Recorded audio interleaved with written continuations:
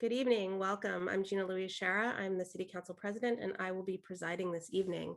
This meeting and all participating on Zoom will be audio and video recorded. This is a continuation of the public hearing on the FY22 budget in accordance with the charter. The proposed FY 2022 budget of the Northampton MA is available for inspection on the City of Northampton website at www.northamptonma.gov. Again, this is a continuation of a hearing. Laura, will you please take the roll? Councillor Dwight. Here. Councillor Foster. Oh, hold on. Sorry. Councillor Jarrett. Hold on. Councillors might not be able to unmute. Here. Councillor Labarge. Here. Councillor Maori. Here. Councillor Nash. Here. Councillor Quinlan. Here. Councillor Shara. Here. And Councillor Thorpe. Not present. I don't know that he's present yet.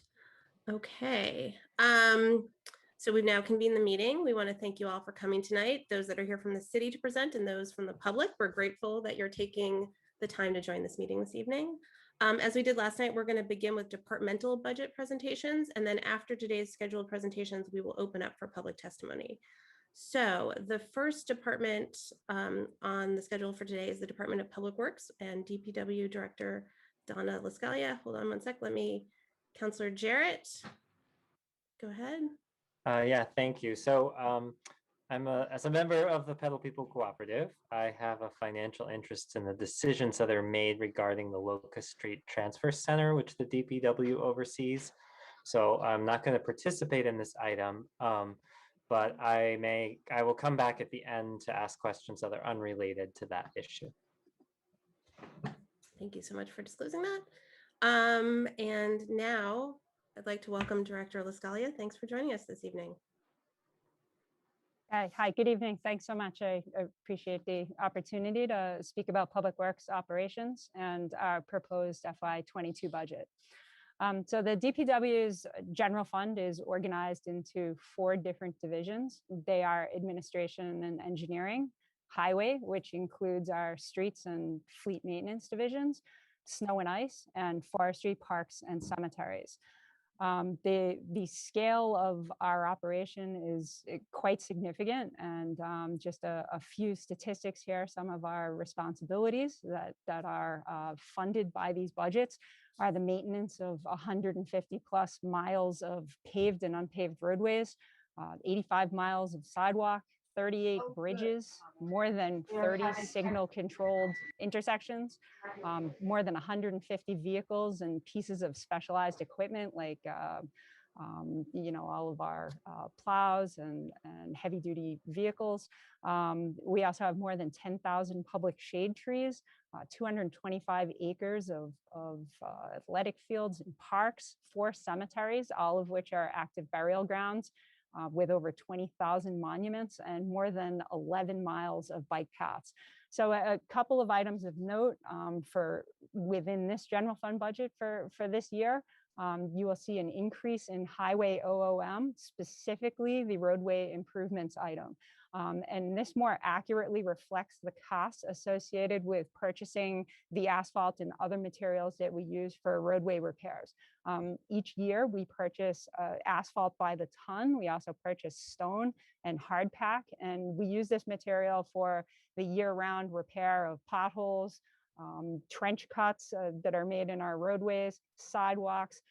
We also use hard pack and gravel for the stabilization and maintenance of some of our roads, which are still dirt, or for the repair of shoulders or pull-off areas throughout the city. If a road is in particularly poor condition, we may do a very thin overlay of asphalt just to kind of hold it together until a more formal reconstruction it can be done in later years. But this overlaying action, it can actually save us a lot of time in mobilization costs, meaning we don't have to keep going back and filling the same potholes. and helps us with a faster response time, in other areas of the city. For clarity's sake, while we're in this OOM section of the budget, I just want to add that the street paving and marking item here funds our annual contract for citywide line striping, and that includes crosswalks and all of our roadway markings like double yellow center lines and fog lines. And just to stress the scale of that, the whole process, where we're talking about around 650,000 linear feet of double yellow center lines and fog lines, and several hundred crosswalks as well. The second item of note in our general fund budget for this year is within the Forestry, Parks, and Cemeteries division, and we are looking forward to the restoration of 2 full-time employees there, and that action will return us to FY20 staffing levels. So moving to the enterprise funds, I spoke in pretty significant detail about water and sewer revenue operations and capital projects during the utility rate setting process. I'll recap by saying that we operate and maintain expansive and complex water and sewer and wastewater systems. Our water treatment plant in Williamsburg flows roughly 3 million gallons of water a day to the city through more than 160 miles of water distribution lines and related infrastructure. Our sewer system includes more than 110 miles of sewer lines, 7 pump stations, and a wastewater treatment plant, which is actually undergoing significant renovation right now. We have managed these enterprises very carefully, and for FY22, we are submitting level funded budgets in both the water and sewer enterprises, and utility rates remain unchanged. And I will add that this is despite modeling for and requesting $20.78 million in capital plan spending in water through FY26 and $17.497 million in sewer through FY26. The stormwater enterprise is similarly level funded with no changes, and the solid waste budget has been reduced by more than 15% due to efficiencies with our hours of operation at Locust Street, and also savings from a reduced need for security services there. And finally, and most importantly, I would just like to take this opportunity to call attention to and offer my appreciation for the really remarkable support from all of my fellow department heads over the past 15 months. Obviously a very challenging operating environment, and it has required significant collective effort every single day, 7 days a week, often 24 hours a day. I thank Mayor Narkowitz for his steadfast support of the DPW, and that is reflected in the changes that I described in the general fund. But I would most especially like to publicly acknowledge the men and women of Public Works,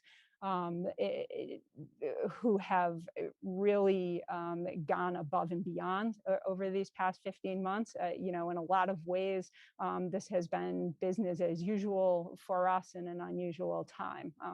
Our work is not remote. We have managed projects from 2 miles of paving on North Farms Road to the $11 million reconstruction of the wastewater treatment plant. And that's not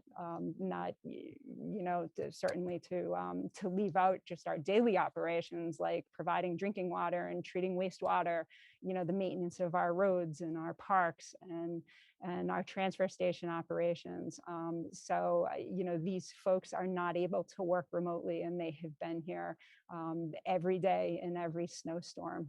And the city's critical infrastructure and needs have been provided for. And I am very grateful to every single member of this department for their efforts during this time. So I thank you for your time and attention, and I'm happy to take questions. Thank you so much, Director LaScalia. Councilor Labarge. Oh, you're muted, Councilor Labarge.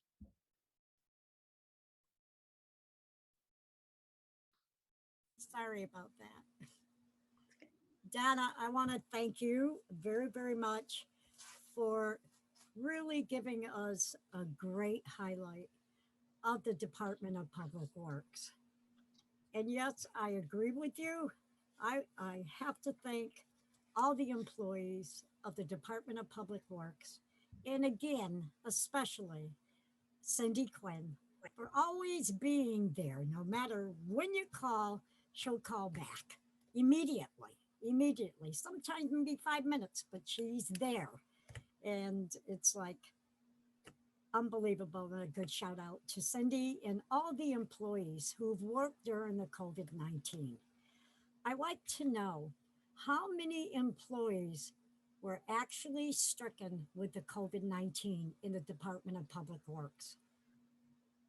So we had upwards of 20 employees who became ill. But in addition to that, we also had the logistical challenges of sort of close contacts and trying to provide uninterrupted services. So there was definitely a ripple effect anytime someone was ill or someone in their family became ill, and we had to often really scramble to make sure we were where we were supposed to be, doing what needed to be done. This was particularly stressful, I'll say, during the winter months, and when we were faced with the snow or ice events. So there was definitely a lot of scrambling that went on, but again, my gratitude to all the employees here for a superb effort. Exactly. And it must have been very difficult for all the men and women, and definitely the men who were driving these vehicles, the plows and so forth like that, driving them, then being sanitized for somebody else to use them. You had your hands full. The whole department did. And I want to thank you dearly from my heart, okay, of everything that the Department of Public Works has done for our city and our community to the best that you could work under these deplorable conditions. And the COVID-19 has really, really taught every one of us a lesson to be prepared, because you just never know. And another question I have is West Farm Cemetery. Since Alex brought up about another area, West Farm Cemetery, I know we worked very, very tirelessly with working to hire a consultant and so forth. And I have people still asking me, when are they going to go back into West Farm Cemetery? Here we have stones laying down on the ground, cracked and everything. And there's some history in there, very, very valuable history. But to see these stones cracked now, ever since we hired that consultant, they came in and they took the fence down and did a little bit of work in there with some of the stones. I have a dire concern here of the respect for the people who are buried in there. That somehow, are we able to go ahead and restore the stones or not? What's going to happen here? So there was a very significant effort in our cemeteries to restore all of the priority 1 gravestones that were identified in the report that you referenced. So what we did was we took the recommendations, in Martha Lyon, who is our consultant who wrote those master plans for the cemeteries, and she provided a whole analysis through her subcontractor of all of the gravestones, and ordered them into priority 1, 2, or 3. And so we were able to move through our cemeteries and take all of the priority 1 gravestones and restore those back to good condition. And that was accomplished through a variety of grant funding and some capital funding. And what our intent is is to move back through the cemeteries and work through the priority 2 and 3 stones. And again, we will seek to do that through a combination of grant and capital funding. And that's something that I work with the planning department on. So we do have plans to get this done. But our focus was the priority 1 gravestones first. Okay, I appreciate that. I have another question. How many vacancies do you have, Donna, in the department right now? So the way my budget is set up, this was sort of a snapshot in time when the budget was printed. And some folks are paid out of more than one funding source. So the vacancies in the DPW budget can actually appear to be more than they are because some employees appear in multiple divisions, if you will. So the current vacancies are, it can change from when this snapshot was taken, but I'm down probably roughly about 5 positions right now in the union that provides the laborer service. So this would be our equipment operators and our truck drivers. But we have active job postings right now and are sort of working through candidates. Okay. One more question and that's it for me. I've had some people with concerns about the amount of equipment that's being bought. Can you just talk just quickly about the equipment and the cost of the equipment that has and is being purchased through capital improvements, I would assume? Sure. So I submitted a very detailed 5-year plan as part of DPW's capital plan, where I itemize all of the equipment that we are seeking to replace over a 5-year period. And we, as I mentioned in my presentation, maintain quite a bit of specialty equipment that does everything from mowing around guardrails to cleaning out catch basins to plowing the snow on Route 66 and sort of everything in between. So I did submit a very, very detailed plan to council, and part of what I do is I write the age of the vehicle next to the piece of equipment so that everyone can see what we're doing and why. An example of one of the pieces of equipment that we are seeking to replace this year and that was ultimately approved by council is for capital funding is a 1998 sidewalk plow tractor. So, this is obviously a very old piece of equipment, and the older the equipment get, the more increased maintenance costs that it has. But it also sort of gets into unreliability. And, when we're talking about snow removal, we need to make sure that we have reliable equipment. So something from 1998 is not the best case scenario for us to be operating. So those details are all included in the spreadsheets that I submitted. But it's rather apparent that we are asking for replacement of equipment that is between 10 and 20 years old, and sometimes even older than that. I thank you for talking about this because I have told you that I've had people concerned about spending money on equipment and so forth. And I think you did a very good job at that, Donna. And I want to thank you very, very much and all your staff for everything you have been doing with the Department of Public Works and helping keeping our city to the best that you can do. Thank you. Thank you, Councilor. You're welcome. I just want to interject quickly and say to anyone who's streaming or watching on TV, if you're having trouble getting into the meeting, we were hearing that some people are having trouble with the link, although some of us like me just clicked on it and were able to get in.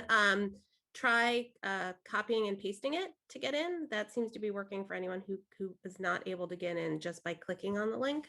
And also I'm going to ask people to lower their hands until the public testimony part. I need to be able to see council hands, and so if you could wait until we move into that next part of the meeting, that would be appreciated. Thank you so much. Okay, counselors. Counselor Quinlan. Thank you very much, Council President. And thank you, Director, for being here. I want to echo Councilor Labarge's sentiments about the responsiveness that you and Cindy both have, and again, the gratitude that we have for all of the people that work in the DPW. You know, it's a big city, and I know you're tackling it to the best of your ability. I wanted to ask you a question about the jobs listed in forestry, parks, and cemeteries that are vacancy restored. Do you have people that you had laid off that you're calling back for those? Will there be people that are returning to Northampton to work?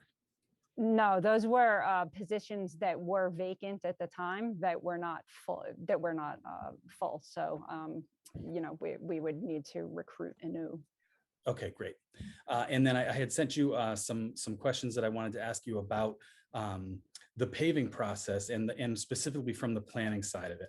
You know, I was looking at the highway division budget, and I saw between OM and OOM approximately $380-ish thousand there for various things that look like street projects. One of them you've explained tonight already, but I wanted to kind of understand about is there more money allocated for paving? It seems to me like that's not that much when you talk about just in Ward 1, where I am, the three little streets, you know, those are expensive to do. So I'm wondering where else in this budget would we see money allocated for paving projects? So the items that you're referring to in OM and OOM, and just to further clarify, so I talked about the road improvements line, which is for the purchase of bulk asphalt that we actually truck. We pay it by the ton, and that's for our pothole repair, as I described. We also have a line item called streets and sidewalk supplies. And I think that you had asked about that. And that actually pays for our street signs. It pays for the posts that the street signs are mounted on. We have quite a problem with vandalism of street signs or damage to street signs. Many of them just kind of walk away. And, you know, these are custom signs that have a cost to them. So that's the primary use of that streets and sidewalk supplies item. The street paving and marking item for $100,000 is for the line striping. That's done by a contractor. They sort of come in and go through the city, you know, in the middle of the night, like over a week in the summer.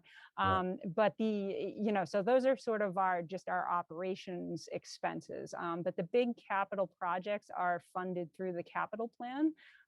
Most recently, a $1.5 million bond that was authorized by the council in January. That's also supplemented by state Chapter 90 funds. We get an allocation every year based on our miles of roadway. It's typically about $1 million a year, and that number has held steady with a very little fluctuation. Though occasionally we'll get a supplemental, but it's generally about $1 million. Okay, so that would be together then in that $2.5 million range to do the streets that aren't then taken over by the state, like the North King Street, you know, section is being, that project is no longer a city project, correct? So that, you know, the state's now managing that project. Is that what I understand? Yeah, that's a TIP project. You know, so the state will often, you know, have jurisdiction over a project like that on a roadway that they have interest in. Generally, a major corridor. You know, North King Street is actually under state jurisdiction. That's not a city roadway state anyway. highway, yeah. So the plan that we approved, the 1.5 million, and that's what includes the top half of Summer Street and Winter Street and Warfield Place this year. When will you start developing the next plan for, you know, next January's capital improvement presentation? So what we will do is we need to manage, you know, the current construction that's about to happen. So what we do is we have an outside engineering firm who comes in and surveys all of the city's roads for us. They do 25% of the roadway each year. So every 4 years we have a full survey, and that data comes to us. And what we will do is after this construction season is over, this kind of late fall, we will start to put together what we intend to do for next year, understanding that that is contingent upon available funding.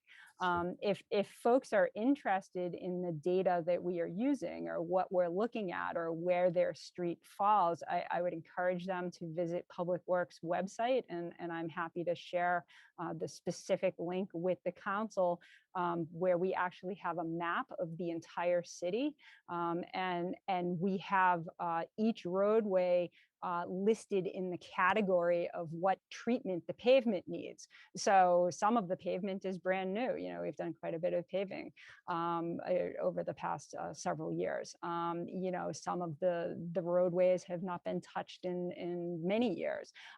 So I think it's actually very helpful because it helps residents understand their street in the context of the larger city network, rather than as sort of a discrete geographical location in the city that's not in the context of the bigger picture that we are trying to manage. So that's the data that we look at.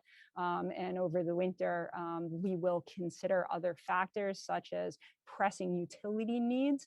Winter Street is a really good example of this. Okay. We've had 2 catastrophic water main breaks on Winter Street in the last couple of years, and that's something that we have to address. So these are all the factors that go into our decision making, and then the mayor requests that the council authorizes bonding for us so that we can sort of repeat the process. So that's our internal process.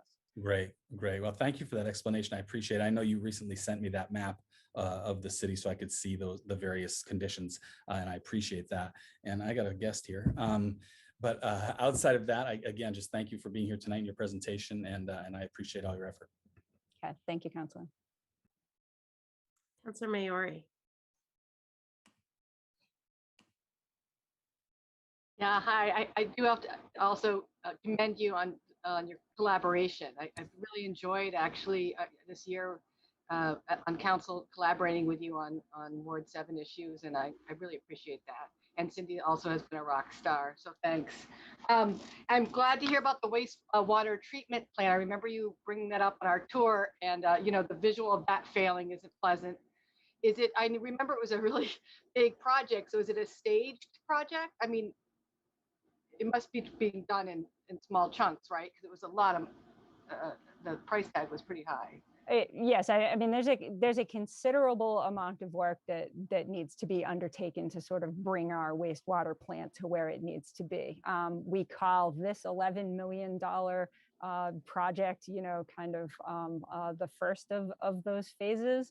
And we are trying to get through some really significant upgrades to our electrical infrastructure there, most notably our emergency power systems, which are not in the best condition. And that's something that's extremely important, given sort of the weather that we have and the potential of losing power. We have to have power to operate that system, those systems at the wastewater plant. So what we expect is that this project, which is an $11 million project, will be ongoing for the next, let's say, year, and then and we've already been underway for quite some time here. And once that is complete, we will already be kind of into the design for the next phase of upgrades, which will be more specific process upgrades,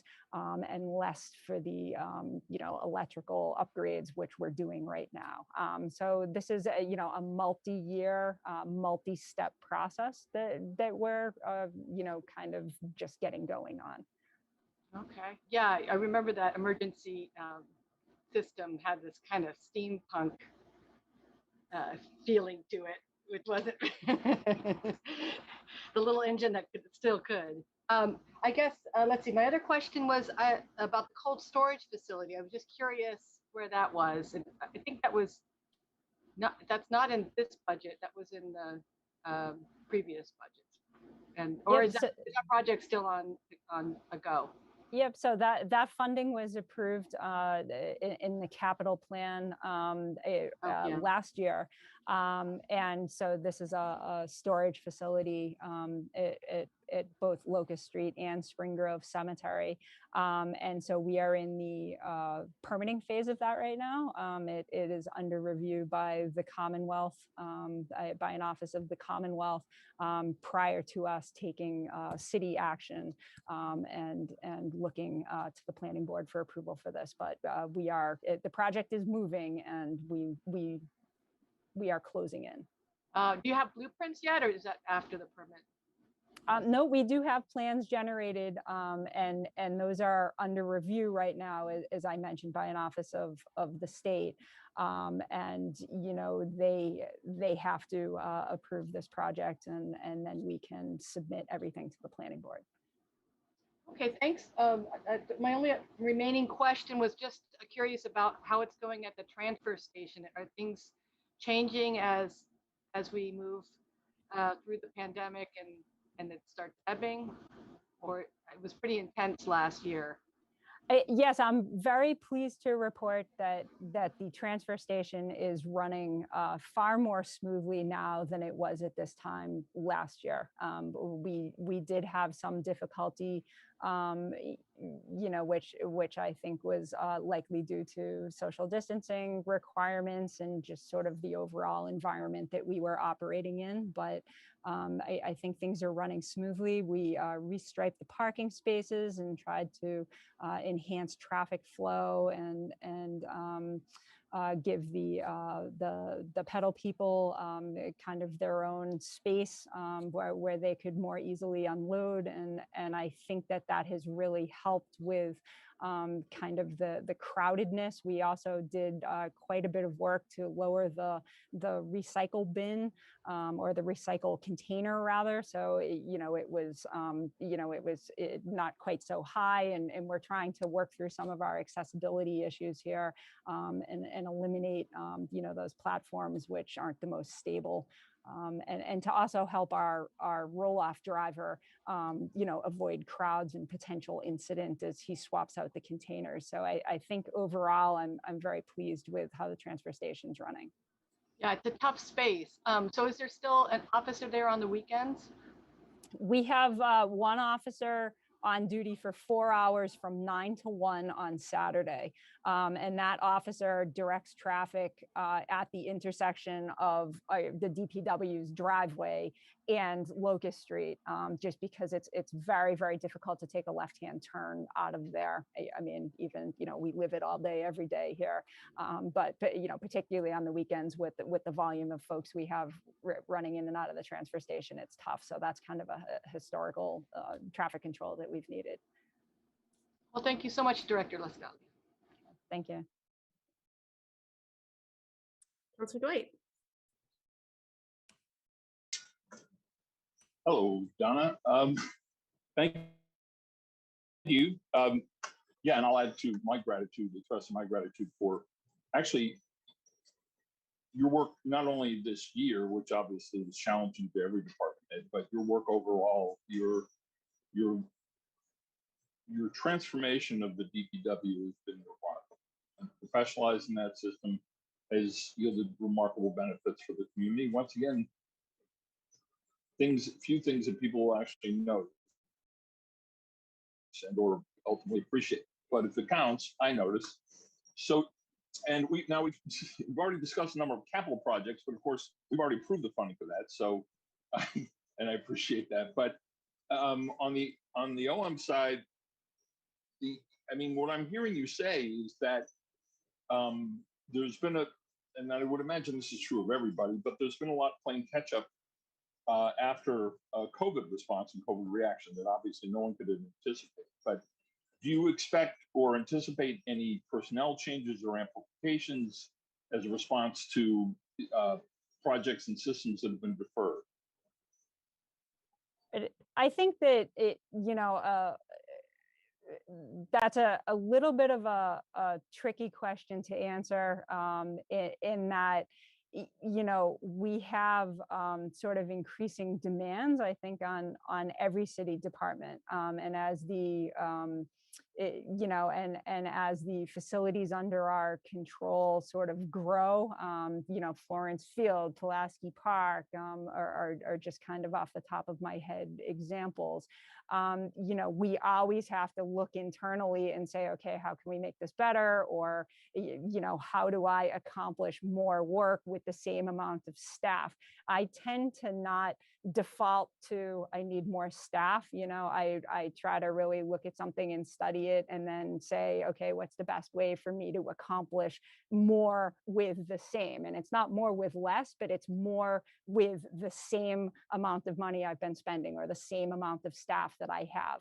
And I really try to work through that first before you know, going sort of and publicly saying, you know, we need to increase X, Y, or Z.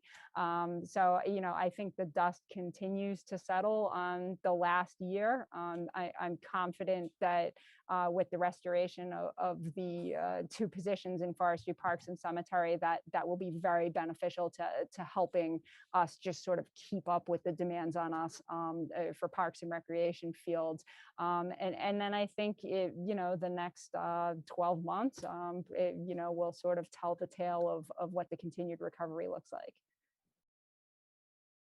Okay. Well, to be honest, it's more or less than what they're expecting. So, because actually that you've proven that over and over again, you've devoted that type of scrutiny and thoughtfulness in every process. So, I'm not the least bit surprised, but I'm grateful. So, thank you. Thanks, Councilor. Councilor Nash. Thank you, Council President. Director LaScalia, thank you for being here tonight. And first of all, one of the things I want to say is how terrific the new arrangement with you chairing the TPC is working out. I think it's just far more effective doing that way. It clarifies our roles between, you know, us on council and you being a department head. I think that's been really great. And I appreciate the way you've responded to myself and I'm sure other counselors that it's just been a really effective change. And I want to thank you for that.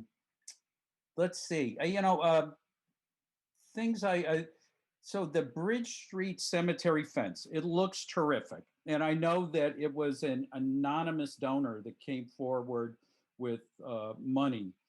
Is there any chance the anonymous donor is coming back to help fund phase 2? Have you had any inklings of that? I do not have any information about that, but we would certainly be eager to get going on phase 2 if that were the case. I actually just got off the phone with Hasty Fence, the owner of Hasty Fence, right before this meeting, and he's that project is complete. The granite pillars were cleaned over the last week. I think they look great. I don't know if you've had an opportunity to take a look at them. I haven't looked at the pillars yet, but I've been driving by many times, you know, and just it really looks spectacular.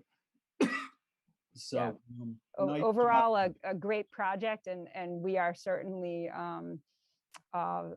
amenable to getting started on phase 2. Put the word out to the anonymous donor wherever they are that we'd love it if they step forward again. The other thing I wanted to I wanted to ask about athletic fields. We talked about this a few years ago, where the athletic fields for the city play fields are now all managed organically, and that's still true, correct? Yes, that's correct. And go ahead. I'm sorry, I was just going to say that actually ties into the comments that I made to Councilor Dwight, because that is actually an example of sort of greater responsibilities that the DPW has taken on. And we actually took this on several years ago, very early in my tenure here, prior to council passing what they did regarding herbicides and pesticides whenever that was 12, 16 months ago. So DPW had already been engaging in all organic management of our parks and athletic fields. But I will add that there is certainly a level of effort associated with that is far and away more than if we engaged in more conventional management of our fields. Let's say we, hired a contractor to come in and apply, Roundup to things that were growing where we didn't want them to grow, and an insecticide to deal with grub control. So there is, without question, staff time and increased staff that are necessary to, employ organic methods, and there's certainly an increased cost for the materials that we use, but it is something that we transition to, before our hand would have been forced. Yeah, and I applaud the effort by DPW to get ahead of the curve, on the ordinance that council passed, and basically the ordinance was matching what our DPW was already doing, and it was actually very cool. And I want to report this, that I was talking with a parent about Florence Fields, and they were saying it's as nice as Fenway Park, that it's achieved, that the ball fields out at Florence Field are that nice. And I think the rest of the council knows where I'm going now, which is we have the school department side, who we're also pushing to also, make the same change that DPW made, and just pushing for a friendly, collaborative effort between DPW and the central services to see if we can make that change over at the high school as well. We have the know-how within the city. The results have been terrific, as reported by this parent out at Florence Fields. And so I'm hoping that we can, make the strides just like DPW has already done. So I want to thank you for that. I think it bears mentioning that I said we have about 225 acres of parks and athletic fields. 4 full-time employees are responsible for their maintenance. So we scramble to cover a lot of ground and do a lot of good work, and those employees and the Forestry Parks and Cemeteries Division in particular provide pretty incredible service to make everything look the way they do. So I just thought I'd mention that since we're talking about it. Go for it. I thank you for that. So I'm done with my questions, and thank you for being here tonight, and have a great evening. Thank you. Other counselors? Counselor Jarrett? If there's no one else, I'll go ahead. Thank you, Director. I wanted to just say how impressed I've been with your abilities to use the existing infrastructure well. I know before you arrived, there was a push to build an entirely new structure at the Locust Street site for engineering and highway, and you were able to retrofit the existing buildings instead. And I know that you look at every decision from a return on investment perspective. So you've spoken tonight about the capital improvement and equipment and the wastewater treatment plant, but I wondered if you had anything to add about larger infrastructure in the longer term. Like, what do you see ahead that would give us the best return, whether that's more investment or making do with existing infrastructure? I think, do you have a specific, are you referring to the enterprise funds, or are you referring to our buildings, or what's? Yeah, I guess I am thinking about the buildings, also the, the water and sewer infrastructure. I think that, I'm sorry, go ahead. Yeah, we see a 5-year plan often in the capital improvement, but I imagine you might be thinking even longer term than that. And if you, so I was just curious, if you don't have anything to add, that's fine as well. I can add, I mean, the enterprise funds are actually good topics of conversation, particularly since I want to note the rate stability that we have been able to provide. And when the mayor recommends no changes in rates, that's actually a pretty significant accomplishment. And that has happened this year, and certainly last. And what I will add to the council and others who are listening is that we have financial models that we have built out here, where we are actually looking at revenues and expenditures within the enterprises out 20 years. And so we have built calculators that show us what the current rates are, that show us what our personnel expenses and our operating expenses are going to do, what our debt schedule looks like. And we build that out for, more than a decade, and then sort of back into what we can do for capital spending and look at, is this going to be sufficient? And, what do we have to do with rates sort of long term to affect the sort of capital spending that we want to do? And we have master plans, for our water system and for our sewer system. They're sort of like blueprints that say, okay, these are the things you need to pay attention to and when. So, a lot of what we do is not necessarily analysis for tomorrow, but it's analysis for a decade from now.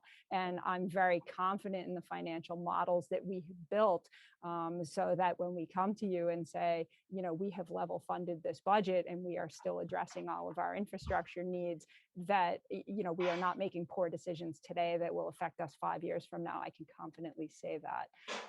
So, I just think that in order to maintain that level of forward thinking, it has to continue, and that level of financial modeling needs to continue, particularly and especially in all of our enterprise funds, water, sewer, stormwater, and solid waste as well.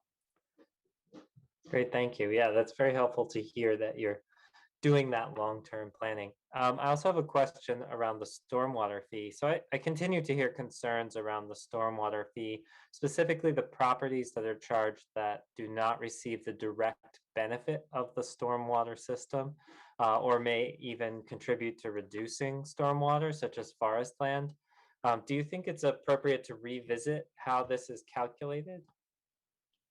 I think that the utility has been in place now, for several years. But what we see around us is many other communities who realize that the requirements of the state as it relates to our MS4 permit, which the city is governed by and which many other municipalities are, require a structure to be put in place where our necessary activities have to be funded. We are required to clean catch basins. We are required to sweep our streets. It's not something that's nice if we do. It's actually like a regulatory requirement. So what I would say is that the utility was put in place by my predecessors, who are very forward thinking. The city is in an excellent position to maintain compliance with our permit, which is sort of how I spend my life, making sure the city is in compliance with a variety of different permits. And we are in a good spot with the utility set up as it is, and the revenue that it generates on an annual basis. I think larger discussions around its structure are larger discussions, but generally, this is in place for regulatory purposes, and I think that's the most important thing to stress here. We have rules that we must follow, and those require a funding source. Right. Yeah, and my question was not that to question the need at all, or the need for us to fund it, but just the way it is calculated. And we can think about this some other time too. Thank you. Yeah, thank you. And I think those are sort of, the philosophy of that fee structure is certainly a larger conversation. So thank you. Other counselors?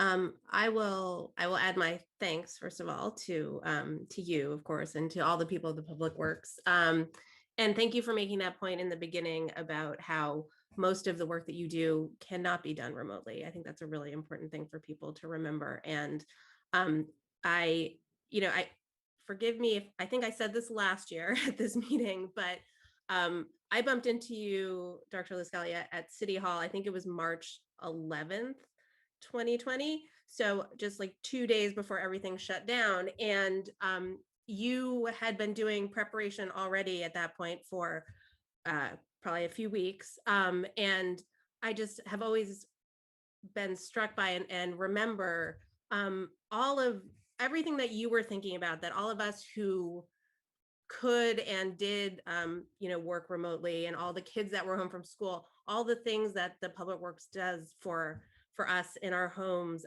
that we maybe take for granted or don't even think about, you have to think about, and you had been preparing for and taking into account the idea that perhaps people would be all at home instead of at jobs or at school, and maybe for a few weeks we didn't know, and it ended up, of course, now being this long. So thank you for that. I think that that's something that everyone should really keep in mind, that there are many things that we don't think about that you provide, and you have to provide in the field. You can't do it remotely. So thank you. Kind of piggybacking on Councillor Jarrett's point about your interest in spending money wisely. I just noticed that we budget a great deal for overtime.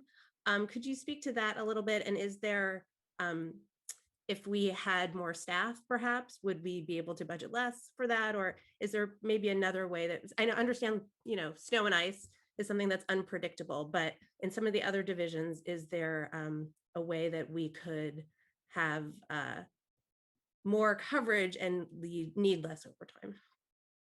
So every one of our divisions has to have 24-hour response. We have to be available 24 hours for emergencies. So we have a pager system that is implemented, and we have on-call personnel. What you're describing is shift work. So, a second shift or a third shift. The implementation of something like that would actually, while certainly doable, I run 3 shifts in the wintertime.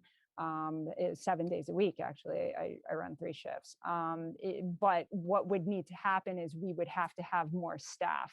And the reason we would have to have more staff is because you generally don't want an employee working alone, particularly doing the sort of work that we do here. So you would have to have, 2 or 3 employees working simultaneously. And then you would have to, kind of backfill the first shift because, the middle of the day is when most things happen. So, you would be looking at running 3 shifts, sort of like public safety does, but that definitely requires higher staffing levels. And there's an opportunity cost for work that can be done during the day that can't be done in the middle of the night. Some of you may know, we do like ice, we scrape ice, or we try to clear some roads in the middle of the night, and residents can certainly get upset by that because we're, interrupting their sleep.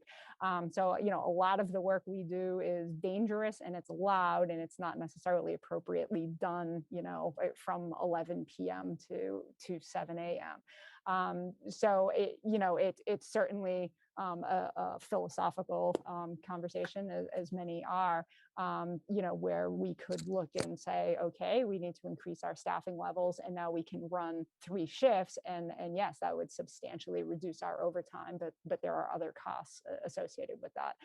I'll also add that we're really at the mercy of disaster sometimes, windstorms.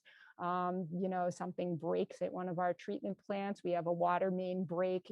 These are very unpredictable events, and they require large mobilizations. So even if I ran shift work and had 2 or 3 people working, that's actually not sufficient coverage for a water main break, which may require 6 to 10 employees to deal with.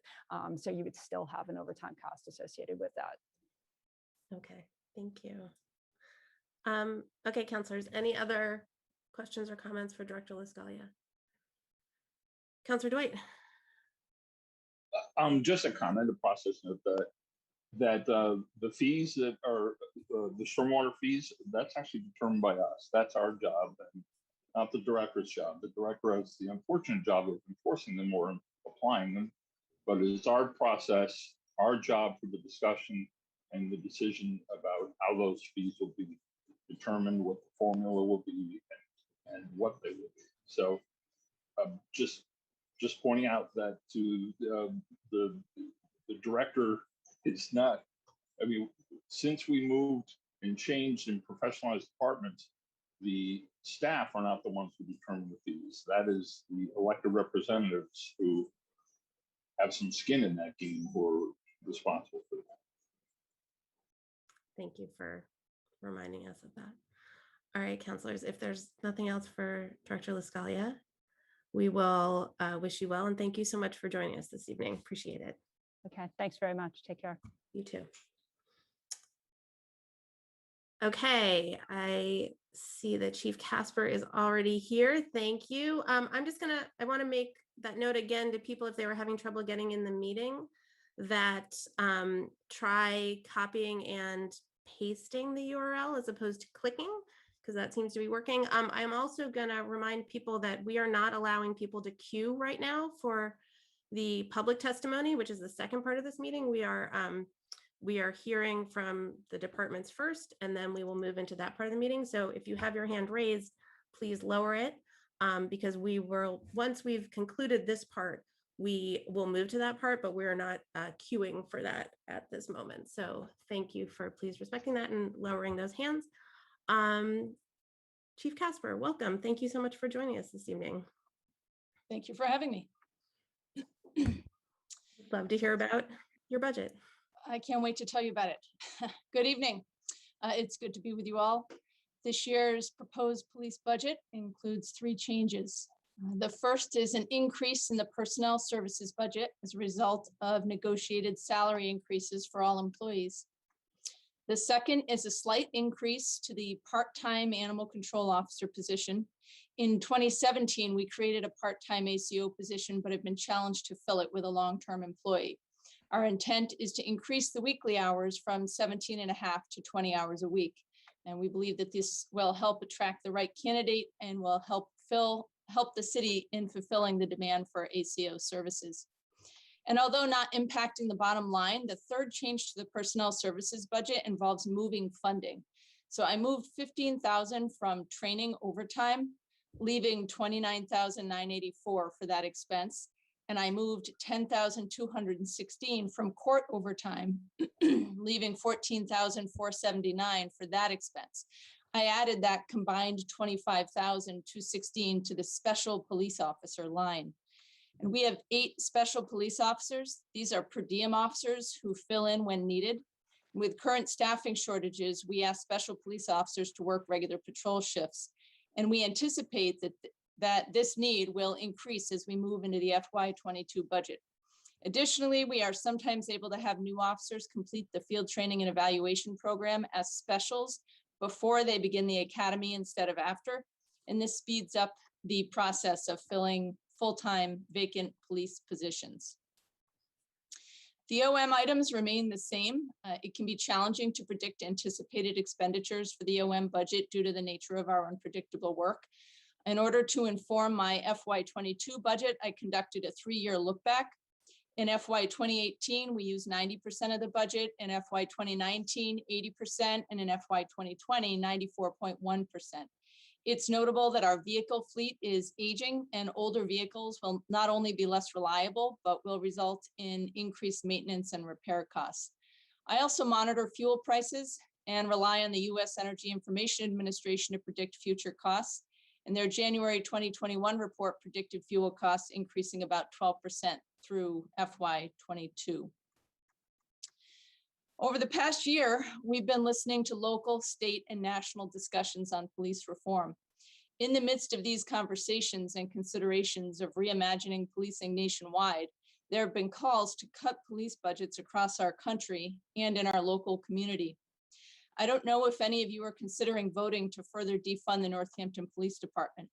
If you are, it's critical that you understand the deep impact of last year's 10% cut, as these impacts would be further compounded by continued defunding.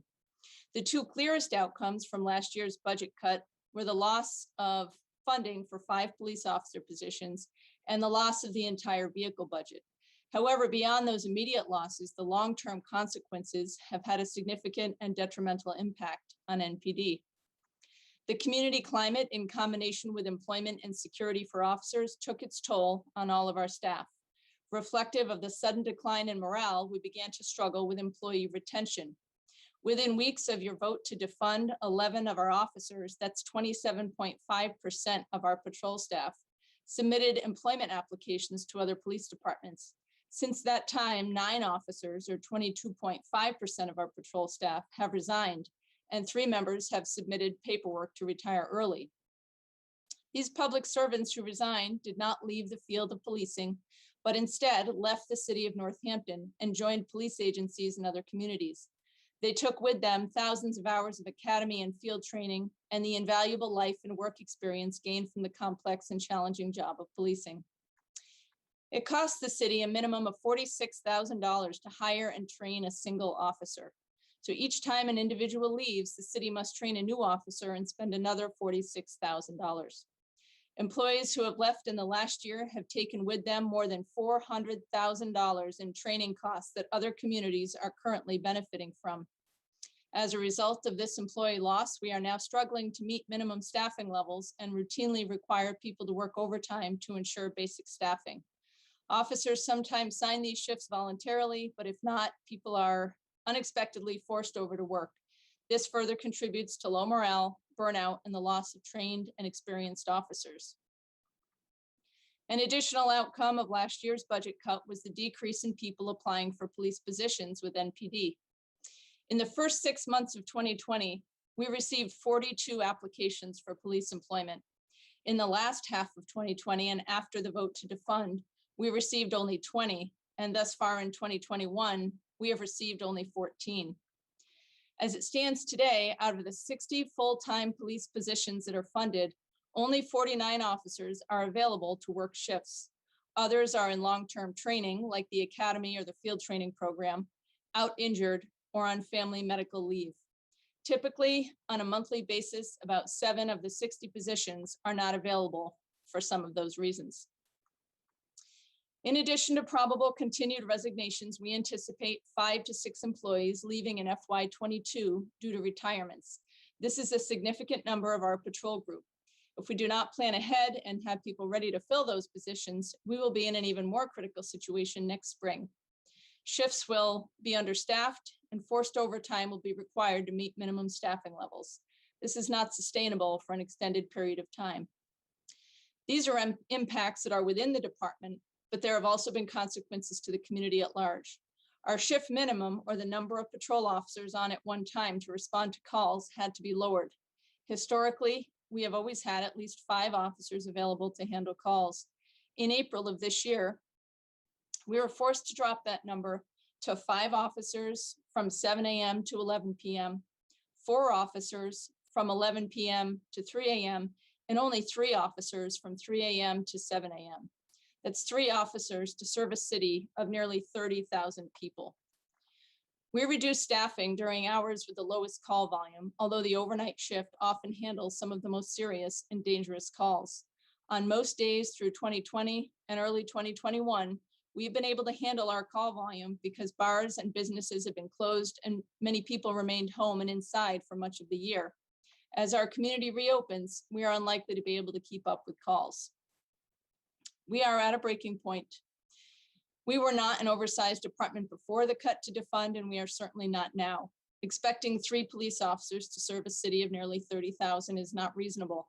For us, it means that single officers will be alone on calls, and there may be no one to assist if a situation escalates. For our community members, it means that there may be no one available to respond to their calls for help. Please consider just one impaired operator in our community at 4 a.m. They strike another car and careen into a telephone pole. This is not an uncommon call. 2 victims need medical aid. The road needs to be closed. The impaired driver needs to be arrested. That one call requires more officers than we may have working.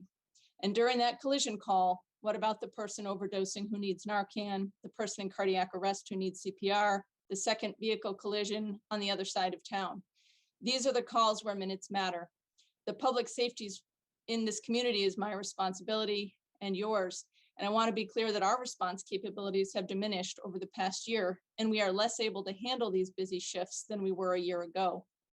Thousands of calls for police service come from community members each year. Witnesses and victims, motorists, and many others in need of immediate help call us every day. In 2020, officers handled over 29,000 calls. Just over 1,000 of those calls involved some of the most serious crimes, including sexual assault, robbery, assault, arson, breaking and entering, and theft. Members of our Detective Bureau conducted 217 investigations in 2020. They had an impressive case clearance rate of 88.5%. Also, as a result of those 29,000 calls, that officers arrested 366 people, charged 61 people with operating under the influence of alcohol or drugs, investigated 811 motor vehicle collisions, completed and investigated 1,334 offense reports and 1,418 additional reports, wrote 1,680 motor vehicle citations and issued untold more verbal warnings, and processed 143 sex offender registrations and 260 license to carry applications. In 2020, we also responded to 27 overdoses where we administered Narcan and sometimes performed CPR, resulting in lives saved. The city of Northampton has one of the best police departments in the Commonwealth of Massachusetts. It doesn't mean that we don't have room to change, but it does mean that you have exceptional officers working in this city. Our award-winning work serves as a model for other communities. In 2005, Chief Sienkiewicz recognized the importance of ensuring that officers are educated. NPD was then and continues to be one of the only police agencies in the state that requires a minimum of a college degree to be hired as an officer. Today, about 84% of our officers have a minimum of a 4-year college degree. In 2016, we were the first police department in the Commonwealth and only the 55th in the country to join President Obama's White House Police Data Initiative to improve transparency. In 2016, we implemented the Drug Addiction and Recovery Team, or DART program, to support people who are at risk for an opioid overdose and their families. The DART program has since served as a model for surrounding communities and has been adopted and implemented by many. In 2017, we were one of the first agencies in the Commonwealth to have all their staff trained in the National Fair and Impartial Policing Curriculum. In 2017 and 18, we ensured that all of our officers completed mental health first aid training, and around 50% completed the week-long crisis intervention team course. In 2018, we joined the International Association of Chiefs of Police One Mind campaign, illustrating our commitment to best serving people with a mental health diagnosis or those in crisis. In 2019, NPD joined the National Use of Force Data Collection Initiative. Leading the way, NPD joined and began submitting data to help us all better understand how deadly force is being used by police across the country. In 2019, all NPD officers completed Integrating Communications, Assessment, and Tactics training, also known as ICAT. This is a class that focuses on de-escalation strategies. In 2002, the Northampton Police Department was only the 6th agency in the Commonwealth to be accredited by the Massachusetts Police Accreditation Commission, and we've maintained our accreditation status since then. And in early 2021, we were reaccredited for the 7th time. In 2021, the Northampton Police Department, in partnership with the Northwestern District Attorney's Office and C4RJ, implemented a restorative justice program. In 2021, NPD was selected to join the Active Bystandership and Law Enforcement Project, also known as ABLE. 2 of our officers have received the ABLE instructor training offered by Georgetown University Law Center and will bring this valuable curriculum back to the department. And in 2021, NPD was the first municipal police department in Massachusetts to join the 30 by 30 initiative. The initiative provides a framework for steps that police departments can take to improve the representation and experience of women in policing. The ultimate goal is to increase the representation of women and other non-traditional police candidates and newly hired officers to 30% by 2030. Currently, NPD officers are the most diverse we've ever been. I want to highlight that all of these programs, policies, and training courses were implemented after we identified areas of need. We recognized areas of growth, we recognized training needs, service gaps, and we initiated or joined these efforts through our own recognition of the opportunity for growth and development. Our officers are forward-thinking with a focus on community health and safety. Like you, I listened to countless hours of public comment and discussion at City Council and the Northampton Policing Review Commission meetings. I gained new insight into community concerns. I also carefully reviewed the NPRC's final report. The NPRC did not recommend defunding NPD.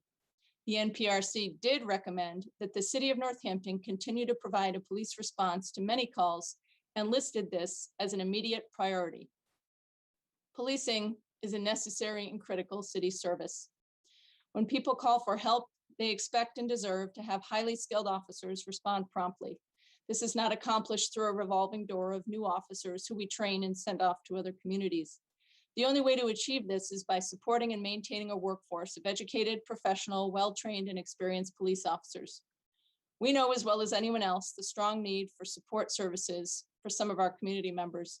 We welcome these additional resources, including rapid mental health crisis response and addiction services. We share in the enthusiasm to see these resources added to our community's response options so that our city has the right specialists ready to assist anyone in need. Right now in this country, policing is in the midst of a reform movement. Many are rethinking how we provide health and safety services to our community members. This process does not have to be adversarial. Supporting quality policing and supporting alternative response services to people in need can and should operate in tandem. The City of Northampton has a police chief and police officers who have a long history of collaboration and leading the way in providing public safety services. Your support of the FY22 budget will help provide stability to our agency and to our officers, and will support the invaluable and critical police services that we provide. It will set us up on a path of being able to move forward together as we explore the future of public health and safety in our community.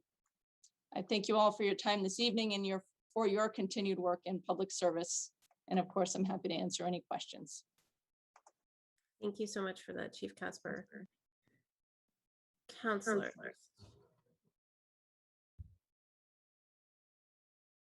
Counselor Nash? Thank you, Council President.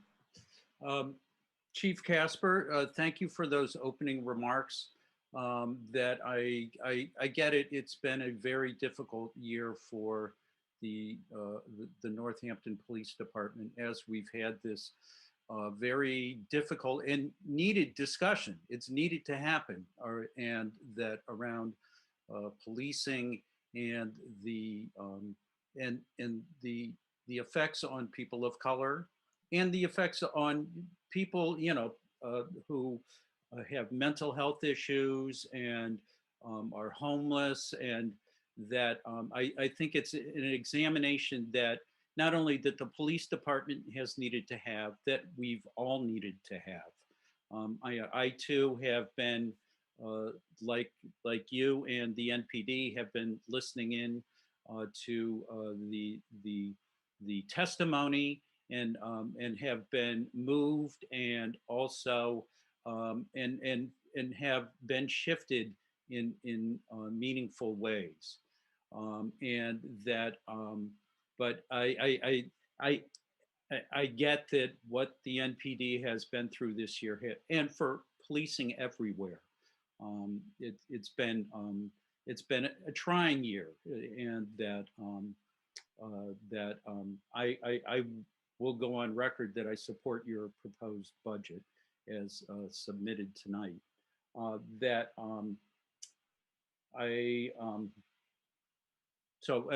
I want to thank the NPD for the way that they've carried themselves through the last year. I want to recognize that, that we've had some major we had a very large protest last June, and many of us attended that. And the NPD, the way they handled that particular event, you probably didn't even notice that they were there. we did notice that the state police showed up and set up a blockade on Gothic Street, which attracted a lot of attention.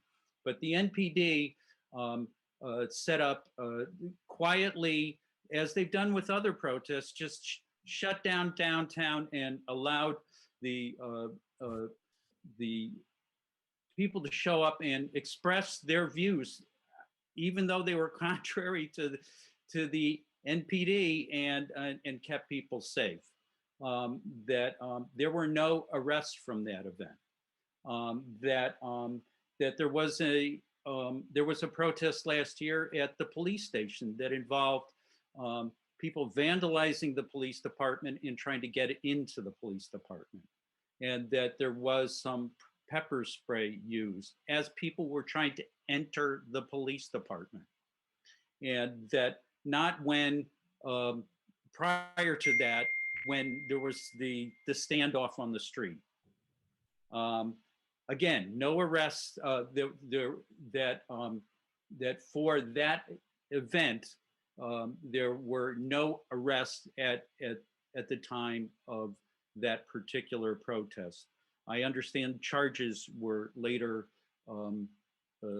levied against somebody who had broken a window.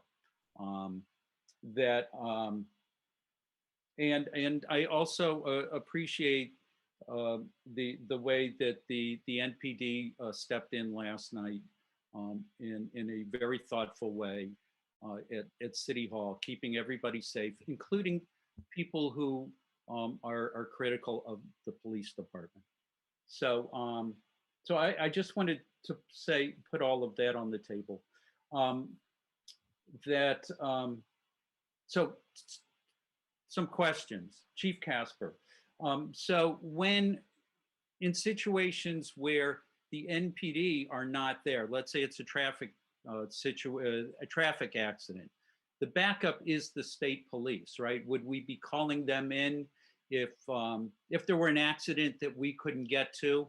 Is that what would happen, or there would just be nobody showing up to take care of the accident? Our mutual aid partners are the state police and also surrounding communities. Most commonly, it's been the East Hampton Police Department. We're very grateful for them coming over to assist us, as well as Mass State Police. So those are the two most commonly used mutual aid units that come to assist us. But of course, there's a delay in response simply because they're not in our communities typically at the time of the call. So it's typically East Hampton who's the backup, but it could also be the state police as well. It's typically one of those two, either one. And are there fees involved? So if we are calling in East Hampton or the state police, is there some sort of, is there a financial arrangement that if they provide so many hours, they bill the NPD for that? Or is it? If we call in mutual, I'm sorry, Counselor, if we call in mutual aid events, mutual aid partners for pre-planned events for many, many hours, then they can bill the city. If there's just a call that comes in that we're not able to handle and we call them for aid, there's no billing in that. And we provide that same courtesy to other communities if they were to ask us at no charge. Okay, thank you. And, but I think by and large, people in Northampton would prefer to have the Northampton police showing up for emergency situations rather than, nothing against the East Hampton police. I'm sure they're a fine force,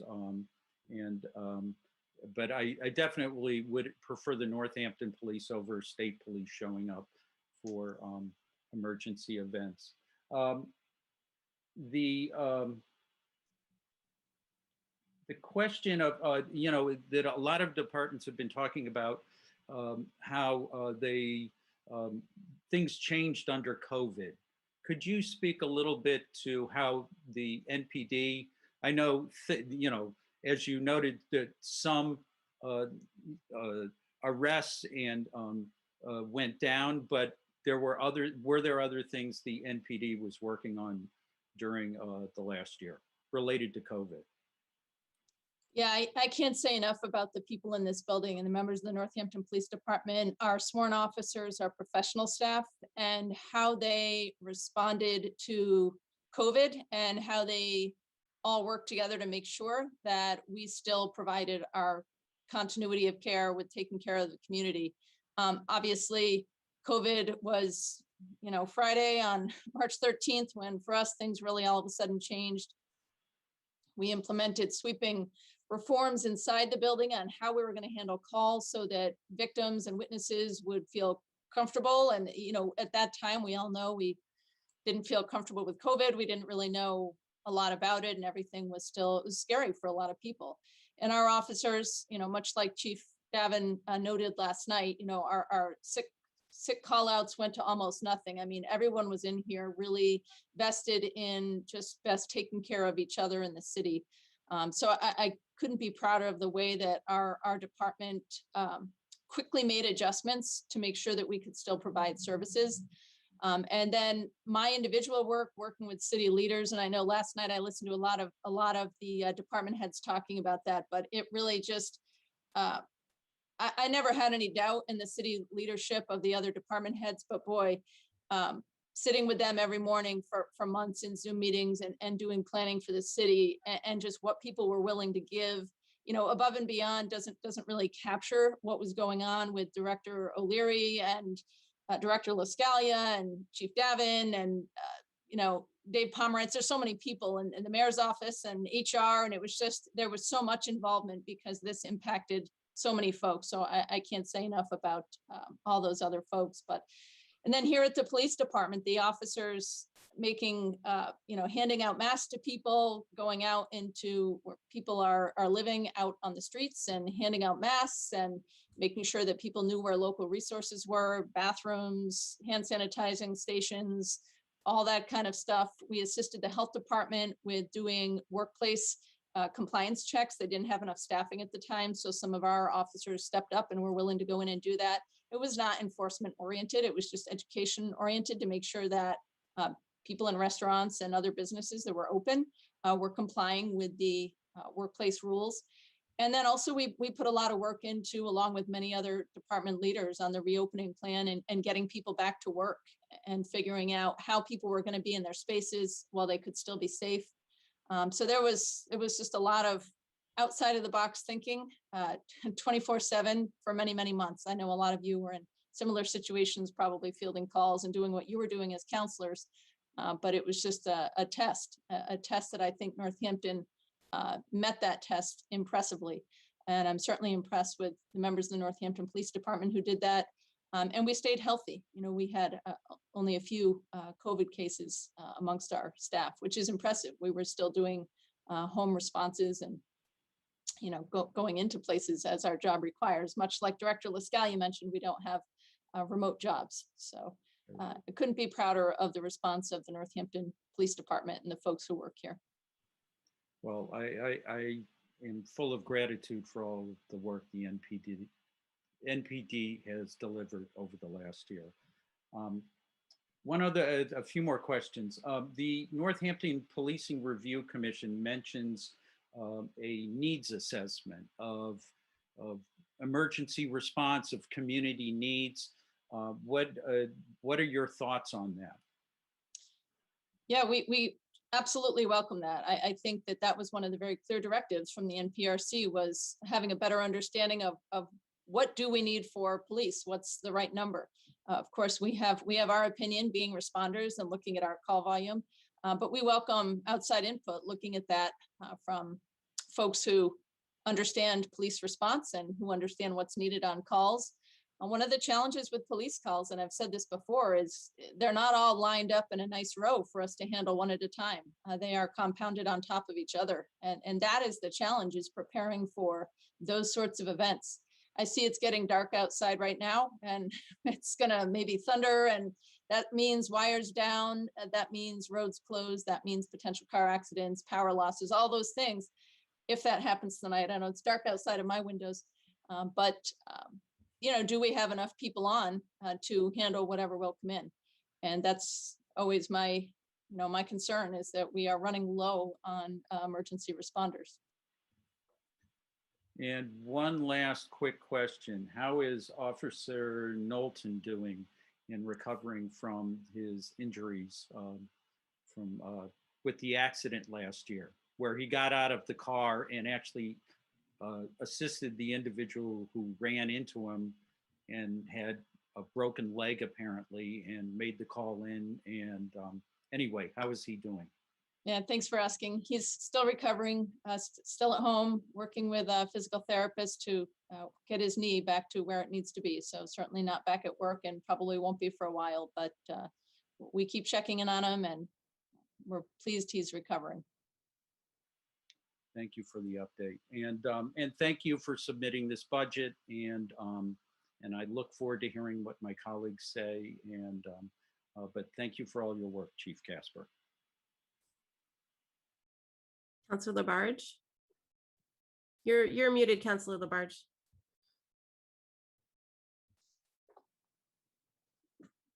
Sorry about that. Okay. Chief Casper, thank you for being here this evening. I do have some questions for you. What is the total amount of police officers you have in your department? We are funded for 60, but as of today, we have 59. We have 1 vacancy. You're funded for 60 and you have how many right now? 59, 59. Okay. Now, on each shift, first, second, third shift, how many police officers do you need for each one of the shifts? Well, that's a reasonable question. I mean, this is the challenge, is that we should have 6 on every shift. That's really where we should be. And to properly staff the department, you have to bear in mind that I mentioned in my opening statement that when you have 60 positions like we have now, 7 of those are typically not available. They're either vacant, someone's on family medical leave, someone's injured, like Officer Knowlton, who Councilor Nash mentioned, right?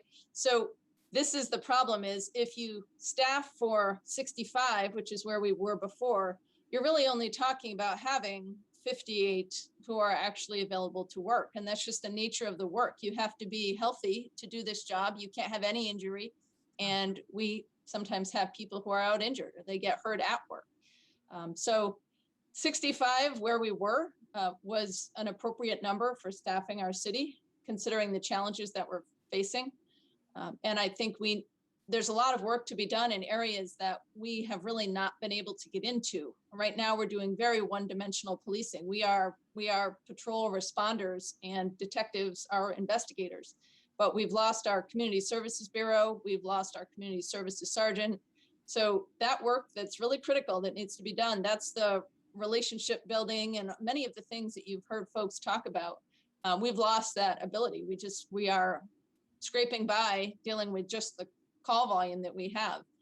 And we have not been able to work in some of those other critical areas. Okay, and another question I have, would you know, because you did say that you were watching some of the meetings that we had, the police commission down the line by Zooming, that us counselors have thrown our support behind the recommendation of the Police and Review Commission's report of placing a community care. And how do you feel about that? I know once before I asked you during a budget hearing how you felt about having social workers working in your department. How do you feel about a community care being involved? And tonight I did hear you say that it's very important for all of us to feel safe and to be able to work together. And I agree with that 100%. I think those words are very, very valuable. And no matter if we do come in and put in place a community care, which is in our budget, I support it 100%, and many, many people in the city. I want your feelings toward that. How do you feel about that being placed? Yeah, I mean, I'm very open to seeing what that looks like. I think just talking about a Department of Community Care without discussions of the legality, the logistics, the location, the communication, all those things, there's a lot of unknowns right now. Generally speaking, I would love, as I've said, and I said before NPRC ever formed, I believe that I fully support clinicians working for the city or working in a way where they can handle calls. To me, as you know, in my role and knowing my work the way that I do, it makes sense to have them out of the police department because they're going to be on our radio frequencies. They're going to know our staff. They're going to be right. So, and that's the model that I've seen across the country, from the Cahoots model to what was recommended in Ithaca to all the cities, I believe, that were cited by NPRC are communities that have their mental health emergency responders affiliated with the police department. To me, it makes the most sense because I've already seen what happens when you have not departments, but other agencies working in silos. You have broken down communication and you're not as good at information sharing. We've already done that. And it doesn't work as well as what I would imagine would be a much more seamless process of adding clinicians into the police department. And, you know, if down the line that didn't work and for some reason it should go into another place, I think that would be fine to explore too. But I'm looking at the successful models across the country, and what I'm seeing are clinical responders that are paired with the police department. They don't have to be in police cars with officers or anything else. They can be their own responders, but they sit at our shift changes and someone can pass on, oh, last night I went to this person's house. I'm a little bit worried about him. Do you want to go check on him? Much easier information flow rather than have someone in some other place, you know, with different policies and different practices that we don't know as well. So that's how I feel about it. I think it's a great idea. I would love to see clinicians responding yesterday out of the police department, but I understand that that may go in a different direction in our city. So Plus the fact is, even if it did go and it's an entity by itself, as the police chief, I think that your knowledge would be very helpful and be part of that, whatever that entity is going to be. If it's going to have a separate call or whatever, they're going to work, hopefully, with the police department, take care of the calls that relieve your police officers on the duties that is very important here, which we're talking about car accidents or whatever, burglaries right down the line. I have to say I did a tremendous amount of research on Cahoots, and I said that at City Council. They are fantastic. And I really wish that we could bring them into our city and help start initiating this community care. I think they're so knowledgeable, experienced, and you've just talked about it. They're amazing. I want to thank you, Chief, for being here tonight. And thank you about explaining the whole situation with the police department, the safety issues right down the line. Thank you. Councilor Labarge. Other councilors, Councilor Quinlan, then Councilor Dwight. Thank you very much. Chief, thank you so much for being here and for your message. There's a couple things I hadn't really thought out what I was going to say too far in advance here. But you know, I've spent a lot of time as a member of the NPRC and a member of this council, really learning this year about the responsibilities that you've just detailed in your message. Thinking about the message that you just gave us, and you know, thinking about the fact that the Northampton Police Department, in spite of a budget cut and reduction in number of officers employed, still serve the city so well.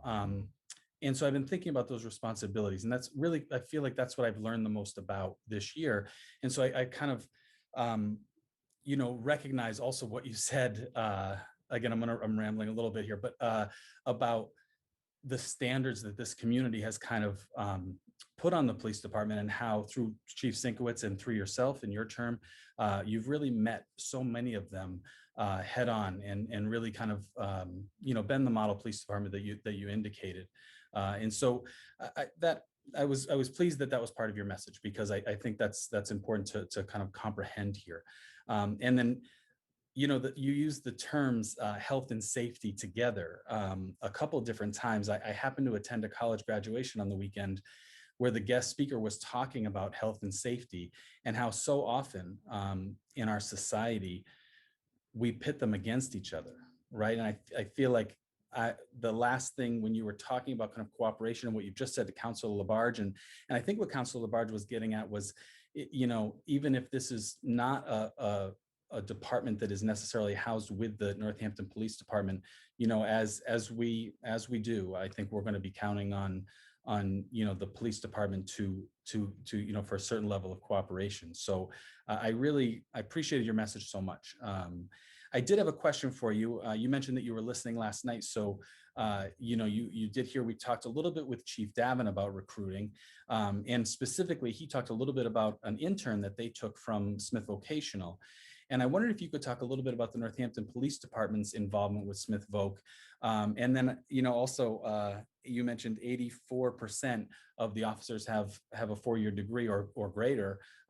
So obviously, high school graduate at Smith Vocational from the CJ program isn't going to be qualified for Northampton Police Department at that time. But do you see that as a training opportunity or a potential recruiting opportunity? Thank you for that question. I love that Smith Voc has this program. Smith Voc is a school that I love that we have here in our city. I know we have many graduates here on the department, so there's a close connection and strong ties to Smith Vocational. The tricky part, and you mentioned it, is that there is a gap in time. So we have high school, and then there's those 2 years where some folks are off getting their 2-year degree, and we can't hire them until they have that 2-year degree. Anything can happen in that time, and there's a lot of competition for great candidates. So that is the concern, is people go off to get their degree, be it a 2-year or a 4-year, and then they've been you know, grabbed up by other folks. That being said, what we know from talking to candidates and talking to people who are applying, although I mentioned very few are applying right now, but those that are applying, the reason they're applying is because they have met one of our members through either at Smith Voc in a classroom, at a presentation, in a college, or maybe at the academy as an instructor. I really think that that's where the best recruiting happens. Is our officers are our best example of why people should come work for NPD. And many times people are in the interviews saying, oh, I was in the academy and Officer Sherrick, he said, apply for NPD, you know, or, you know, Sergeant Robinson was teaching this class and he seemed great. And so we know how recruiting really happens, and recruiting is personal now. It's different than it used to be, where we would open our doors and have hundreds of people come in and apply. It's people who have those direct relationships. So specific to your point, we do have officers go up to Smith Voc. We have a good relationship with the instructors up there. We help them out with, they may do patrol procedures or arrest, or they may be studying a particular topic. And we're always happy to go up and meet their great students. It's a really well-run program up there, and build relationships that way. I think that's the key to good recruiting. So we haven't made a strong touch to Smith Voc, but we're up there. We're up there. But we haven't been able to hire too many who are coming out of that program because it is fairly new as well. And a lot who go in are not always looking for policing. It's not just a police program, it's criminal justice. Right. Chief Davin mentioned that that, you know, that they took one in dispatch, I think took 2 or 3 people actually as interns as well. Actually, Officer Sherrick was the catcher on my Little League team here in Northampton. So I'm glad you brought him up. And I'm not bringing the picture to the next meeting, Councilor Shara. But yeah, so that's really was the question I had, was about the relationship there, just an understanding. So I appreciate it. And again, you know, understanding that you're anticipating greater responsibility starting July 1st, I'm going to support this budget as well. Thank you. Councilor Dwight, I believe you were next. Thank you. Hi, Chief. I haven't seen you in person over a year and a half. Councilor Dwight, your I look headphones forward are a to little that. bit, Councilor Dwight. You're Yeah. wonky. Yeah, wonky. Wait a minute.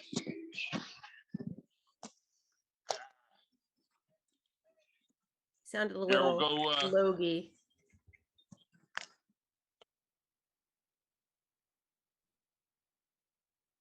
Now we can't hear you at all. You can't hear me? Now, yes, now. Now you can hear me? Oh, great. I apologize for the technology. Anyway, so Chief Casper, it's good to see you again. I haven't seen you in over a year and a half. I really look forward to talking with you again in person. It's been a while. Yeah, so you've identified the elephant that's sitting in, well, hell, it's beyond the room, it's sitting in the middle of the nation right now, obviously. When we last talked, was in a budget hearing meeting, actually, I think. And I had mentioned that mistakenly, I said that most of the people here who were speaking out against the police were speaking out against the institution of policing, not this department specifically.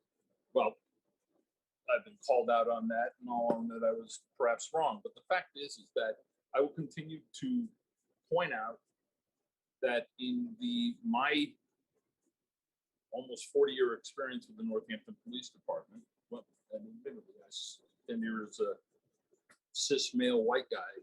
So, but the fact is, it's my work with them and in conjunction with them, it struck me as,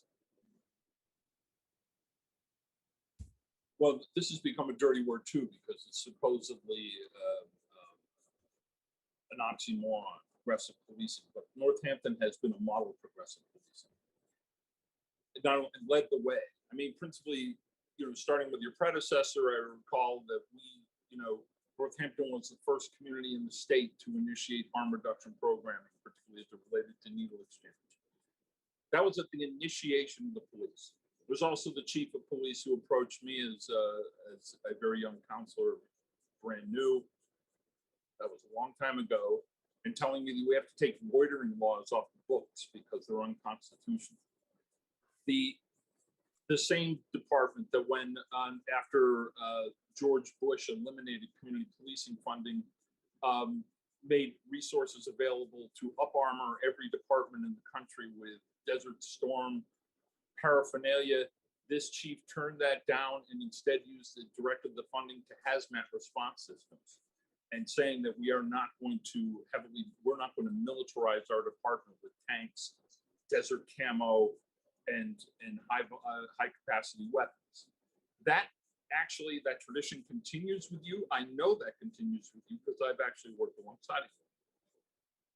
In the capacity that I've worked alongside of you, in the interest of full disclosure for folks, is that I have participated in many interviews.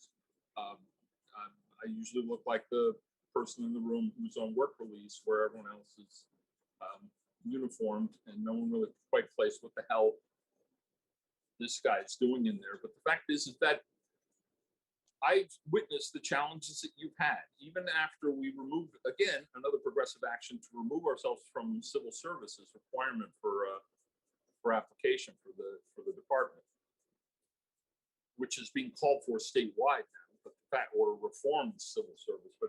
But the reason and concern was to generate and recruit police officers who were local, who had broader experience and weren't necessarily transitioning out of military, for instance. I can only imagine the challenges that existed previous to the murder of George Floyd and Breonna Taylor, among others, were difficult at best, are probably amplified 100-fold at this point. This department has been on the receiving end of projections of an unveiled contempt for policing in general, and applying, the anger that's focused on larger communities that have demonstrably had difficulties with their police department, and particularly as it affects BIPOC persons who had suffered at the hands of aggressive and excessive police action that was biased and focused. The trick comes, of course, with the fact that the police are unique, period, in the capacity, in the job culture of this country. Only one job in this country allows the appointed person to, one, arrest and detain, and also have the means to kill if it should come to that.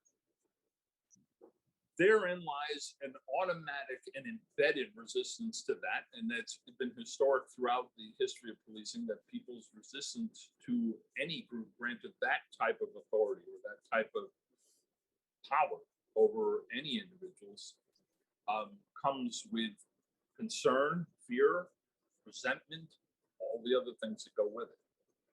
Thus, complicating position of policing that maybe is underappreciated or understood by many people who actually sign up to become officers.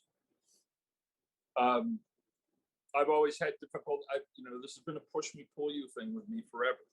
I do believe we need to reimagine how we are policed, but that's on us. It's not on, ultimately the department is a reflection of who we are and what we do and what we want. And insofar as I'm not especially proud of our 10% cut the last time. It was actually a decision that seemed to be developed more out of expedience than actual practical application or reality. You're right. The Policing Review Commission has not recommended, and in fact, it's been emphasized by a couple of commissioners already, not to defund the police, because as we make this transition, as we start to explore what it means, what a community of care department means or what it is, insofar that it's unprecedented, especially in this community, but unprecedented nationally. A peer responder group that is yet to be tried or true, or there's no data that we can refer to. So I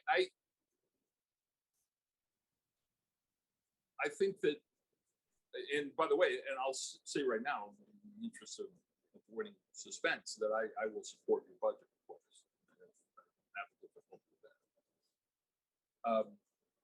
But as we know, this debate and what's going to come later is there is a marked, genuine sense of distress that exists in the community. It's easy to focus it on the police because it said the police they're the manifestation that's easier to poke at. But point of fact, it's on us. It's on the members of the community. It's also on the people who are being critical as well. And if we are to strive towards, particularly if we're going to strive towards the ambitious goal of trying to address our systemic and intrinsic racism, and it should be pointed out, your department is working on that and acknowledges the potential there for all of us. You're working on a whole lot harder than most of the people who are being critical. So I'm rambling now, and I apologize. But I've always been grateful for the Northampton Police Department's ethos, and for the department people that I've had interactions with. There are some, to be sure, that I've had difficulty with, and that is true of any business or job or any association, and I would say that's true of the council, for that matter, of anybody in any circumstance in any institution. But as I said, of course, that's amplified 1,000-fold by the fact that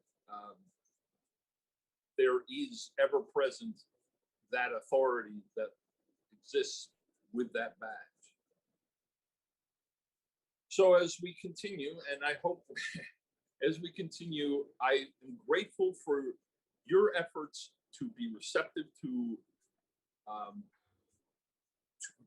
expand and participate in the conversation. I'm also grateful for many of your officers and administrators and everyone up and down the rank and file who are also willing to participate. And I know there's some who are not, but I'm grateful for that. I'm grateful for the effort of people who try and create this cultural change here in this tiny town, in this tiny sphere.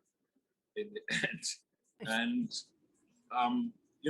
I speak as a lame duck. So but the fact is I will commit whatever energies I have that are needed going forward, even when I'm no longer serving. So there's not a single question I'm going to ask you. I've been waiting to say stuff like that to you for a year and a half. So thank you.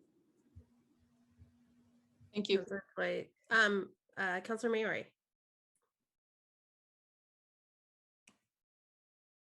Pretty shoddy internet, so I hope I'll be able to keep my camera on and stay tuned in. Yeah, thank you for your time tonight, Chief Casper. I'm looking at your budget message. So I'm just curious, so you have, how many vacancies of officers do you have now? One. One, I thought was 3. And so does that mean that there's a $46,000 cost to that officer for training? And is that reflected in the budget?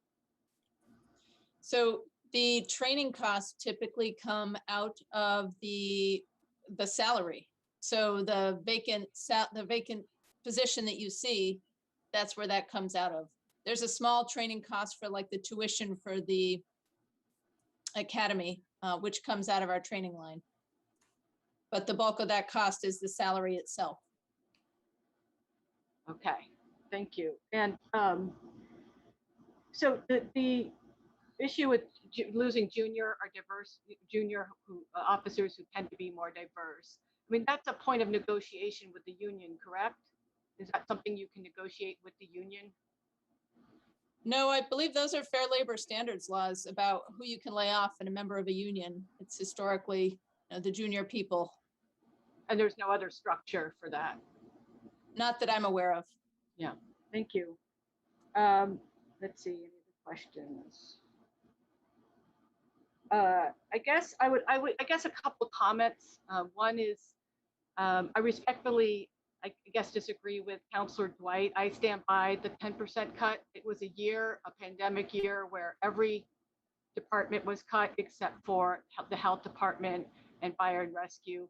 A lot of people were laid off, and it was a hard year. And we had more officers than we didn't have our students coming in, and we did spend hours and hours thoughtfully thinking about that. 9.5-hour meetings. I probably worked 70, 80 hours during that budget season. So I stand by that. I'm sorry that it was you experienced it as painful. And I also just want to say that, the idea of a Department of Community Care is actually precisely to offer different policies and practices. So I understand what you're saying about communication, and I'm all for communication, but the idea would be that they would approach, issues and crises in our community differently. Thank you.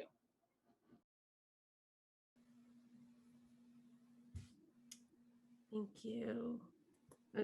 Councilor Murray, were you not done? Sorry, yes, I just also wanted to say about the cut. I think part of the thing we struggle with, and would be great for in the field of policing to have more of, is metrics, because we don't really, a lot of services that the police offer, there's not always evidence-based data that's driven by it. I know you say we need 5 to 6 officers, but where's the data that is keeping our community safer? I'm not saying it's not there. What I'm saying is that what I think we all struggle with is metrics in policing, and not just assumptions. Now I'm done. Thank you. I would just answer that. I think the best metric is calls we can't go on. And that's what's coming for us this summer. We've been very lucky in 2020 and 21 that everything has been closed pretty much. But even over the last 2 weekends, we have been absolutely extremely busy. And we don't have enough officers to handle the calls. So as we start to see calls stack up and we start to see delayed response times, that's the metric. It is tricky in the nature of our work to always give clear numbers on everything that everyone wants. And I know it would make things neater, but our job just isn't that neat. But response times, those are neat. And it will be clear as we move through the summer. We will do our best to get to every call, but we will be operating with really low staff numbers. Right. And I hope that this new Department of Community Care will take some of that work off of your plate. I see your hand, Councilor Labarge. Are there other councilors first? Councilor Foster. Hi, thank you for indulging me. My computer's not working, so I'm on my phone. So I hope You're not the only one. I'm hearing a lot of technical issues. Might be the storm. I'm in New York tonight. Chief Casper, thank you for coming and presenting your budget, kind of painting the picture that you did. I just had 2 quick questions for you. I just want to confirm as I look at it, I see the equipment, the automobiles line is blank. Does this budget include any vehicle purchase or just repair? Just repair. There's no vehicles on there. Okay.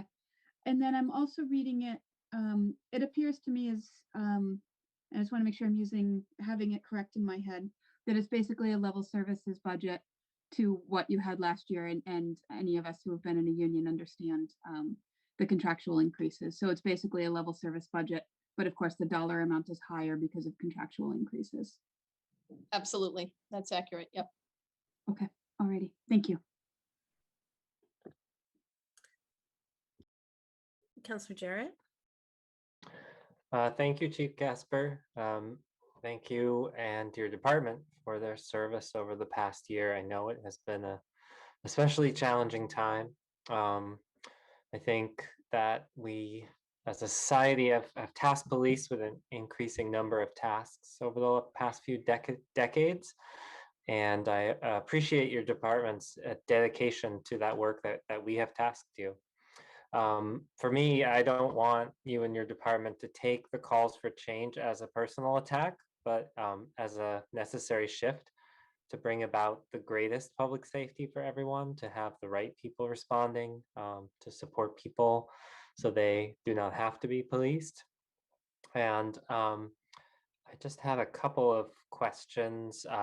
You talked about the turnover for last year. What is the regular turnover of officers, say, over the past 5 years as compared to last year? I don't have that stat. I can get it for you, but I don't have it now, and I don't want to give you a number that's inaccurate. But you're pretty clear that it wasn't 9 in the past years. It's a lot Yeah. more now, and it's unique now because the people leaving are going to other police departments. I mean, we've had people retire or leave on injury or whatever that may be, but we are having young people come in, work here for a very short time, and then go be police officers in surrounding communities, and that is unique. Right.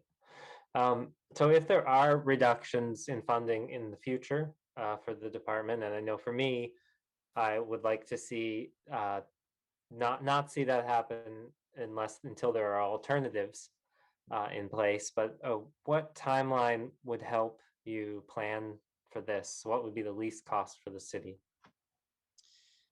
Yeah, I mean, if we were going to cut our staff, which even if you stood up the Department of Community Care that picked up all these calls that we've kind of picked up over the years, I would strongly advocate against cutting, because we still have to respond to those serious calls that are coming in. So even cutting our calls from 30,000 to 15,000 does not equate, or should not equate, to cutting our department by an equivalent number, because we still have all those other very serious calls that were going on, and all those, you understand that. But if we were, I mean, if we knew out a couple of years out, a year, 2 years, what we were trying to get to, we would rather lose staff through attrition, right? We have retirements that we know will be coming and do come. And it provides employment stability to the new people coming into the job who don't have to live under constant threat of being laid off by the city. And that's where they are now. I mean, I have a new employee who stopped me in the lot this morning, worried that she's not going to be able to afford her rent that she just signed lease on. So that's not reasonable to do for people that we want to come in and have careers with the city. And it's hard to get people who are going to stay in a community and have a 30 or 35-year career there. So to provide that kind of stability, they would need to know that they weren't going to be laid off every July 1st or have that threat looming. And so if we knew what we were looking at in a multiple years plan, that would be helpful. Mm-hmm. Thank you.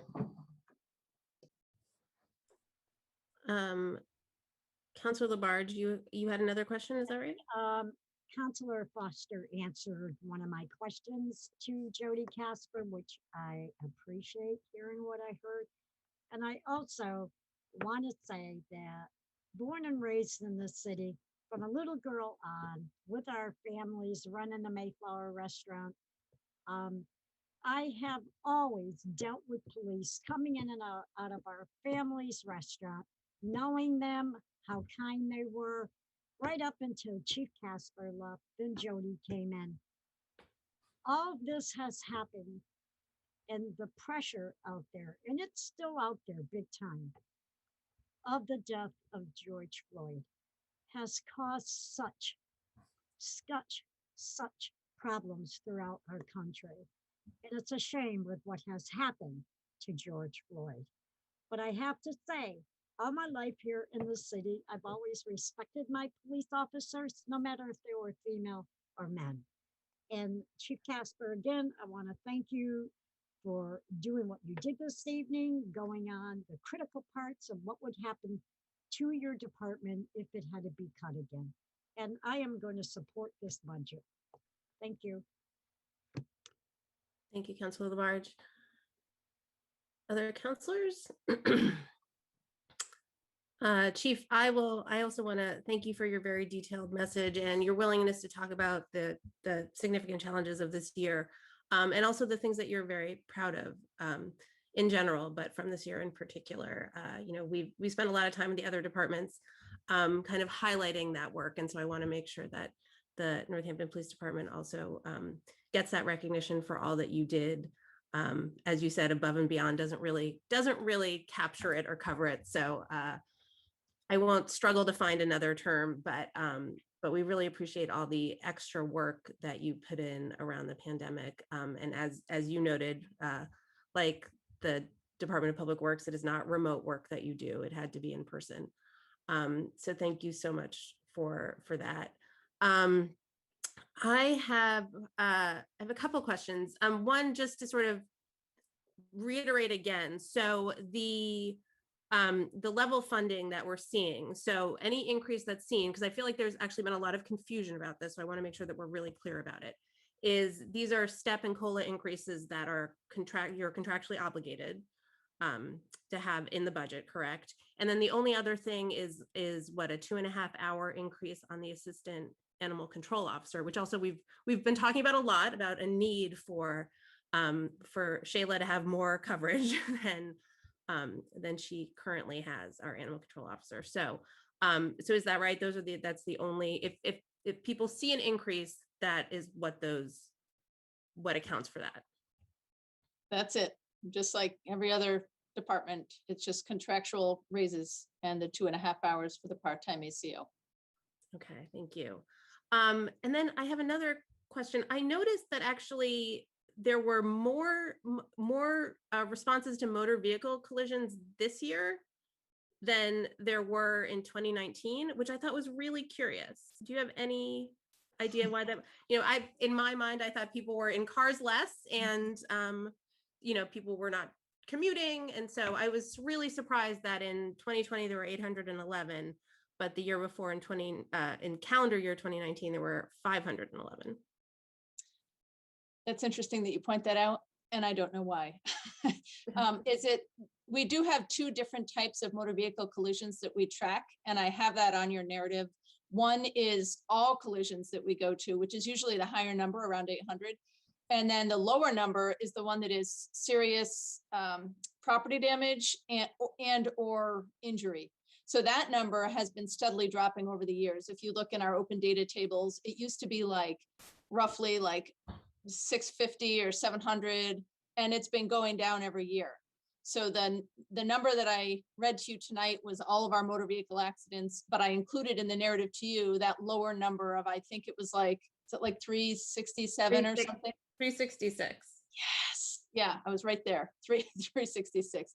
Because yes, it did drop quite a bit. Drivers were not on the roads as much. There was not as much congestion.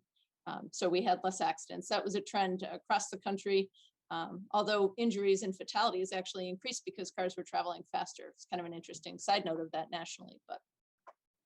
Thank you. That fully explains it. Because if I look in the previous year's budget, that it says 511, but those are the ones that were over $1,000 in damages.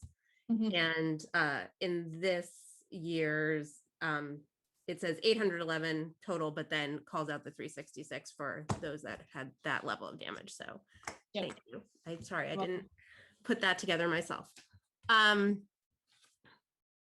Any further questions or comments for the chief before we let her go?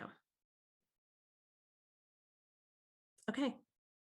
Seeing none, Chief Casper, we thank you so very much for joining us. Appreciate it. Thank you. Have good evenings.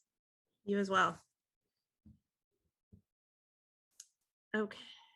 Counselor Jarrett, I'd like to ask for a 5-minute recess. absolutely. We'll be back around 7:41. Thanks.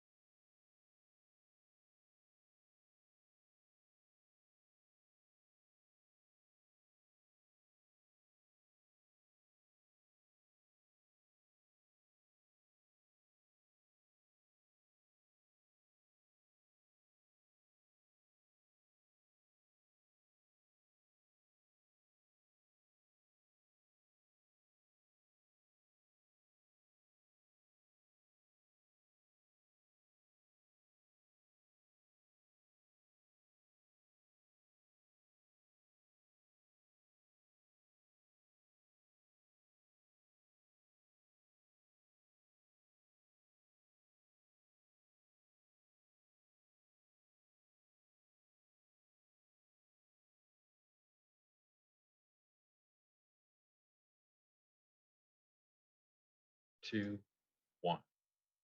Okay, welcome back. Thank you for joining us. This is now the public testimony part of this hearing. And we're very grateful that you're taking the time to join us. Again, this meeting and all participating on Zoom will be audio and video recorded. If you wish to provide testimony, please use the raise hand feature. The raise hand feature is at the bottom menu bar under reactions, or it's at the bottom of the participants panel, which opens if you click on participants at the bottom of the screen. If you're calling in by phone, you can try raising your hand by hitting *9. If you're having trouble, you may use the chat feature to send a message to me to ensure equal access. And because of the open meeting law, technical problems such as not being able to raise your hand are the only thing the chat function is used for. We cannot accept testimony or commentary over chat. Private chat or chat only visible on Zoom during a public meeting is antithetical to an open public process, in violation of the council rules for public participation, and violates the spirit and potentially the law of open meeting law. If you want to submit written public testimony, please email it to citycouncil@northamptonma.gov. It'll be sent to all councilors and will be part of the public record for the hearing. I will unmute each raised hand in the order raised to make a comment. Before you begin, please state your name and your city or town for the public record. We ask that you limit your comment to 3 minutes. You're in no way obligated to use the full 3 minutes, but if you do, after 3 minutes, I'll ask you to please finish your sentence. We have a timer. It's often very hard to hear. So if you don't stop, I will let you know that it's gone off. Our rules state that councilors and members of the public shall conduct themselves with civility and respect at all times. Your protected speech is a constitutional right and one that we ask you to wield with consideration and respect for all, and with recognition that the space, this public space that grants you that freedom is equally shared by everyone. Also, according to open meeting law, if someone is disrupting a meeting, they may be removed. As this is a public hearing of the FY22 budget, you may only provide testimony on the FY fiscal year 22 budget. I ask that all but the council turn off their video until called upon, as comments are directed to the council and only the person recognized has the floor. Hearing can also be watched on Channel 15 or by streaming on Northampton Open Media's YouTube and other channels or platforms. And the recording of this will be available at Northampton Open Media's video archive channel on YouTube. And I thank them, as always, for providing this service for us. Again, this is a continued hearing from yesterday. So it's like we are just picking up right where we left off. So we ask that those that have not yet spoken be given equal opportunity to provide testimony. So with that, we will get started. And the first hand is WMA. Please state your name and city or town for the record. Hello, I'm the founder of Western Massachusetts Abolitionist Collective, and my name is Jose Adastra. I live in Northampton with my family of 6. I've been coming since last year. There's a ton of alarming things that have already happened, including a lot of really pro-police rhetoric-filled white guilt monologues that haven't really addressed any of the issues. We're here a year later, and Councillor Dwight, there are projections of a national movement in a local area. No, we're talking about real abuses that I've suffered personally at the hands of the new diverse hires, and real abuses that houseless comrades have suffered since I was a child. We're not projecting anything. And there's more than one of us that have come to say that, and there are court cases to prove it. So I don't really understand how you can look past that.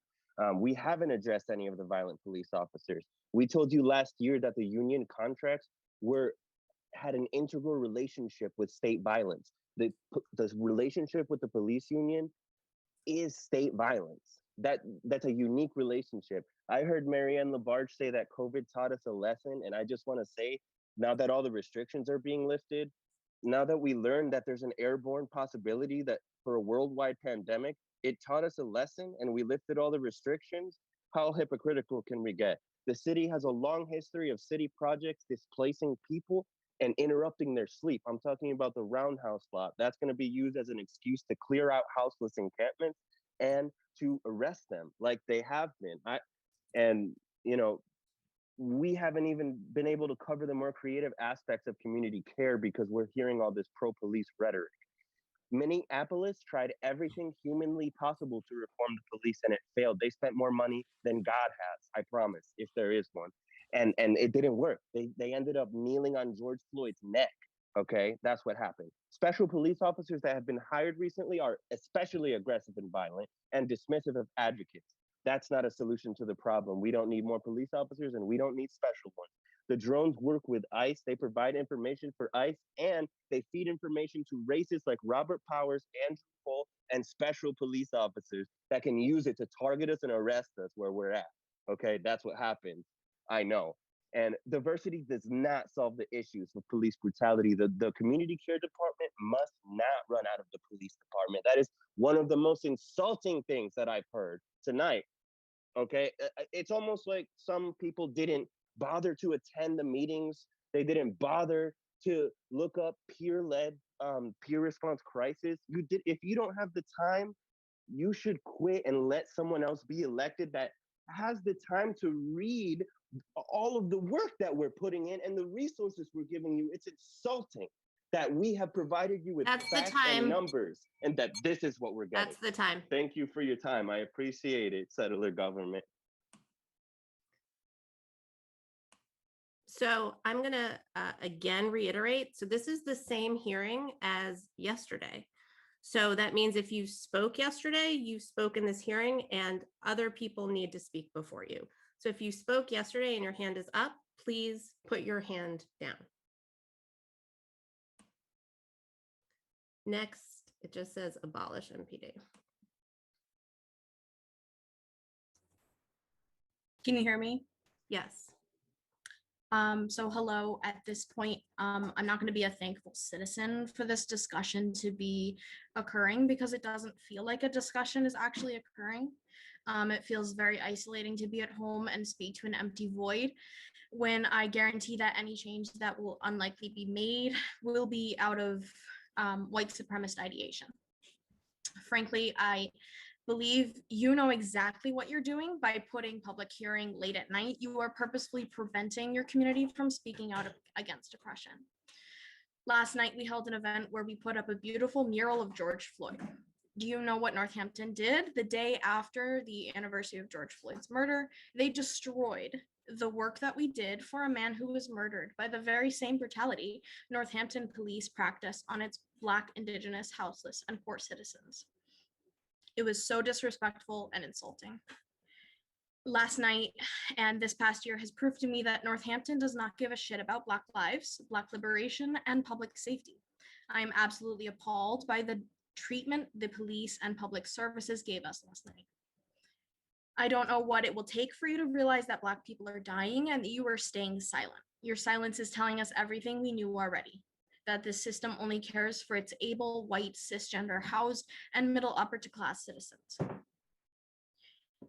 And when there is any resistance to state's violence against any group of people, you use force, abuse, incarceration, institutionalization, and murder to silence our screaming voices. You don't want change, you want peaceful cooperation with systematic oppression, and that will change nothing. Counselors, I hope you understand very clearly that if you do not reject Mayor Narkowitz's proposed FY22 budget to increase the budget for the very same police that have brutalized your citizens for decades, you are racist. And I am calling you out on your racism because sometimes it takes being called one to actually think about what you've been brainwashed to do. We've been sharing our stories for a year now. How is that not enough? The laws the police enforce are anti-Black, anti-houseless, anti-poor, anti-drug, genocidal, and it is racism. Every single police officer, whether they have committed heinous acts or not, wake up, put on this uniform, and choose to participate in a system that has historically brutalized citizens. And when they go home, oftentimes they go home to broken, abusive households where domestic violence against their partners and children are prevalent. So I ask you again, counselors, do Black lives matter to you? And if so, you must reject this proposed budget and fully fund the Department of Community Care. Help us identify, create, and maintain community-based approaches only to social problems that capitalism, the state, and the police has created. I'm going to ask you to unmute and please state your name and city or town. Elle, and I'm from Montague. Thank you.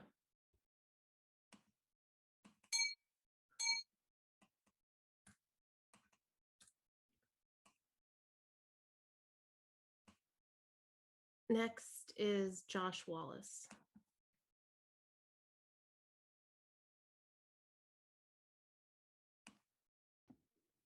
Okay. So my name is Josh Wallace. I'm the president of New England Police Benevolent Association, Local 186. We represent the Northampton Patrol officers. I'd like to first thank those counselors who publicly announced their support for the proposed budget tonight. San Francisco, Portland, New York, Minneapolis. These are just a few of the cities that have defunded their police department and now publicly state they regret that decision. All these cities have now asked their respective city councils for more money to hire police officers after they've cut positions and lost others due to low morale. All of these cities have seen massive spikes in crime.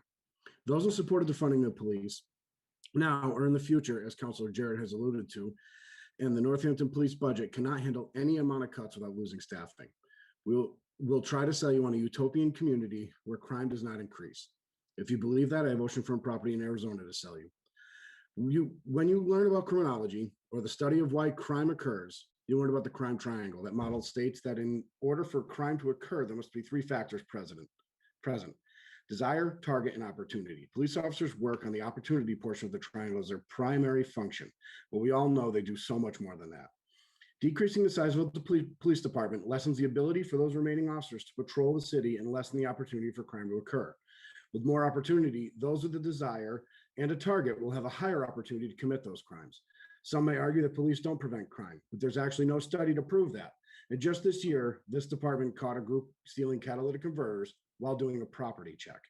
This is just one example of how proactive policing is successful and should be the model. In 2017, the New York City Police Department conducted a sociological study following the tragedy involving Eric Garner. NYPD lessened their proactive policing and minor crime summonses at the desire of their community. Prior to the event, crime was on a decreasing path and continued to decrease shortly after the decision to lessen proactive policing. However, after a short time following the decision, crime began to climb and spike to a drastic increase, demonstrating that less policing leads to more crime. I fear that with the COVID effect on crime is what those are asking for defunding our department is utilizing as motivation for their desire. This is a false sense of security. The foot traffic in Northampton has decreased significantly due to COVID and now only started to increase. With that, our crime rate will start to rise. Need for officers will rise. And if positions are lost, then the department will not be able to meet those calls for help. And those calls will come. Finally, I'd like to acknowledge those who are calling for the defunding of the police department, who continue to cite the NPRC final report as a call for defunding. When Booker Bush, a member of the NPRC, already stated in a meeting that the commission did not recommend defunding the police. If we are going to use this model as a future for Northampton, then we must use all of it as a recommendation and work on a collaborative effort amongst all departments to support this community and its needs appropriately. And that does not call for defunding the police department. Our officers are needed. They're wanted, appreciated by the majority of the community. Yep. That's the timer. That's okay. You can Go ahead. finish your sentence. Thanks. Okay. The Northampton Police is recognized as one of the most professional departments in the state, if not the country. We played host to the St. Anthony Police Department, who, following the tragedy of Philando Castile, was looking for a way to connect with their community, and were pointed in the direction of us by the Department of Justice. Thank you. Yep.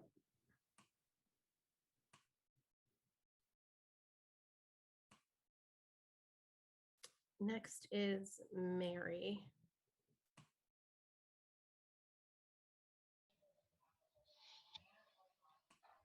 Please state your name and city or town.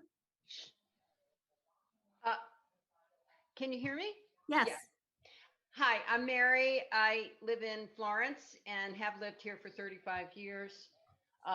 Lived and paid taxes here. And I am, I called in to support a fully funded police budget. I believe the goals should be improved technology, improved training, and more diversity in our department. And without a fully funded budget, that can't happen. I just want to say a couple of things. These are the first few meetings I've ever come to because I do feel strongly about the police department and as a supporter for it. And I recently went to the NAN website, the Northampton Abolish Now website, and saw the membership list and noticed that many of the members are from out of town. somehow or other, they've seemed to have inserted their voices into our discourse of our city. And so much so that it's hard for, um, it becomes hard for ordinary citizens like myself to even speak at these meetings. And I just want to also talk a little bit about that demonstration that happened last year, in which there was a very angry crowd in front of the police department, and there was plenty of damage done, graffiti, and cruisers were damaged. And that was all at the expense of us, we people who pay taxes here. So I believe in a peaceful assembly and peaceful demonstrations, but they should be peaceful. And I've seen anything but peace in terms of some of these demonstrations that have happened. I recently had the opportunity to see a video of an angry guy confronting a police officer right on Main Street in broad daylight, and the horrendous language spewing was just, it was awful. I can't imagine what people with children walking by or tourists walking by were thinking. The officer eventually just walked away. And I think that respect has to happen on both sides. I would like to see Northampton restored to its former glory. We were here when it was really at its height, and I would love to see that again. I would love to see every storefront occupied. I would love to feel safe walking up and down the street, or having my grandchildren walk up and down the street. So I absolutely fully support fully funding the police department. Thank you. Thanks for listening. Thank you.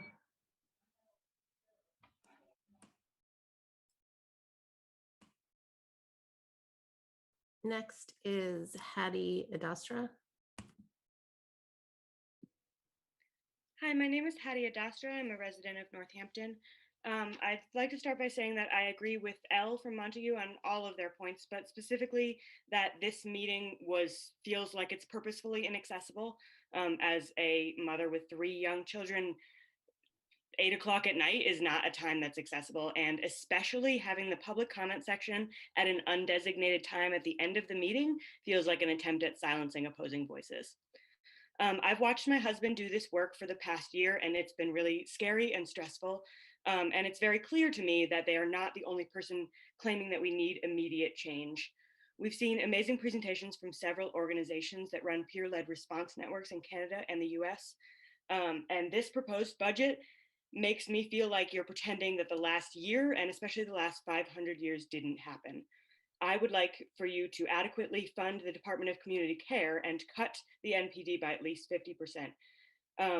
And I also wanted to address the previous comment, and of course, members are coming from out of town. I am a resident of Northampton, but even if I owned a business here or had children in school here or was invested in my community outside my own town at all, I would be showing up to these meetings. I think that it's perfectly reasonable that people who don't reside in Northampton have a voice in this discussion, because living in Northampton is like financially inaccessible for many, many people, and to cut those voices out would be classist and racist.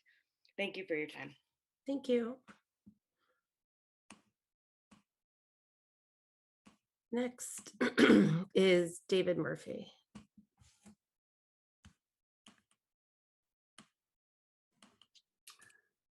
Thank you. My name is David Murphy. I live in Northampton. In 2002, the Northampton Police Department became accredited by the Massachusetts Police Accreditation Commission.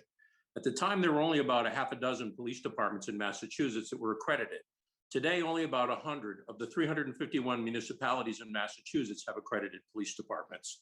The Northampton Police Department made the decision to pursue accreditation on their own, not at the request of the city's political leadership. The department itself chose to raise the level of professionalism and their standards.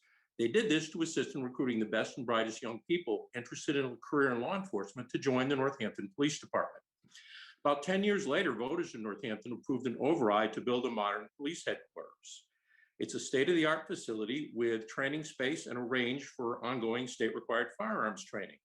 The new building also served as a recruiting tool to attract the most qualified potential applicants to consider joining the Northampton Police Department. As a result, the police department and its eternal efforts to raise the level of professionalism and the voters of Northampton to fund a modern police facility, the Northampton has not experienced the kind of issues that have affected major cities across this country. A year ago, this council made a decision to cut the police department budget by 10%. The decision to cut the budget was made with very little notice and without studying the police budget or the implications the cut could have on the operation of the police department. 5 councilors had less than 6 months' time on the council and were voting on their first municipal budget.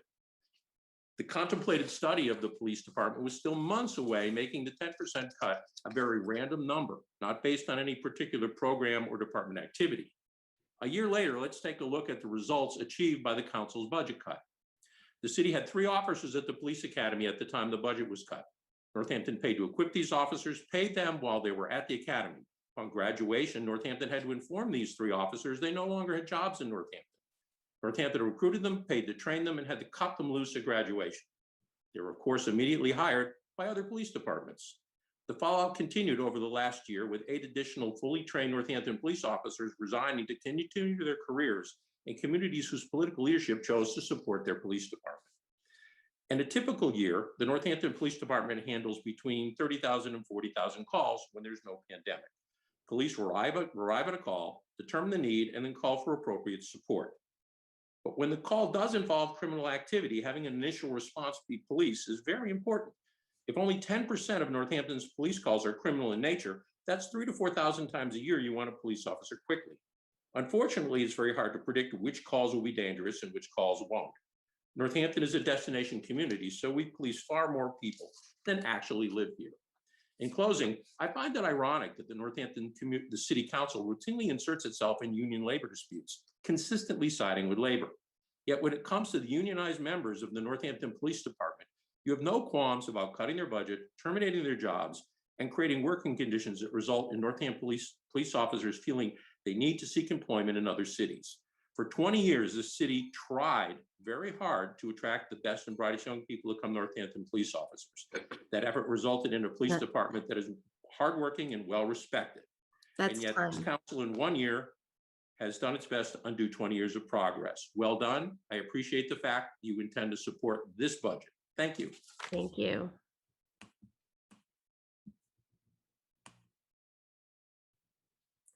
Next is Amy Olson. Hi, my name is Amy. I live in Northampton. I just want to say that it is so unbelievably offensive on so many levels that the day after the 1-year anniversary of George Floyd's murder, you listen to Jody Casper for 5 minutes and suddenly forget everything over the past year that people have told you about their harmful relationship to police and the harm that police have caused in this community. And on the day that the mural of George Floyd was destroyed. It's so offensive that you talk about logistics of policing and how many calls you're getting when hundreds of people have been murdered this year by police. I also, I agree with everyone who's saying that you should reject this budget and actually listen to the people who have been telling you for the past year to cut the police budget. It's also deeply offensive, this support of police in Northampton to the abolitionist history of Northampton. Sojourner Truth and Frederick Douglass lived here as abolitionists, and now years later, you're supporting the police budget and saying that it's not realistic to cut the police, when what is realistic is just a maintenance of the status quo, is a maintenance of white supremacy in this city. Why can't we think bigger, imagine bigger, and think to the life and life work of Sojourner Truth and Frederick Douglass and their abolitionist history and be inspired by that to take a big step, reject this budget, and defund the police. Thank you. Thank you.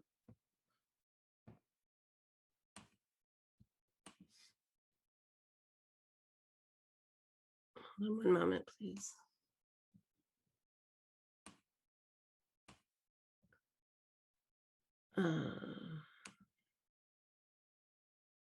Next is NPD spouse. Hi. I again do not feel comfortable for my own security giving my name, but I live in Westfield, Mass. Last week, I spoke to you about my experiences as a police spouse and the extremism and hypocrisy that has kept me frightened and anxious for a year now. Yesterday, that trend not only continued, it intensified. I had to once again watch helplessly as there was a second, smaller riot downtown. Protesters gathered and graffitied ACAB, all cops are bad, multiple times on City Hall, and then beat a man who spoke out in a way they didn't like. Luckily, the Northampton police were there to rescue the man from the protesters and restore peace.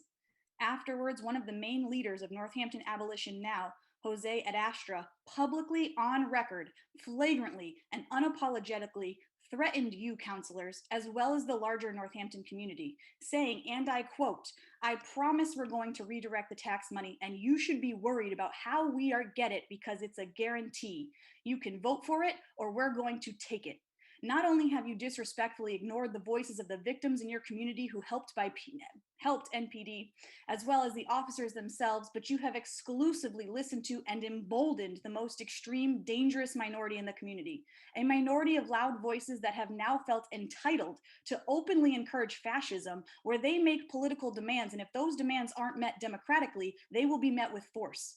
These voices have also felt they have a right to call a rape victim who spoke at last week's meeting a racist, simply for stating the truth that she was cared for and helped by NPD in her greatest time of need.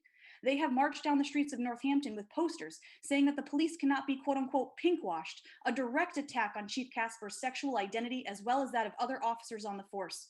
For a city that once was held up and respected for its reputation as a safe haven for people regardless of any aspect of their identity, this is a dark day. Attacks are now welcomed on anyone if they serve their community in a profession the minority has decided to generalize and demonize. The vast number of your community members support their police, but they are in fear of retaliation should they come forward with their knowledge and opinions. This is a direct result of the hostile actions and threats from activists. We are afraid to come forward due to fear, but tonight I'd like to take this opportunity to remind you of some facts. Fact, according to the publicly available data on Northampton's use of force in 2019, of all the calls that Northampton police responded to, which is 40,040 calls, only 84 resulted in any kind of use of force, no matter how slight. That is a 0.002% chance of any use of force being used.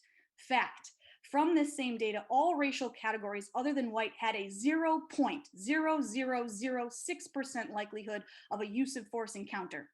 Fact, by the review board's own statistics, mental health calls only accounted for 0.015% of police interactions in 2020. The Department of Care would be a 24/7 fully funded department that only addressed 0.015% of calls coming into the department. No one thinks clinicians responding to certain calls is a bad thing, but defunding an already overburdened police department to make this agency is a dangerous way to implement reform. Those of you who support continuing to defund, will you also accept the burden of conscience and liability due to negligence when one of the peer responders or social workers is injured and there isn't appropriate backup available from the defunded NPD? Will proper accountability for this new department be included in their mandate and all calls that they make to the NPD be tracked and those numbers be made publicly available to determine success? That is time. Please know that NPD is here when you want to work together as a community. Thank you.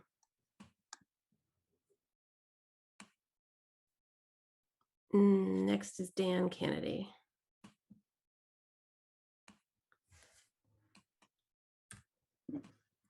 Hi, everybody. So thank you for your time tonight. I'll try and keep this as short as possible. I'm really happy to speak to you tonight again. And I want to, like many others, express that I'm excited by the appearance of the Department of Community Care as a line item in the budget. I'm not going to spend too much time talking about the police department. They're not really the focus. The focus that I have is on the future and what the best practices are for community safety. The MPD has worked for many folks, and that's how policing works. Policing is a method of control. It's coercive, it's carceral, it uses force and authority to command rather than understand. And when we look at the outcomes, policing doesn't produce the best results for a community. I just want to be clear also, the MPRC didn't act as a judge and jury for the NPD. We didn't include statements on racial justice, but we also didn't absolve the department. In fact, there are plenty of worrying statistics. So Black and African American people make up roughly 2% of the population in Northampton, account for 7% of the motor vehicle citations, and are involved in 14 to 18% of officer use of force incidents. So much higher than the proportional response or the proportional of the population. And the city's faced multiple lawsuits resulting from police behavior and misconduct, and the city insurers paid out for them. But that's not really the important part. That's not the big question. The question the city, states, and entire countries are asking is, how are communities kept safe? And the answer is by decades of data to divest from policing models and increase community support and safety. In almost every other area, we accept this. Strict policing in education, in mental health and health services, and many other areas recognize the importance of alternate models. Restorative justice programs in schools, non-coercive mental health, and respite care like the soon-to-be world-renowned and WHO recognized Afia House, which is located right here in Northampton. Asking only how to improve the police department or offering services which continue policing models of intervention doesn't serve us. That's not the point. And just to clarify, proposals for co-responders are one option, but even co-responder models aren't ideal. And just to really hammer the point home, Ithaca, which was already been mentioned a couple of times, they're pointedly not even having a police department anymore. So I think that that's important to note. Our recommendations looked at this, took it all into account. We looked at nationwide things, local things, statewide things, and even international solutions. And we came up with the recommendations that we did. Some of them are to include, some of them include reducing the footprint of the police. That's a guiding, overarching idea that we followed, as well as creating a Department of Community Care to start responding to crises with houselessness, substance use, and mental health. But the recommendation was not to stop there or only care for those things, but to start there and then expand. Many of the functions that the police are involved in currently and employ models of policing to treat are better handled by other models of intervention and by other responders. The goal is to reduce the footprint of police and provide more options for community responders that can employ different intervention models, knowledgeably connecting individuals with supports and services, and not only being involved with the crisis, but also offering care afterwards using proven models to reduce the likelihood of future crises. This requires that the department be outside of the police department and fully funded. I recommend that you reject this budget and ask for the funding for the Department of Community Care be increased to allow for flexibility in hiring before July of next year. Thank you. Sorry, that was not as short as I thought it would be. You spoke as quickly as you could, I could tell.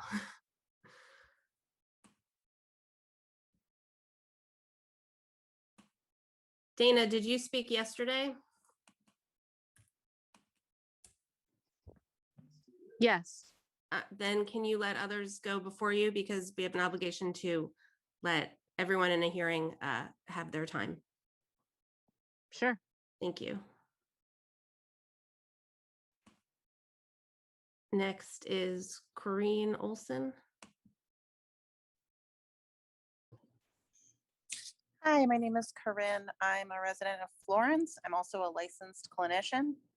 I am speaking to support fully funding the Department of Community Care. We've created a narrative of mental health crisis and crisis in general that's really narrow and unfair. If you respond as if there's a crisis, you'll be sure to find one. It becomes almost a self-fulfilling prophecy type of event.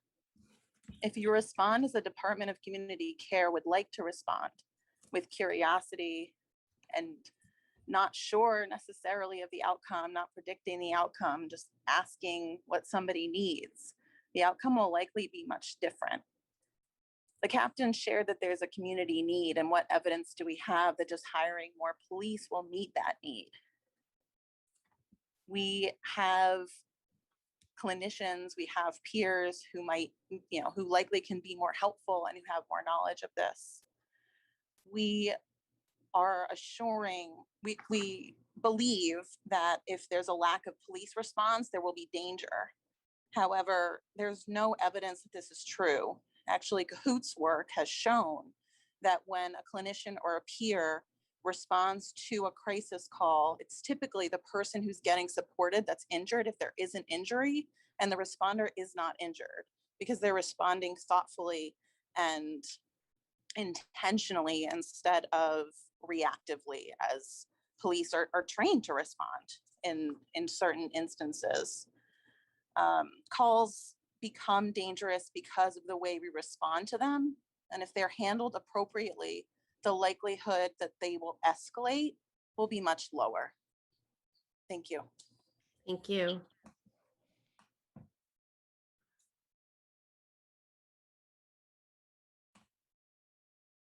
Next is David Chris.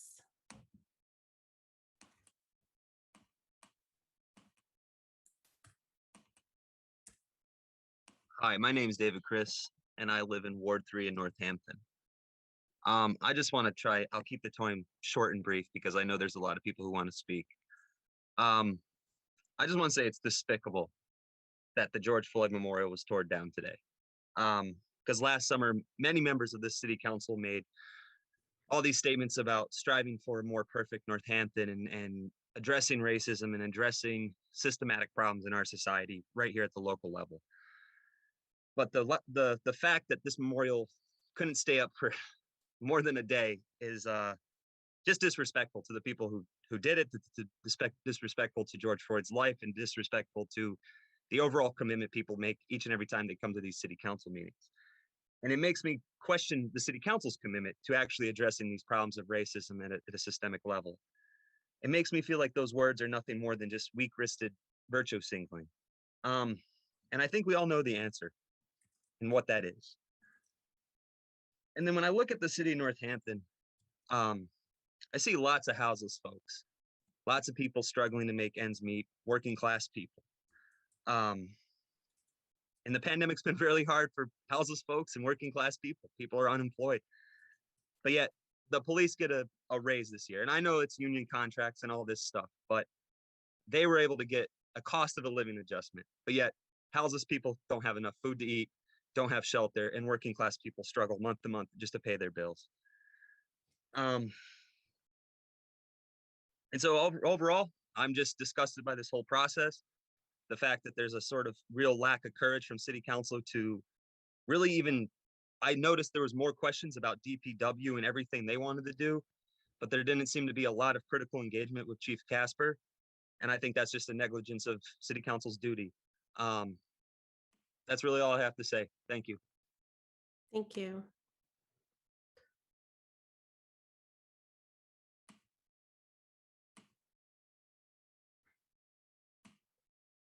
Ryan, did you speak yesterday in this hearing? Yes, I did speak. And will you let other people go before you who have not yet spoken? So is the order, I do argue that this 3-minute official channel is, we're at a crossroads of whether or not these channels will show us that we have democracy. So Ryan, I'm going to stop you. There are many people who have not yet spoken, who it's a hearing and they have a right to speak. So I'm going to let them go before you. Okay.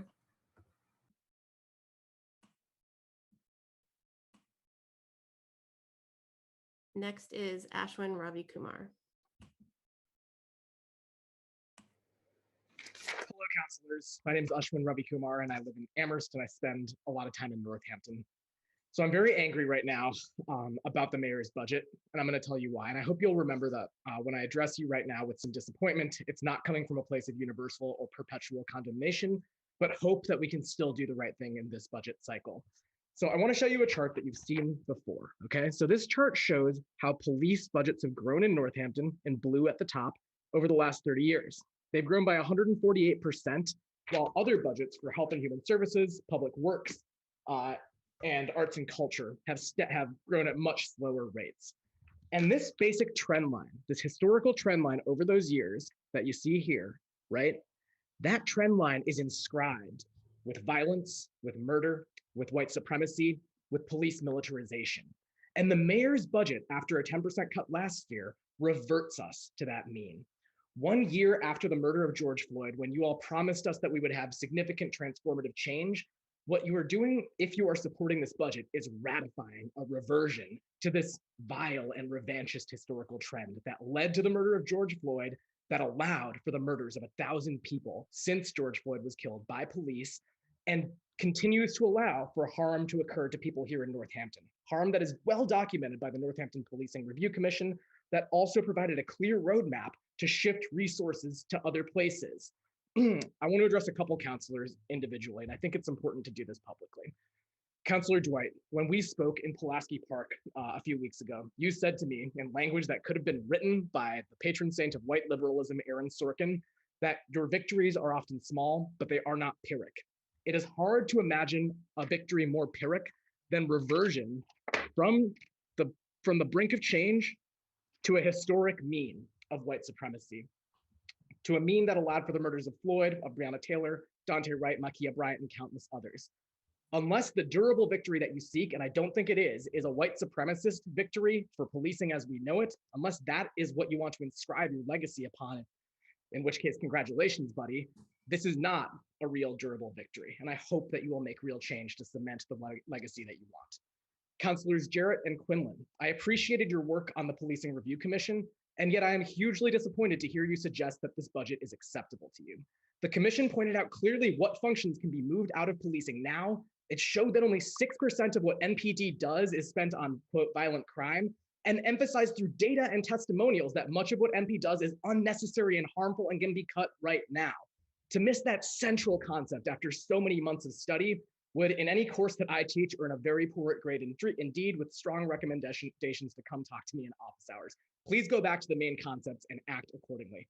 Councilor Labarge, I haven't spoken to you as much, so I don't know which of these concepts you have difficulty with. I'd be happy to talk to you more about them, but please do not project difficulty in understanding these into an outward ratification of white supremacy that I have to deal with on a daily basis. Councilors, please do the right thing. Thank you. Thank you.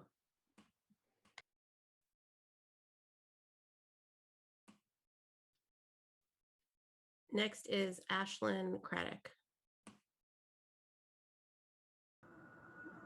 Hi, how are y'all doing? My name is Ashlyn Craddock. My pronouns are she, her.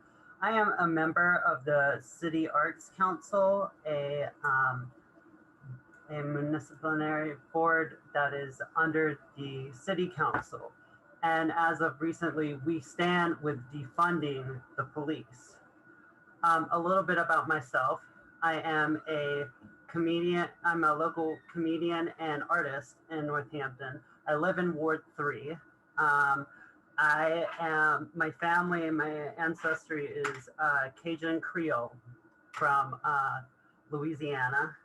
I was born in Jackson, Mississippi, in a state where the flag still has the North Virginia Confederate battle flag, also known as just the Confederate flag, a piece of our racist history in the state flag. And when I first came to this town, I was really looking for a place of acceptance and progression as being a woman who is trans and queer. And the thing that I started to realize is that these problems of racism and homophobia and transphobia and ableism are all so systematically glued into our country. And that once you get to a point, and I know some of y'all mentioned how progressive this town is, but from what I understand is it's always been on a level of wanting to achieve progression, but never has. When I first moved to this town, I was on the same street as Gina Louise in a slum in this town by one of this town's many slumlords. On top of that, I also, within the first week of living here, watched a Black man try to cross the street by the crosswalk, nearly getting hit by a white woman in a car who didn't like his attitude while crossing the street, because that's what she was yelling at him. And the police then went to arrest him. I've watched other members of my community, of my LGBT community, get harassed and beaten up by the cops. They are not supportive. This is a town where there's an obvious class and caste system. of marginalized people in this town underneath everything else. Honestly, I think playing off of like the LGBT community and fear, and then having someone like Casper does not represent me, because I'm not seeing the fair treatment that we were supposed to have on the streets. So again, that is time. Thank you so much. So the City Arts Council stands with defund, even if the Arts Council itself, I mean, the City Council itself does not. Thank you.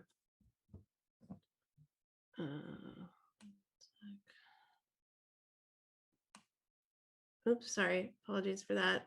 I meant to lower that. Okay, next is Alaya.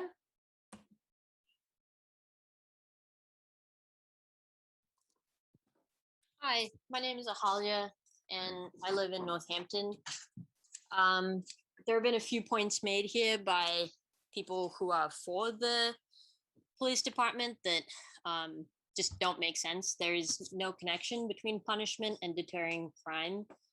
The main thing is to decriminalize and address the fact that a lot of what is known as crime stems from poverty and oppression. I also work with houseless folks in the area. I work with them every day. And in the last 2 months, have met at least 3 people who have been rendered homeless by the police impounding their car for minor violations like a tail light that's broken. People who have absolutely no money at this point because they've lost their job because of the pandemic. Not all the violence inflicted by the police is physical in that sense. Not all of it is visible, and it makes me really sad to hear people defending the police, like the NPD spouse who was on here, talking about the old days of glory. It just points to tunnel vision and not being able to see that people feel unsafe and people are unsafe while the police are enacting state oppression on the working class and people who don't have financial, essentially wealth. Thank you. Thank you.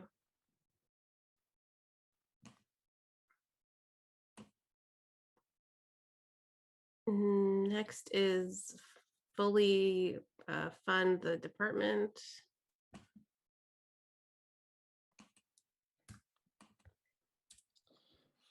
My name Please is state your Jesse name and Hass- city. Oh, sorry, you were doing that. Go ahead. My name is Jesse Hassinger, Ward 4. Last year, the government of the settler colonizer city of Northampton, in response to the public outcry against police violence, asked its citizens to volunteer for the Police Review Commission with a special request for it to be BIPOC-led.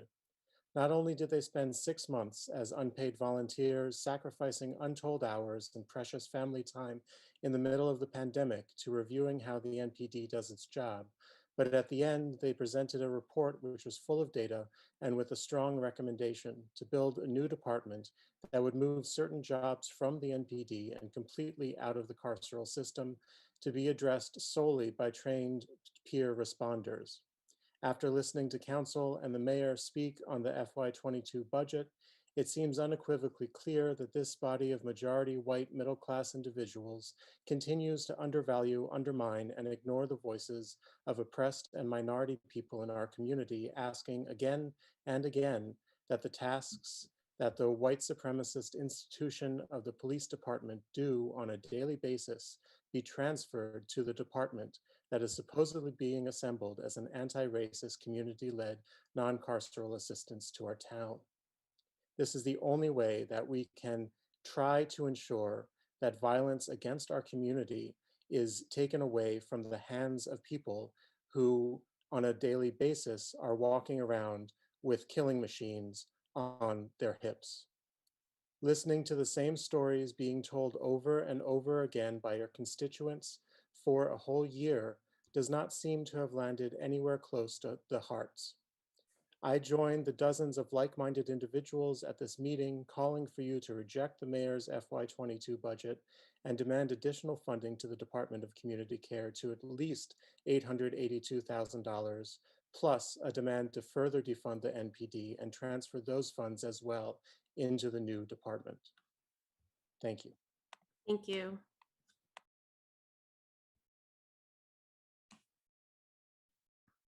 Next is Jasper. Hi, can you hear me? Yes, please state your name and city or town. Jasper, I live in Ward 3, Northampton. I'm not gonna say too much because it's been a long day at work. I'm just perplexed and disturbed by the fact that it appears that city councilors have just ignored everything that the Police Review Commission has suggested, and then what people have been coming in talking about as far as needing to allocate funds for the Department of Community Care, and where those funds obviously need to come from, which would be the police department budget. I feel like it's pretty simple to like put two and two together, that if people are saying that they don't feel safe because of the police in this town and that they need alternative resources, and then they give you a solution, which would be to fund the Department of Community Care and defund the police, that you would listen to people's cries for help and do what you're supposed to do as city councilors. And so it's confusing to me. Defunding the police wasn't like a phrase that I'd heard before this year, but it became obviously clear to me that that's what we need to do. As I heard more people's testimonies and just like looked around me. So I hope that you reconsider your previous support of the police budget, and realize that if we're going to fund the community care department and actually offer those services, the money needs to come from somewhere. And it just makes logical sense that the money would come from the place that is currently, quote unquote, offering those services very poorly. So yeah, I hope you reconsider. Thank you. Thank you.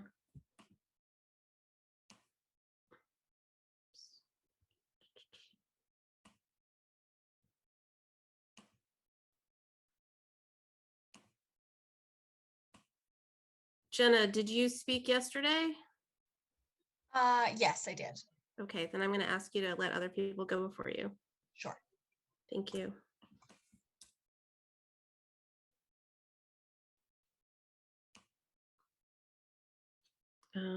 This says fully fund community care. Please state your name, city or town. Hi, this is Amy Francis.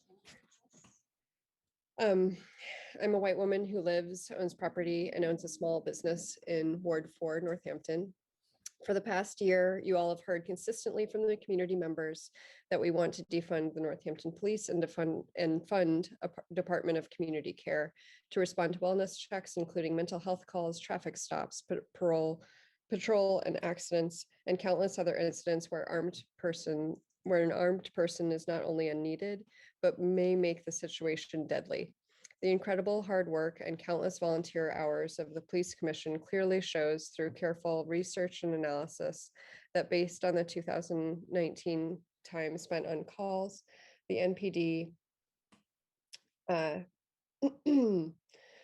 NPD lists violent crime at 6.7%.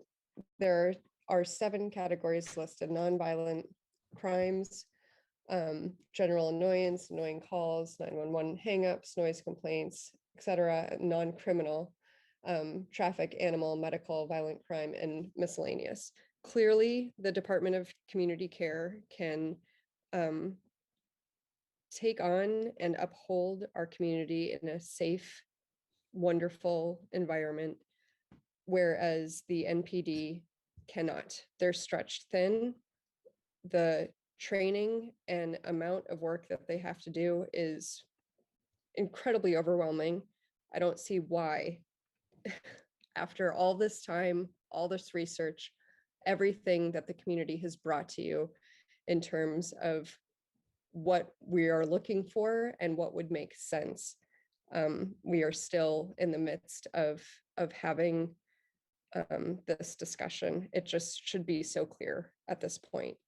We need to have a well-funded Department of Community Care funded with $882,000 in its first year, and to expand this in future years to serve the entirety of our community and put us at the helm with cities that took swift action last year in creating similar programs like Albuquerque, Rochester, Chattanooga, and Ithaca. We need this action now. Thank you. Thank you.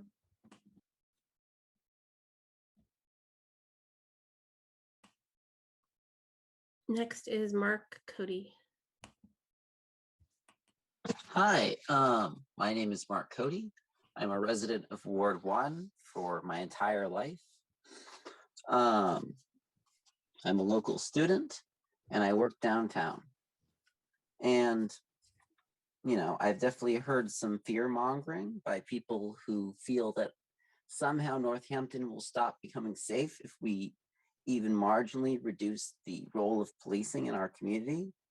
And it's important for me to note that, as said before, only 6% of the cases that the NPD handles are considered violent crime. Interestingly enough, they are the only department, they are one of the few departments that requested additional funds during COVID, while all the rest surrounding them, departments, most of the rest, had major and significant cuts. I think it's important to know that crime is caused by poverty, not a lack of police. I know I personally, even I have faced intimidation twice in the city, once being threatened for campaigning in my own neighborhood, the second for fining me for non-existent lights violations proven by a mechanic, and interestingly enough, I actually had in a traffic court, a magistrate threw out all of those violations because primarily of the fact that our police were unprofessional and didn't actually pull me over with for light violation that wasn't as they stated, and that a mechanic showed was not the case. And then throwing things in my face, the license and registration. And that, in my experience, I imagine, may have been a lot worse if I was not a straight white man. I think that the community care, we need to really fully fund it if we actually want it to serve the purpose it's meant for. The budgets so far of $400,000 would probably cover 3 positions running the office and maybe computers, but would not have much left to actually pay for the social workers to do the outreach work necessary to function as to take on some of these roles. A lot of things that the current MPD handles are not best equipped for them to handle. And that's not necessarily just a reflection of them. That's just the fact that some of these things would be better handled by a professional social worker that can handle these crises that involved with especially mental health issues and people with disabilities. I think that we need to reject this budget and properly provide the real funds of at least $800,000 for the first year of the community care department. I think that that is essential if we are serious about actually providing the service necessary. Thank you. Thank you. Thanks.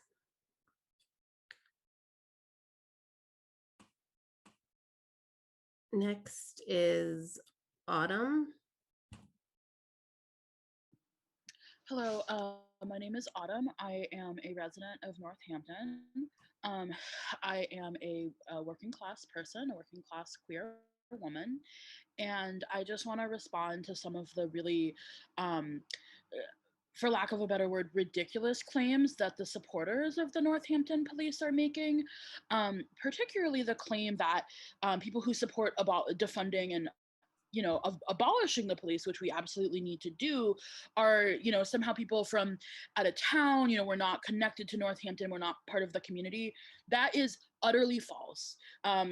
That's a very common, rhetoric that gets used often in a very racist way by people on the far right. This claim that people who support abolition are not, that this like out, what's the word, like these outside agitators coming in, and people who are not part of the community and who are a minority. We are not a minority. There are way more people in Northampton who have had really horrific experiences with the police than not. And there are way more people who support abolishing the police than not. Especially since this meeting was made at the time it was, there a lot of people, especially working class people who have kids, people who are unhoused, were unable to make it to this meeting, and that as other people have said before, that feels very intentional. And I just also really want to name this idea that if we abolish the police, that there will be a lack of safety. That's completely untrue.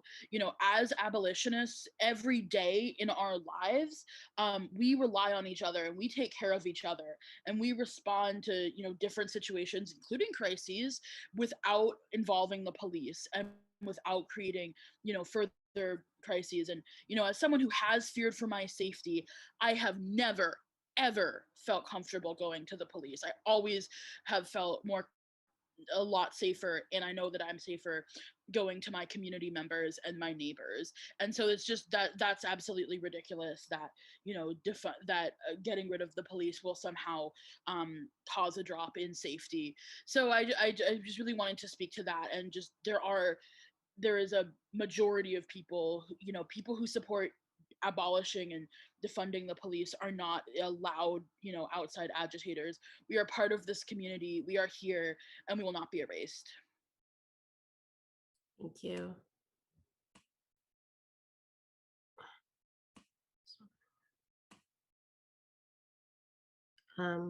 Maritha Wallace is next. Can you unmute? There you go. Hi, my name is Maritha Wallace, and while I do not live in Northampton, I do work at JFK Middle School. And so I guess I'm one of those outside agitators, but I do live in Amherst, but my life is spent doing work with students there. I'm here today just to ask that you fund the community care. And I say that as a Black woman, I say that as a woman who has had to interface with police officers, and it's not always great. My mom always told me, she said, the definition of insanity is doing the same thing over and over and over again and expecting a different outcome. So while it might not be particularly like where are things that happen in other parts of the country, they do in smaller ways happen here. And so I have to say that we need, and I know people are like, well, you must live in utopia, but Newark, New Jersey, which had a very high rate of police shooting, actually for the last year, didn't have one officer fired. And not only that, I mean, they did just break their cycle, but it was a year, 365 days. And so can you imagine what those Black and brown people feel like? At least there's some modicum of safety because these officers found another way to deal with it. So they are breaking the model of insanity, expecting something different to come out of the systemic racism in policing. And I'm not saying every police officer is racist. Please hear me. What I am saying is they are in a system that can't help but put them at odds against anybody who is not white. It's history. You can't say it doesn't exist. I don't live in utopia. I am a Black gay woman. I can't live in utopia. I don't want to be afraid when my son leaves the house or my daughter or anyone else because it's not okay. So I'm sorry that if that offends someone, that I want to have that same privilege of walking down the street and not being afraid, knowing full well if I need someone, there will be someone who will help me. because I'm getting, you know, the limits that you have put about what time this meeting is. Comment, you know, I have to get up and go to work tomorrow and issue MCAS just like, you know, all the other teachers. But I want you to understand it's important for me to be here and stand within this community. And so it is time that I know you can't imagine what it would be like because we've never done it before, but it is now start doing things that we've never done before, because otherwise we're going to be in the same place tomorrow, next year, 2 years later, 5 years later. And I got to say, as a Black gay woman, I'm tired of staying in this spot. I want more for me and I want more for my children. So let's change the definition of insanity. Thank you. Thank you.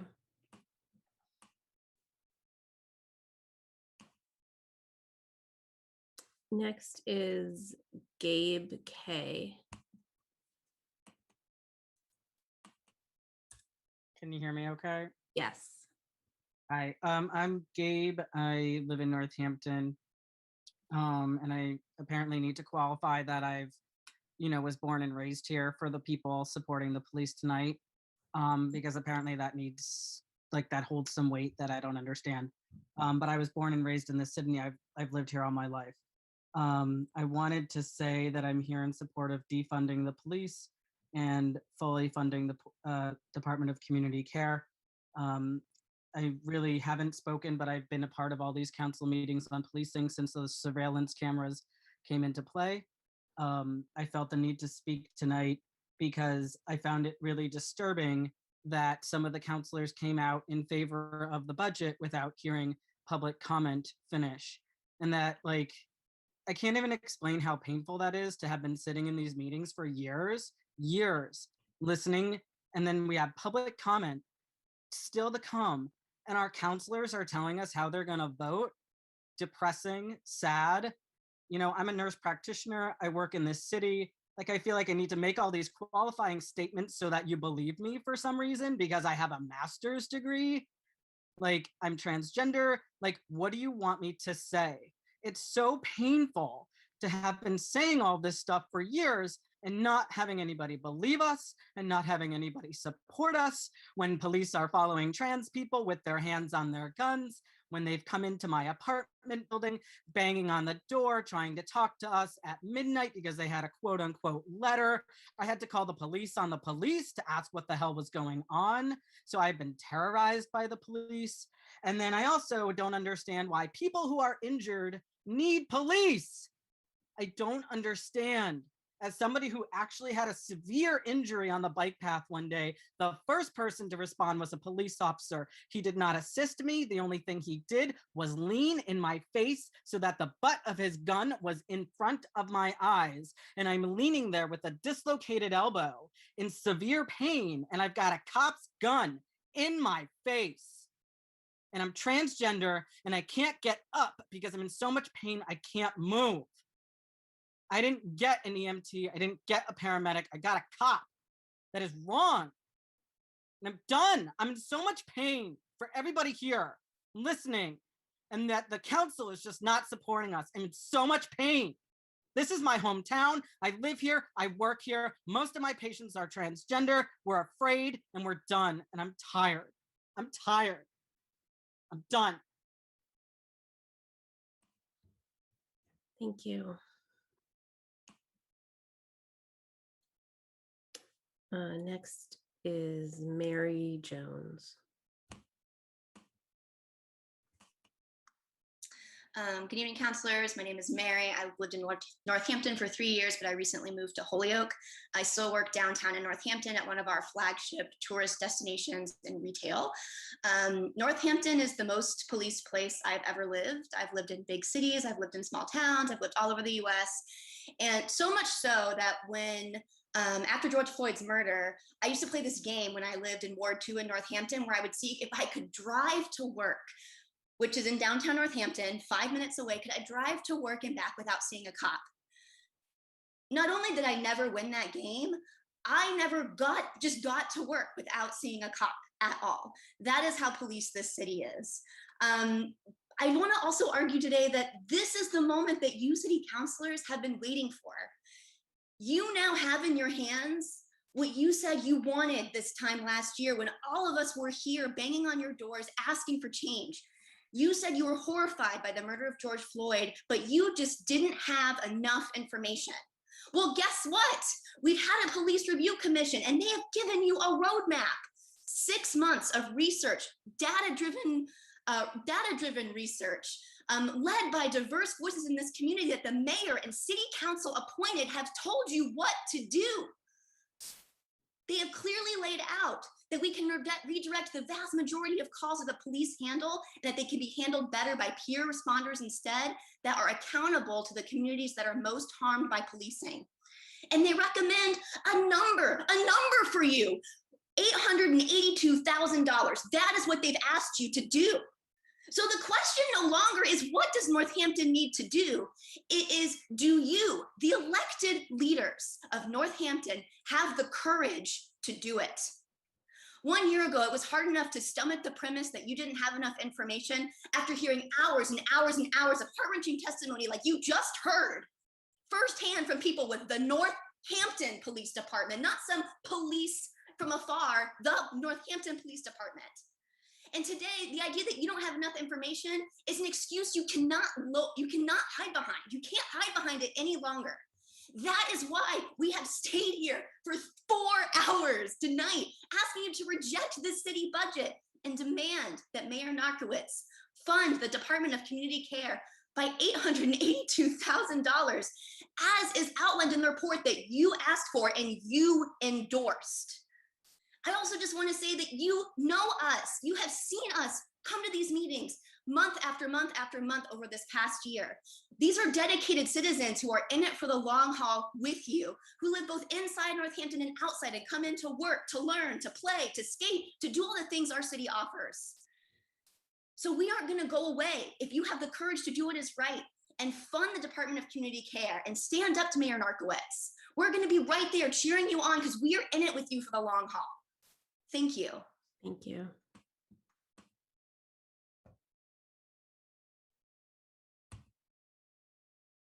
Next, it says Black woman for NPD.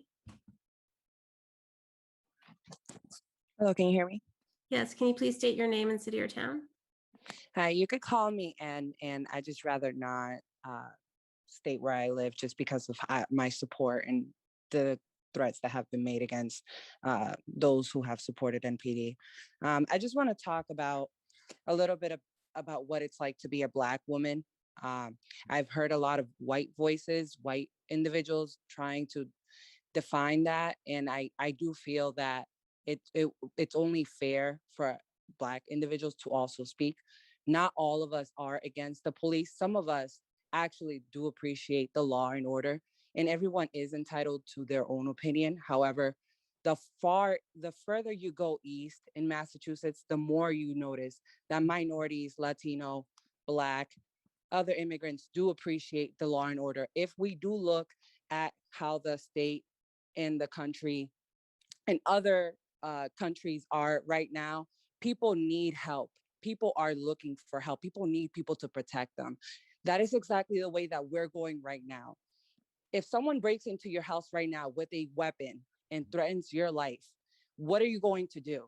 Are you going to sit there and call someone that is unarmed to come help you?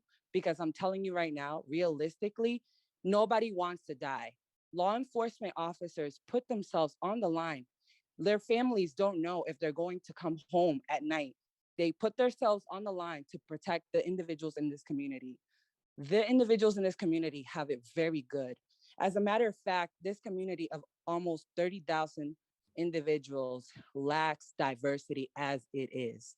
It's mostly white, very wealthy individuals.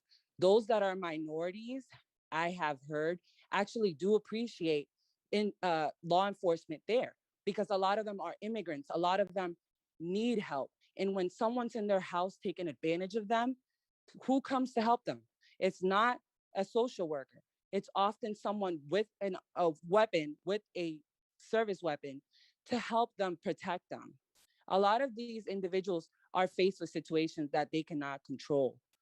situations that are dangerous, people that are armed, people that are being held against their will. Who is going to protect those individuals, those minorities that do need help? Because I know they are out there. I know that there are individuals that need help. You are sitting here living in areas that don't need policing, you're right. But then somewhere in the neighborhoods, Florence Heights, anywhere that there's a lot of minorities concentrated because they can't afford to live in Northampton like everybody else that's probably mostly talking here, those are the people you should be thinking about. If you go to Boston, they love law enforcement over there. Why? Because there's a lot of minorities. What are you going to do with the minorities that are in the bottom of the list that you'll be laying off if you do a cut? And you know what? Not everybody in every police department is the same. Just like every job has the bad apple, as you want to say it. Other police departments have had that situation. In Northampton, the last time a service weapon was used against someone was in 1980. Do your research, please. Thank you. Thank you.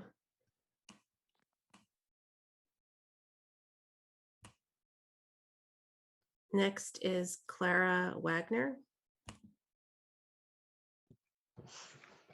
Hi, let me turn on my camera. Hey, so yeah, I'm a Northampton resident. I also go to school in Northampton and work in Northampton. I've been here for about 3 years. And yeah, I think lots of people have said lots of things. I think what I want to add is that, I mean, I think I feel really disheartened that the budget has even made it this far, and it feels really, really important for it to be rejected tonight. I think, right, thinking about the options are, and kind of like historically, right, that you're choosing to either kind of side on the side of activism and activists, or to side on the side of police, right? And when we think of like historically, and maybe have that perspective, like which groups of people tended to actually like promote justice, and yeah, right, like as like a mixed race person, as someone who works with marginalized communities as a social worker, the police don't mean safety. It's also like personally and professionally, I've seen community care work really well. When I need things that the police potentially could offer, I don't call the police. I reach out to my community, and I think again and again, that's a really, really effective way of managing my needs. Almost all of the calls of like Northampton police like aren't for violent things, right? They're not for things that require people trained to use firearms. They're like wellness checks, right? Or the police, the traffic stops. And those are just things that can really effectively be managed by individuals, right? Because those aren't situations where there need to be guns or violence or people who have training in those things. Yeah, I think that's all I've got. But yeah, just want to say that we really stand with any council member that's willing to, I don't know, to stand really firmly on the side of like believing in this community, right? And believing that this community can take care of this community, and that like guns and police and militarized force don't have to be a way of taking care of this community. Thanks. Thank you.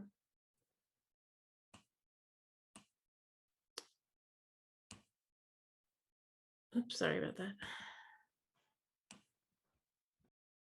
Hold on a sec. Next is Aaron Clark.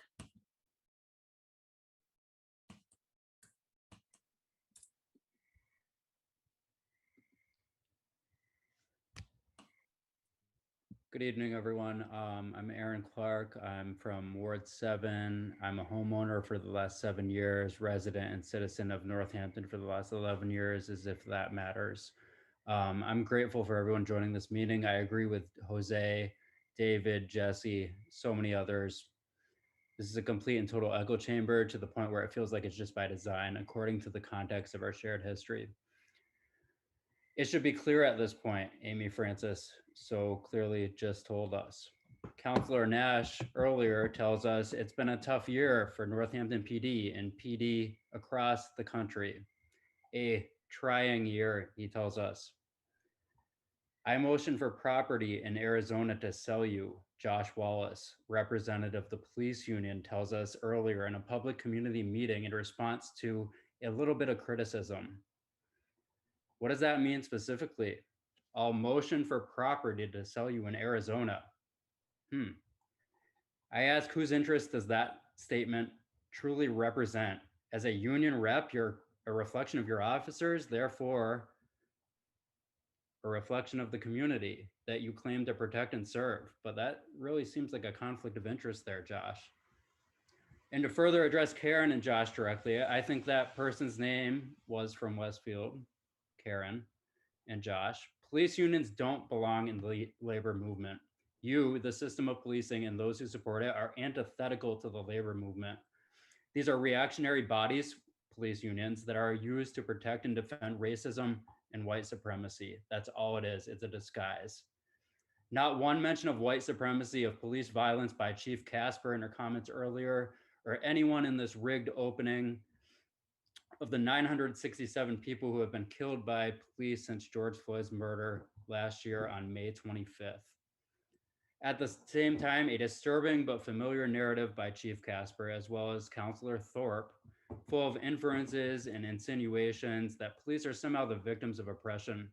This common hero worship that gives us a single story, to quote Chimamanda Adichie, rather than the complete history, which are part of today, a malignant, racist institution at its core. In a riot downtown yesterday, Karen, nope, I was there. Violent threats, some conflict, yes. We're still here, we're gonna be here, and we're not going anywhere. We've been here for the last year, and we're gonna continue to be here. That's not a threat, as you refer to Jose. That's just reality. We're gonna be here. We care. I was gonna quote somebody brilliant, Robert Jones Jr. from the book The Prophets, but I'm probably gonna run out of time to do that. So I'll yield the rest of my time. Love to you, Gabe, in your comments, and strength to you and your experiences that you spoke to. In solidarity with Mae Wallace, abolish the MCAS. It's the definition of insanity. It's racist at its core, and it's an Time. aspect of our larger culture of policing. Thank Thanks. you.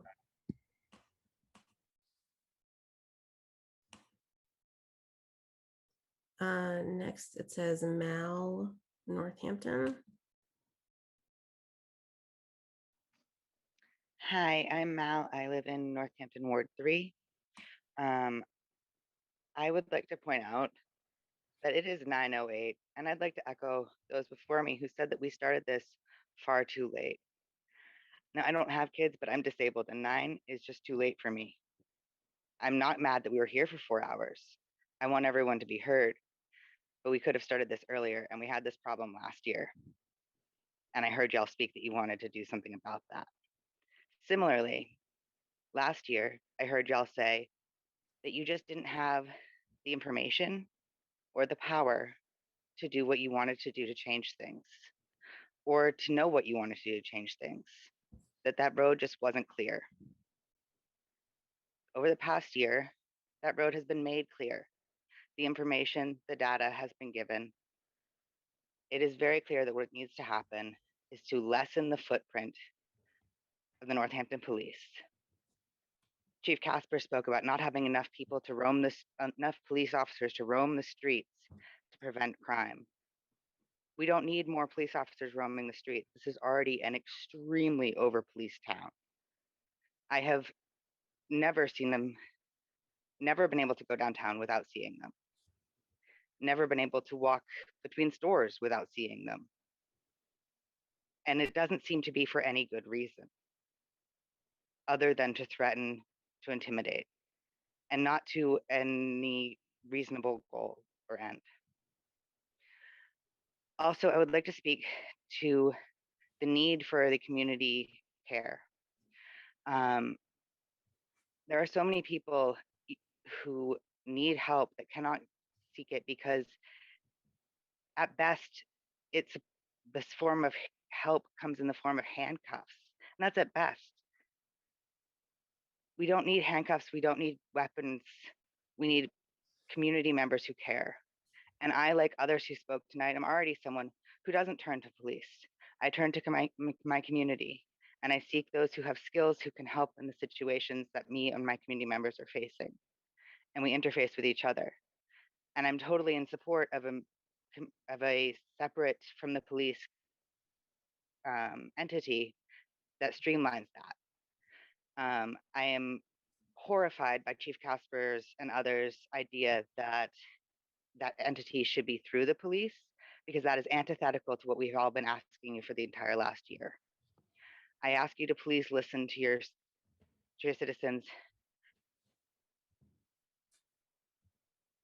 and I cede my time. Thank you. Thank you.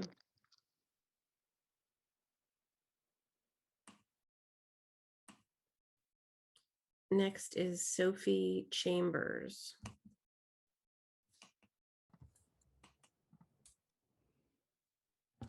Hi, everyone. My name is Sophie. I live in Holyoke, Massachusetts. I worked in Northampton for several years as a crisis clinician. And I'm here because I want to reiterate the idea that safety, that the root of crime is complex and intersectional, and that the root of safety is social services and community services, and that research shows us that communities with high rates of police presence are not the safest communities. The safest communities are those where people have access to education, to housing, to mental health support, all those components of life that allow somebody to work and to support their family. And so I'm here because I really want to remind the city councilors that if your goal is to increase safety for Northampton, that you should not support this budget. You should be funding the community care center. The community care center needs to be fully funded in order to be successful. And as somebody with a master's in social work who is currently working with folks who are facing eviction for COVID-related reasons, I can tell you that housing is a huge component for safety, and that the things that people will go to, the things that people will do to keep their families safe and housed are sometimes not legal, right? They're sometimes not the way that they should be doing things because they are forced into doing things just to try to maintain some modicum of stability. And so it's complex, right? It's a combination of, we need to decriminalize things that are really not about safety, and we need to provide support for people in our community to really be able to live the life that they to live a life that is safe and that is supported. And yeah, that's what I wanted to say. Thank you. Thank you.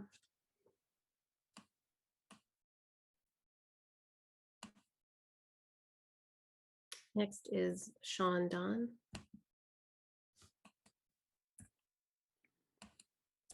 Hi, thank you.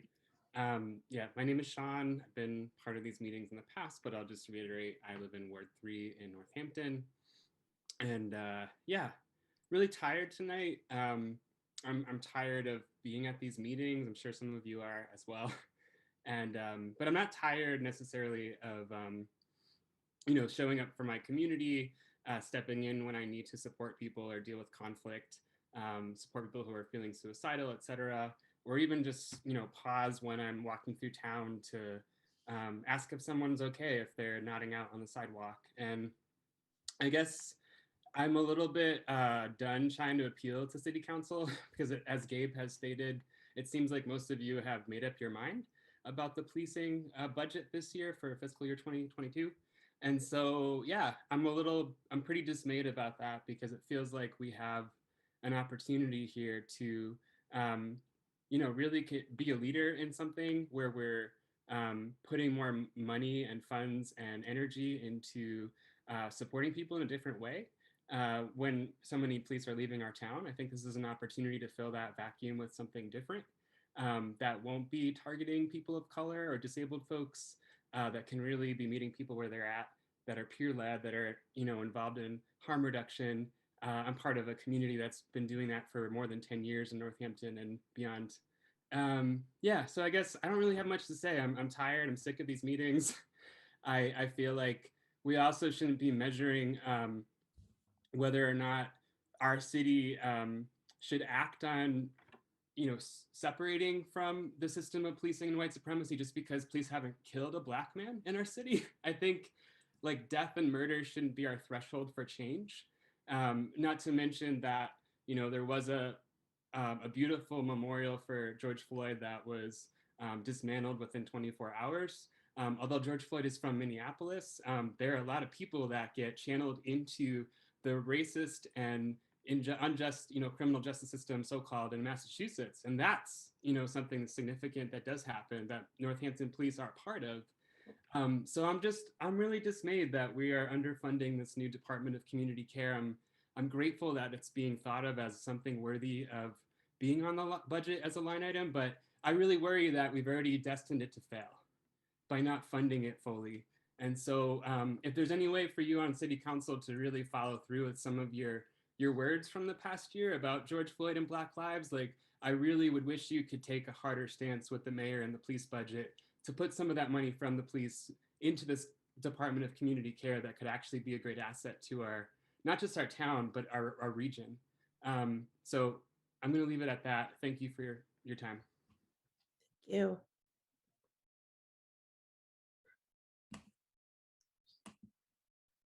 Next is Timothy's iPhone. Hi, can you hear me? Yes. Hi, I'm Tim Enman from Ward 7. I just want to speak in favor of fully funding the Department of Community Care and echo the other voices that are a bit disappointed that we've come to this point in the budget. I started following and attending these meetings last year and was sympathetic to counselors who didn't want to proceed particularly boldly because of questions they had about how we might proceed. But I think the review commission has answered a lot of those questions. And I think it would be healthy for the democracy in our town to listen to those recommendations. And I'll see the rest of my time. Thank you. Thank you.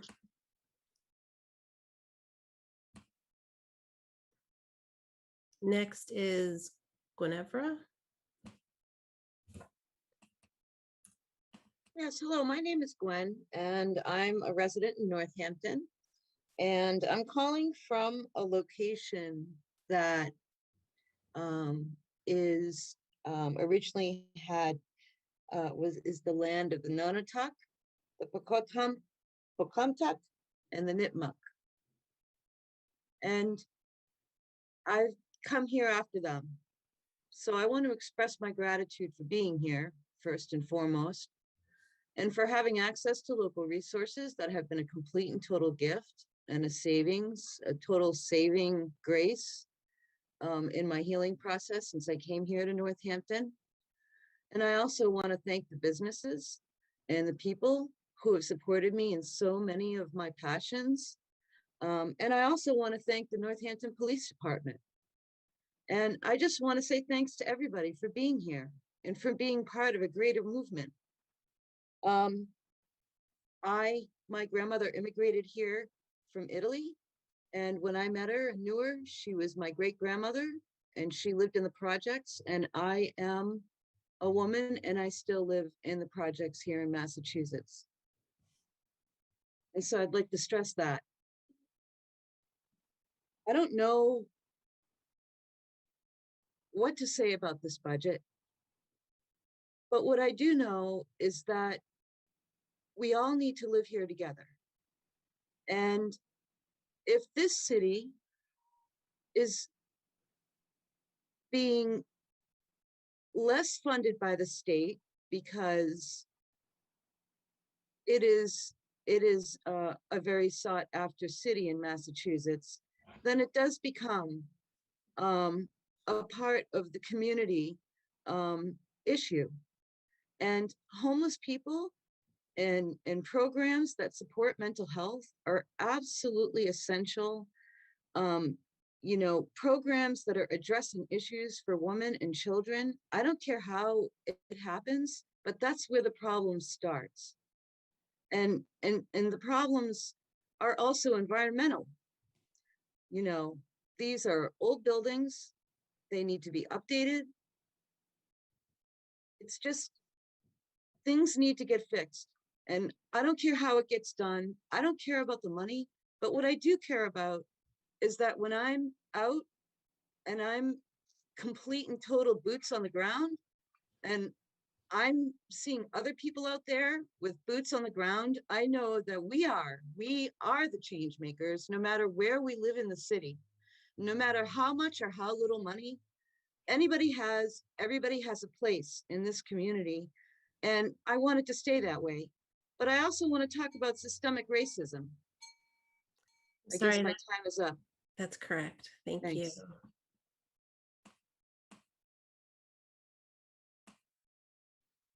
Next is Ava Coleman.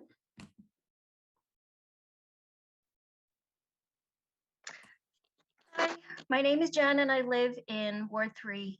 I have lived in Northampton for about 30 years. I just wanted to encourage the council to do a couple things. I think it's going to be a little bit different than what you've been hearing tonight.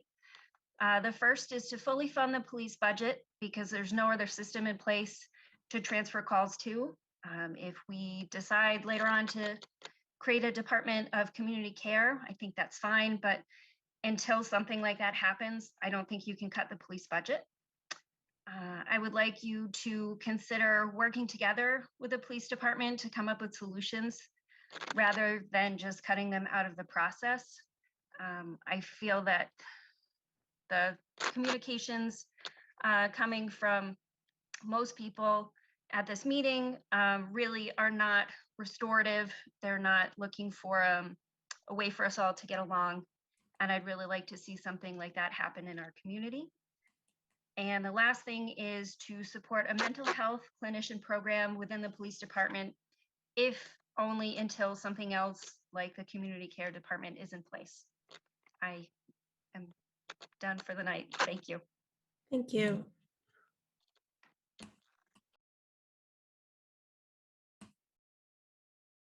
Next is Rowan. Hi, Rowan Florence, she, they. I live in Northampton, currently a homeowner in Florence for 5 years. I am speaking to support cutting the NPD budget by 50%, allocating no less than $882,000 to DCC. If we don't adequately fund the department, then of course it won't succeed. A cynical person might posit this was by design, likely in collaboration with Chief Casper herself. I'm also extremely troubled by the speed with which Northampton removed the mural that was put up by community members just last night to honor George Floyd's memory. It would have been trivial to leave it up while allowing use of the doors, and its removal clearly illustrates Mayor Narkowitz's loyalty to police over those that they serve to oppress. Northampton claims to be a progressive and moral city. We have a fucking rainbow crosswalk to sell tourists on how liberal our city is. Anybody who cares about social issues should recognize how regressive the Northampton Police Department is, and all police departments. An armed, occupying, fear and punishment-based group which serves the interests of property and business owners in town are the mainstream assimilationist, gay marriage is the endgame, corporate pride machine, making money off tourists over our queer, Black, brown, poor, and otherwise marginalized community members who make Northampton the vibrant community they love to peddle. Even if city government refuses to recognize the social harm that the police department inflicts, they should be working to scale back NPD before they make headlines for killing a citizen. True public safety demands addressing problems before they kill people, not reacting once accidents have occurred. The cut that we won last year was a good start, but we have so much more work to do if we want to make Northampton the moral haven that we residents, Mayor Narkowitz, Jody Casper, and you city councilors like to claim it as. Cut the NPD budget by 50% and fully fund the Department for Community Care. I yield my time. Thank you.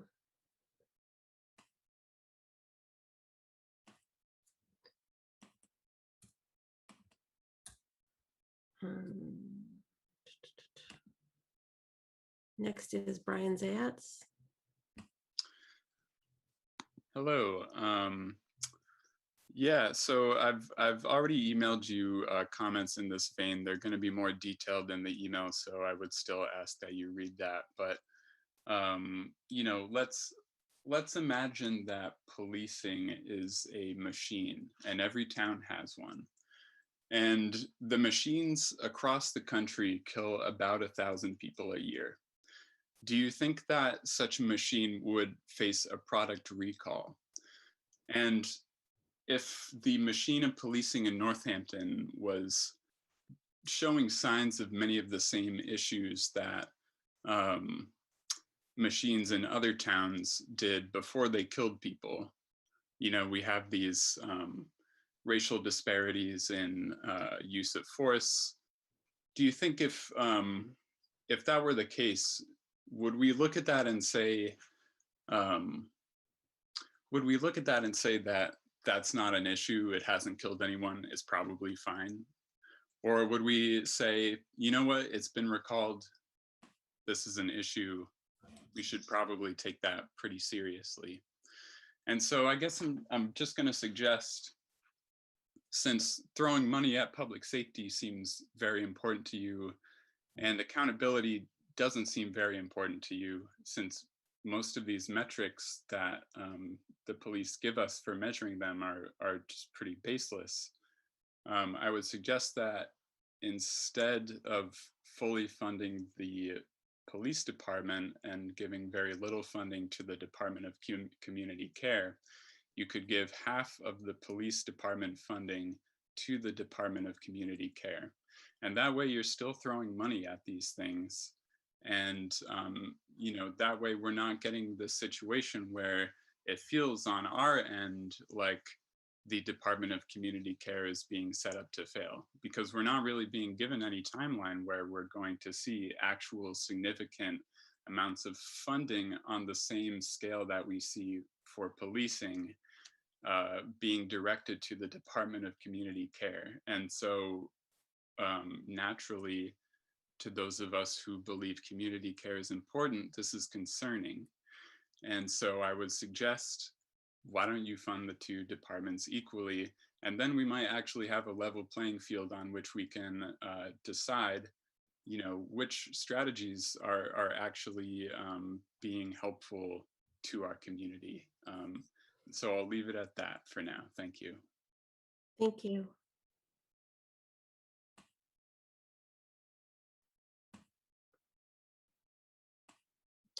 Yaping.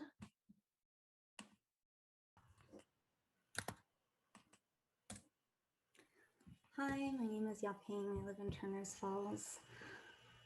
I'm very confused by the counselors tonight who've spoken in with a positive assessment of the Northampton Police. I won't name you right now, but I hope you know that I'm speaking to you and I'm asking you a sincere question. When Maritha spoke earlier tonight about her bad experiences with the police and fearing for her son, when Gabe spoke earlier tonight about being injured and being terrified of police and being hurt, and their patients who are trans being afraid of police, when Ahalia spoke about someone who was rendered houseless when the Northampton police impounded their car. I'm going to repeat that again. Ahalia spoke earlier tonight about someone who was rendered houseless, about multiple people actually, I think, who were rendered houseless just recently because the Northampton police impounded their car. And also, you know, the shoestring has given a lot of detailed reporting on the egregious violations of some of the Northampton police. And when everyone else has spoken about personal testimonies with Northampton police, how is that computing for you?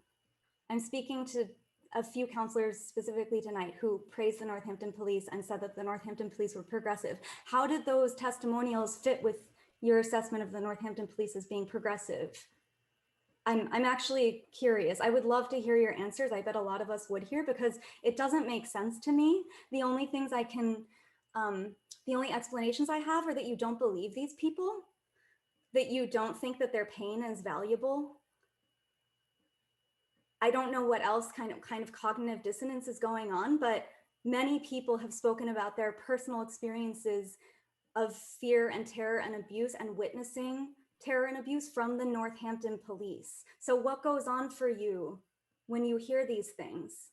How does that get put into a category where you can only speak about your personal positive assessment of the police? I can speak about my personal positive assessment of the Northampton police.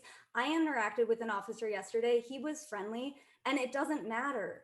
That doesn't matter because I know that my experience is not the center of the world and doesn't have any bearing on other people's experience. So there's this basic confusion I have about how you can think that your experience and other people's positive experiences with police have any bearing on all the many, many other people who are speaking to the reality of the control and violence that the Northampton police perpetuate by their mere job description. You know, impounding someone's car, they didn't enact, maybe they didn't enact physical violence in that moment, but I think rendering someone homeless is violent. And we don't need to invest in this institution, and we have other options, and you can do this. You can really do this. Please do this. Thank you.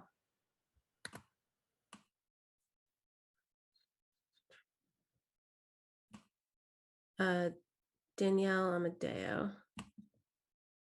Next. Hi, everyone.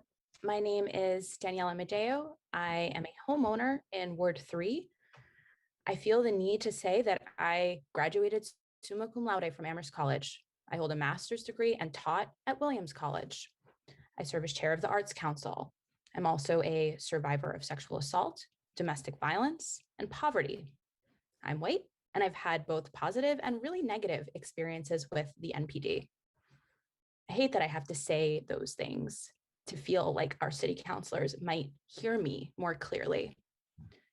I care deeply about this city and those who spend time here, and I am calling on you urgently to defund NPD by 50% and fully fund the Department of Community Care. I want to live in a city where everyone feels safe at no one's expense, and we know without a doubt that so many members of our community, those who live here, as well as those who patron this city, to support our small businesses and contribute to the vibrancy of our city, do not feel safe here because of NPD. Councilors, respectfully, if this has not sunk in over the course of the past year, you are not listening. At best, you are choosing a path of convenience through willful ignorance. And at worst, you are knowingly using your positions of power to uphold systems of racism, violence, and oppression right here in our city. And I'm not standing for that. Councilor Chiara, during these meetings that took place last year, I remember you movingly acknowledged the murder of George Floyd and held moments of silence in solidarity with the movement for Black lives before we did any business. I remember that. Councilors, the time for silence and statements of solidarity is over. Solidarity means acting. And it means acting as though your needs were the exact same as those who are most harmed by policing. The time for change is now. Councilors, beyond the very real present situation in Northampton, which my neighbors have made clear through so many testimonies of violence with NPD, it is also your responsibility to redress the historical inequities that have taken place in our city. I'm grateful to Ashwin for sharing that chart, which tracked historical bloating of NPD budget through the years. That bloating amounts to the historical defunding of education, health and human services, and more. And that defunding has directly caused increases in crime, poverty, and violence in our communities. Fix that defunding, please. Last year's 10% cut was a tiny first step, and frankly, it did little to combat those historical inequities. Approving this year's budget as it stands does nothing to redress those inequities and nothing to address our current moment. Counselors, if you're not willing to listen and you're not willing to take action to make meaningful change in our community, then please step aside. There are others that will fill your seats. If you're committed to listening to your constituents, please fully fund the Department of Community Care, cut the NPD budget by 50%. It's time for cops out, not cop-outs. Thank you.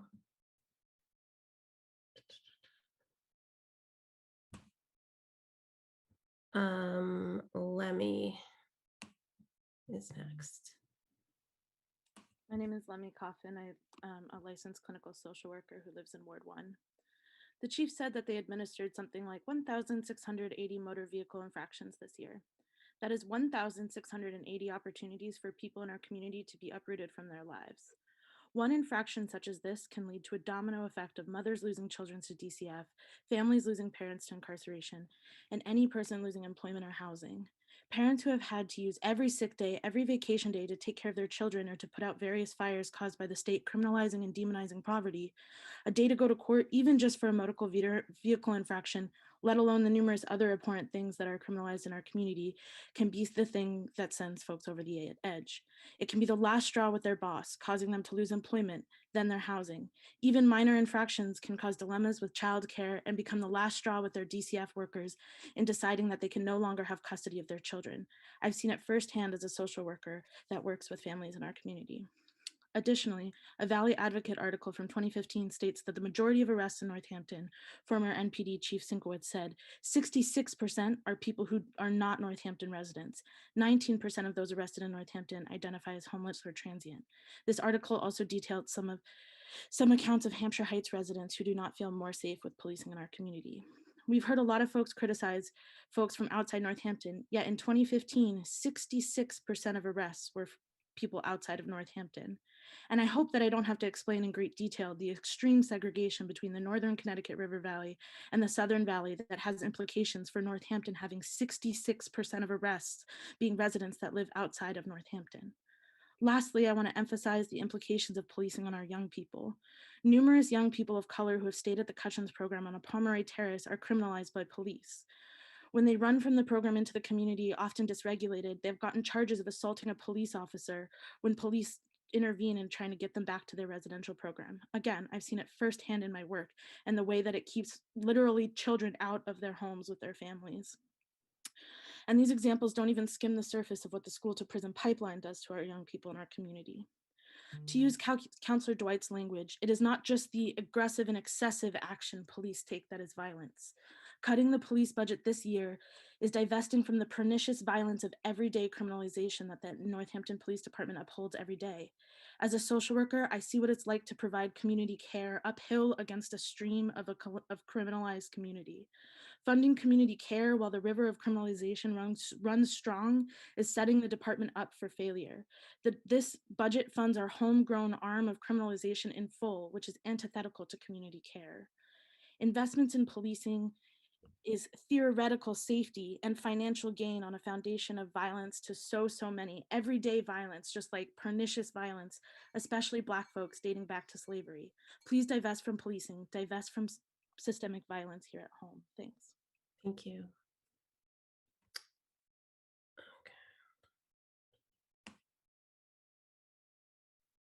So I believe that is everybody who has not yet spoken. I believe those are, I'm just checking. So as this is a hearing, those that spoke before can provide additional testimony only if they are providing new information. So, oh wait, I see a hand who has not yet. So remember what I just said. So anyone who spoke before can provide additional testimony if they're providing new information, only new information. I'm going to go to Javier and then we'll go back to that. Thank you so much, Council President Shara. My name is Javier Luengo, Ward 3. I'm an immigrant living for 12 years in Northampton. I don't really know what to say. I heard the statements today that I didn't think were going to be said from people that I never thought I was going to hear those. First, Black and brown people are not monolith. I grew up really poor. I live in the street. If you ask me if I was in danger in that time, who I should call, I would say the police, because that was the only way to get out of it. Communities and affected communities and community of color need to be able to have an option. Transgender people, LGBTQ, needs to have an option. When debating the resolution supporting the Northampton Police Review Commission findings, council members said, abstain because I don't have enough information. Shame on you. 6 months I served in the Northampton Police Review Commission. 6 months of videos, 6 months of testimonies, 6 months of vastly amount of studies, 6 months of vastly amount of articles. I know probably you guys are not full-time, but part of the job is educating as elected officials to be able to make those decisions, to be able to take those decisions. That's baseline. When we're talking about the recommendations, and Police Chief Casper says and mentions the needs assessment as one of the priorities. I have been in front of you several times already saying this. The priority is the fully funding of the Department of Community Care. I cannot say it in different ways because I don't have to do it. That's it, period. The chair of the commission, Dan Kennedy, talked about this. Our intention was to diminish the footprint of the police department, period.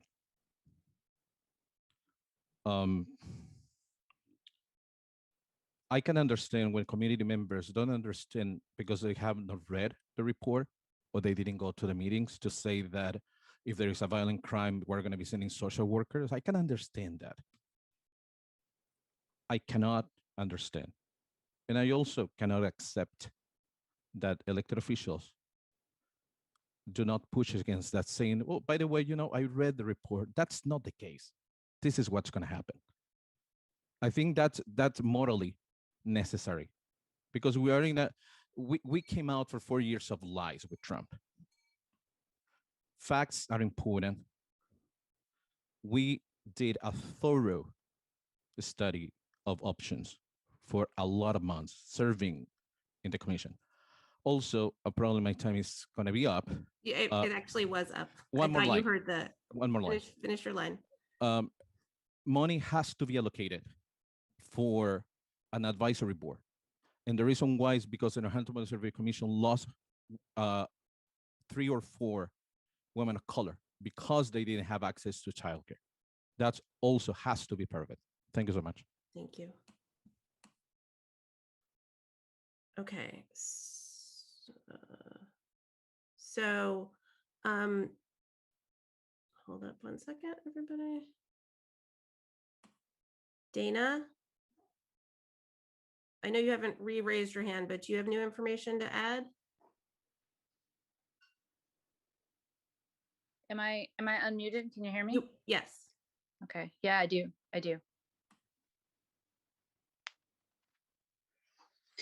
I think yesterday I was confused about what had happened or why this budget, how this budget could have happened, and I was angry.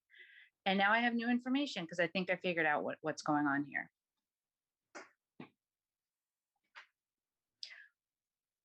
Language, as we've been using it, is broken. It's just broken.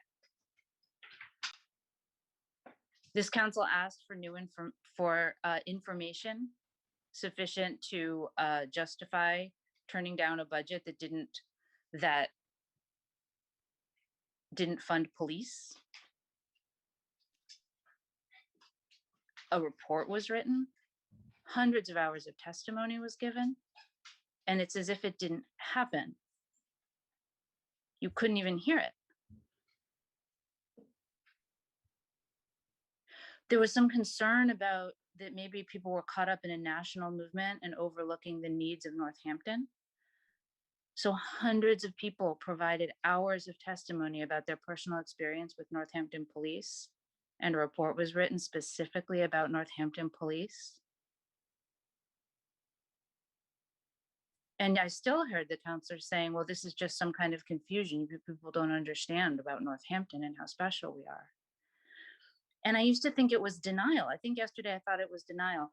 But listening to counselors say they were going to support this budget, a level funding budget after the year we've had, and after the testimony in the report, and just say it as if it was unproblematic, as if their own personal experience is all they could possibly have. Property owners saying the police are nice to me, so I'm just going to keep level funding. Language is broken. It is literally impossible for people to understand the experience of others just from hearing us talk. So I just want to take a moment now, having realized that, I think we should all take a moment and think through how we can build the government we want to without using language. Because language is broken.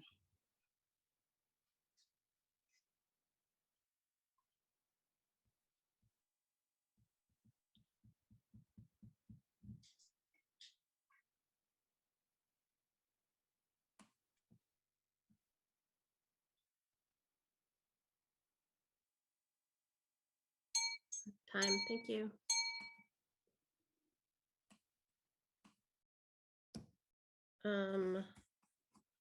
Ryan, do you have new information The core demands. to share? Yes. Hi there. Yeah. Hi everyone. I know it is getting late, and so I'll try to keep this brief. Let's see. How can I? Sorry, there's a couple of us here. We can do that. Pretty bad echo you've got. Sorry about that. Maybe I can. I got it. Got it. Cool. Yes, I will speak. And I just want to say that if I'm here with someone that I hold dear, who is brilliant, who doesn't want to speak, who, because of how intimidating this process is. And so there's this core thing about whether or not this is a democracy, which is distressing. And I'm hearing over and over people talking about how dismayed and disappointed they are in this process. And I feel like, let's see, I'm going to jump into Dan Kennedy, his comment.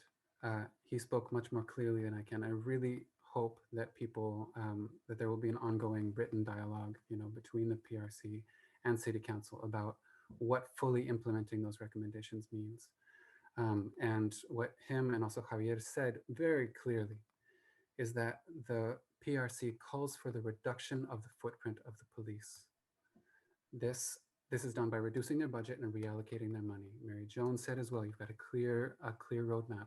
Even Chief Casper, when she was saying that it's getting dark, and she said she foresaw a lot of work that was coming up. She said power outages, fallen trees, and fender benders. This is the kind of work that cops are doing. And these are precisely the kinds of situations in which we don't need armed, overwhelmingly white and male members of an institution whose primary tool set and focus is the use of force. We don't need those people showing up. And we certainly don't want these situations handled by representatives of an institution that is an essential part of a larger policing apparatus that includes racist incarceration and which triggers a trauma response in many, many residents. So it's such a clear task.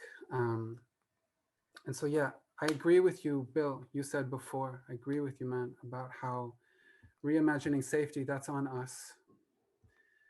And I'd like to add, just like from one cis white man to another, hope we hang out sometime soon, like, is that anything short of throwing our entire collective will towards creating alternatives in the shortest possible time period, that's complicity. And it's complicity with a status quo that we know is racist. Like nobody here is denying that structural racism exists.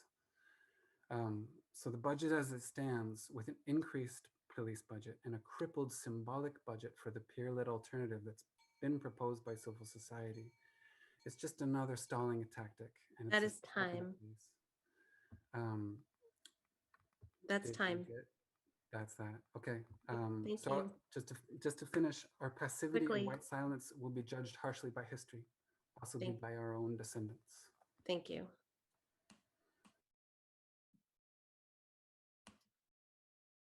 Okay.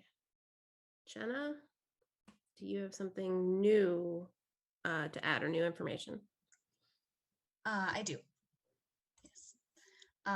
So hi, I'm Jenna. I use she, her pronouns, and I currently live in Turners Falls.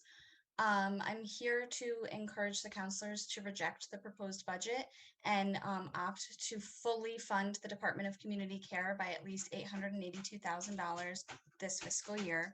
I originally had written this huge whole thing about my family's experience with police, but I don't think that that's the story I want to highlight right now. Right now, I think I just want to highlight the fact that there have been countless stories shared tonight and throughout the past year about people's experiences of fear and abuse by the Northampton Police.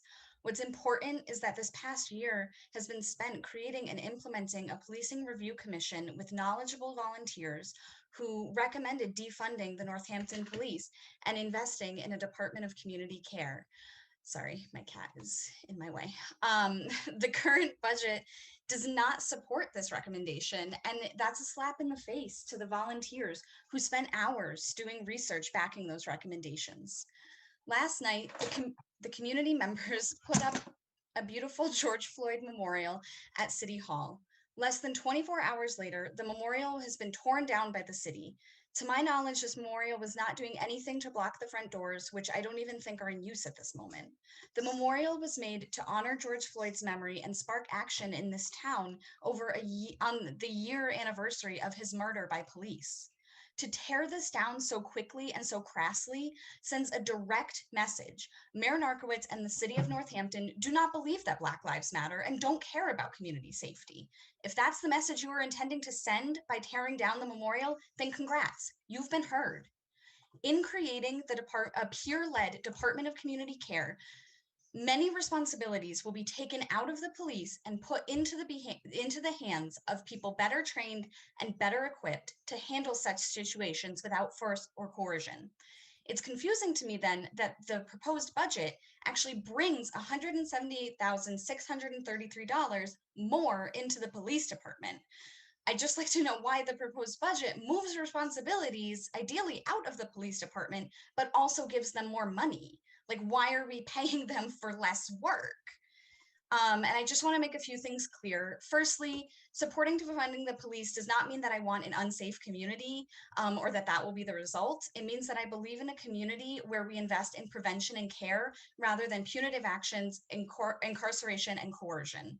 I want this community to be safe for everybody, not just people who look like me. Just because you may not have personally had a bad experience with the NPD does not mean that you get to ignore people who have. For me, it's not an issue about bad people versus good people. It's an issue of right and wrong. It's an issue of safety versus danger. Policing is dangerous, and we need to implement peer-led Department of Community Care this fiscal year and fully fund it in order to take a step closer to a safer Northampton for everyone. Thank you.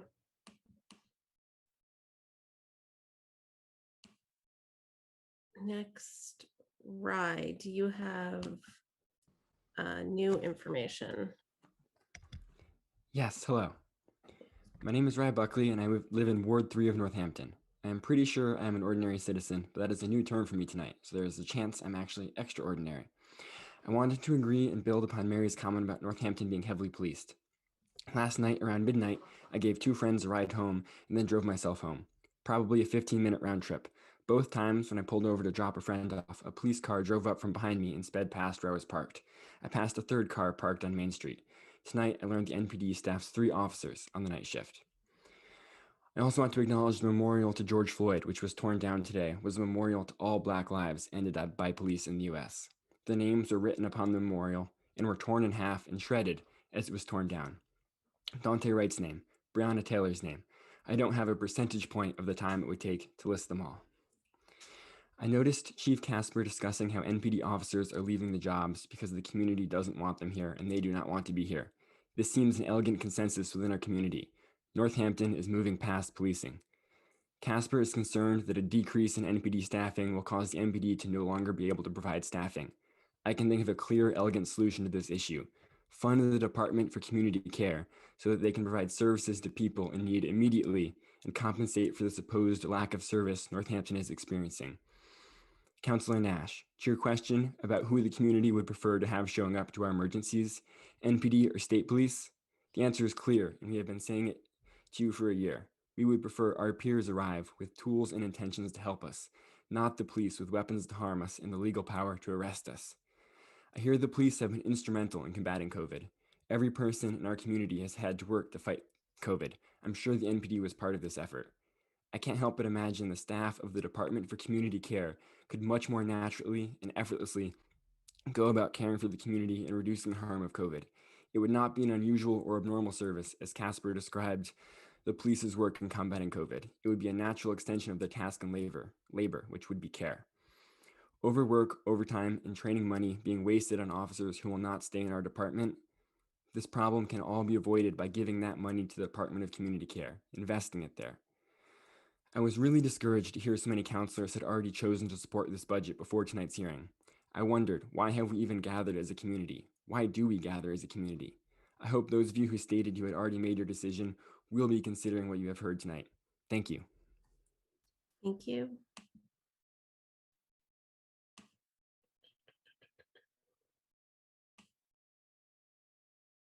Ezekiel Baskin, do you have new information to add? I do have new information. I'm really worried tonight that if this budget passes in its current permutation, we're going to be here next year doing the exact same thing. A bunch of years ago, back in like 2012, 2013, I was on a subcommittee of the school committee looking at the start times for the schools and the high school specifically, but sort of intermeshed with all the schools. It was only this year that those recommended changes were implemented. So that was 9 years later that there was any movement on actually implementing the changes proposed by that subcommittee. That can't happen with the Policing Review Commission. This is urgent and it needs to happen sooner than 8 years, 9 years in the future.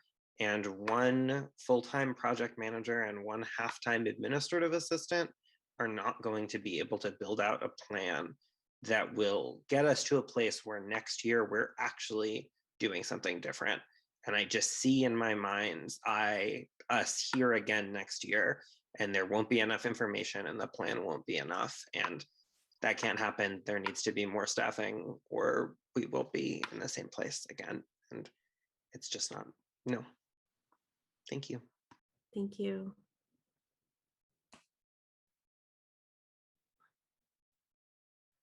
Okay. Lemmy, do you have new information that hasn't been previously said? Yeah, I have stuff to to add. So some things that I just wanted to name to those who say policing services are essential, that just cutting would cause problems. I want to talk about the harms of their services, and you all are in charge of deciding whether the benefits outweigh the harms. Police are false, harmful solutions to social problems and keeping real solutions from emerging. So there's a disproportionate use of force on youth of color. According to Northampton police data, use of force was used on 6 people under the age of 18 in 2019, including a 10-year-old. 3 out of these 6 youth were Black, which is not proportionate to the demographics of our community. And now I'm just going to read from something called Interrupting Criminalization, which talks about domestic violence survivors that are against criminalization. So less than half of survivors call police in the first place. According to official statistics, less than half of domestic violence survivors ever call or report to the police. The number is even lower for survivors of sexual assault. Only a quarter ever call the police. The number of people reporting violence to police is going down and not up. More than half, 67% of respondents to the 2015 US National Transgender Survey said they would feel uncomfortable asking the police for help if they need it. In cities where 911 data is publicly available, domestic violence calls make up 1 to 7% of 911 calls. One study found that an overwhelming majority, 88% of survivors and service providers said police sometimes or often don't believe survivors or don't take their complaints seriously. The vast majority, 89% of survivors and service providers surveyed in one study indicated that police contact results in contact with the family regulation system or the child welfare system. 61% stated it can cause survivors to face criminal charges that could lead to deportation, and 70% reported that contact with the police sometimes or often results in the loss of housing, employment, or welfare benefits. I also want to say that like, I don't know where the statistic is, I'm losing it, but a lot of, I think it's like 90% of incarcerated women are survivors of sexual and domestic violence. So, you know, who are we really supporting? And I'm going to end with reading a statement from Sexual and Domestic Violence State Coalitions. So it says, we, the undersigned Sexual and Assault and Domestic Violence State Coalitions, call ourselves to account for the ways in which this movement, and particularly the white leadership within this movement, has repeatedly failed Black, Indigenous, and people of color survivors, leaders, organizations, and movements. We have failed to listen to Black feminist liberationists and other colleagues of color in the movement who cautioned us against the consequences of choosing increased policing, prosecution, and imprisonment as the primary solution to gender-based violence. We have promoted false solutions of reforming systems that are designed to control people rather than real community-based solutions that support healing and liberation. We have invested significantly in the criminal legal system despite knowing time. Okay, just don't make the same mistakes, please. Thanks. Thank you. Oops, sorry, you can ignore that. Mal, do you have new information that has not been previously said by you or others to add? Yes. Go ahead. I want to add context to what I was saying. Not only am I a member of this community for several years, I have been a homeless member of this community at many points or several points throughout that. And at no point during any of that time did I feel like the police were an option to help me. At no point during any of that time did I not feel threatened when I saw the police surveilling the community as heavily as they do.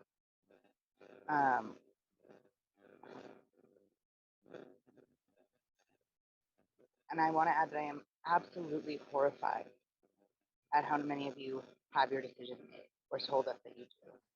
That is unspeakable and entirely and against the position that you hold in this town.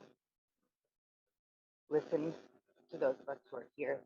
We are not just some small community. We are committed to staying here and saying as much as we can to get you to listen and follow through on what you said you wanted to do.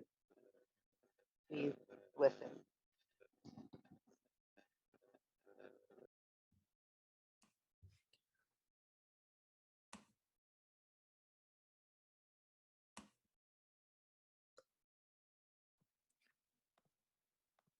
Is this Jose?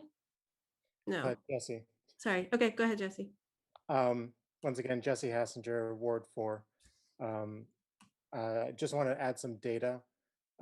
According to the Policing Review Commission, the time spent on calls per category in 2019 lists violent crime at only 6.7%. There are 6 other categories listed that makes up the remainder: nonviolent crime, non-criminal, traffic, animal, medical, and miscellaneous.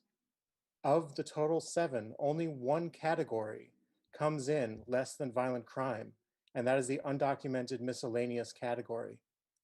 Just based on these numbers, nonviolent issues that the NPD deals with covers literally 93.3% of their job. That is 93.3% of the NPD's job that can be done by a community department. The call for a 50% cut in the NPD to fund the Department of Community Care on the same level seems reasonable when looking at this data.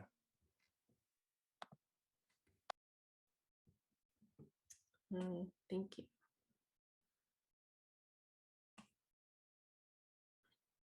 Rowan, do you have new information that hasn't been shared by you or others this evening? Go ahead. Yes, indeed. In 2017, the Northampton Police Department received a grant from the retailer Walmart to produce baseball-style trading cards be handed out to school children of the city. Kids who successfully collected all 50 cards were given a ride to school in a police cruiser. According to police historian Alex Vitale, policing in schools can be traced to the 1950s when, after a series of scandals, police agencies instituted PR campaigns to socialize young people into the legitimacy of policing, much like the one initiated by the NPD. The program was started soon after the controversial High Five Fridays was canceled when complaints from the community blew into national story. In response, we are creating Northampton Police Misconduct Trading Cards. The first is of Captain Robert Powers, who we've recently profiled. Powers is a powerful cop in Northampton. Second in command, the captain is in charge of hiring and promotions, internal affairs, and citizen complaints against police. Previously, during his career, Powers has also been the department's training coordinator. Powers most recently made waves in telling protesters that one bad hamburger at McDonald's does not make McDonald's bad, referring to George Floyd's killer. As we noted in our profile, he was a defendant in a lawsuit alleging that he taught student officers in the local police academy that they could issue citations to ethically altered vehicles all day long, and said that he used the term ethnic interchangeably with Hispanic. The lawsuit also alleges that he expressed pleasure to the fact that the class he was teaching was all white. Stay tuned for more trading cards and opportunities to collect them. Moving on. Number 2, Alan Borowski. In 2013, Alan Borowski was one of 3 officers, along with Christopher Dumas and Thomas Briata, who responded to an incident at Tully O'Reilly's, a bar on Pleasant Street. In an altercation with police that was filmed and went viral, Dumas and Briata are seen shoving Jonas Correa, a black man, to the ground as he yells repeatedly, "I didn't do anything." Then Borowski pepper sprayed him. Correa had been, incidentally, photographing a confrontation between police and another patron before officers escalated with him. Correa's lawyers maintained that the video evidence dramatically contradicted the police's narrative of events, specifically the claim that Correa had struck a bouncer. Correa was charged with assaulting a police officer and disorderly conduct. The charge of assaulting a police officer was dropped, and the disorderly conduct charge was converted to a civil infraction. The city's insurer paid Correa $52,500 in settlement for excessive force and wrongful arrest. The story of Borowski doesn't end there, nor does Briata's, with a trading card forthcoming. Borowski has been the subject of 2 internal investigations into alleged wrongdoing and has been the defendant in 2 lawsuits claiming damage from the wrongful investigations. Wrongful. In 2017, an anonymous letter surfaced within the NPD which accused Borowski of removing pills from the department's drug lockbox without another officer witness. He was placed on paid leave while an independent investigation took place. The investigation was conducted by the Tewksbury firm APD Management, which is headed by Alfred Donovan, a former police chief who mishandled a high-profile internal sexual assault investigation while chief. Donovan brushed it off, saying there was insufficient evidence of the complaint against one of his dispatchers. Despite not being able to find evidence himself, the court found the dispatcher guilty of assault, rape, and indecent assault and battery and was sentenced to 2 years in prison. That's time. Thank you.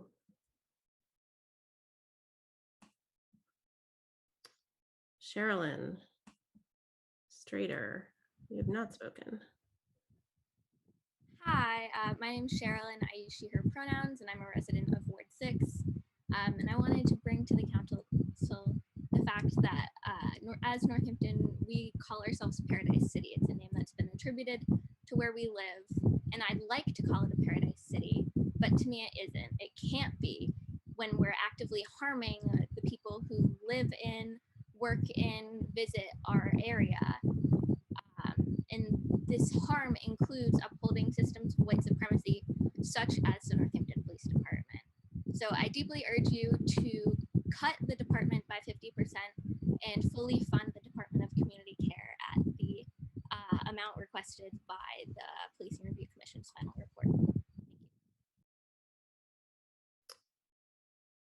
Thank you, Sherilyn. And, oops. Okay, is there anybody who is not yet, who's not spoken this evening? Aaron, you have. So Seeing no new hands. I don't see any further comment.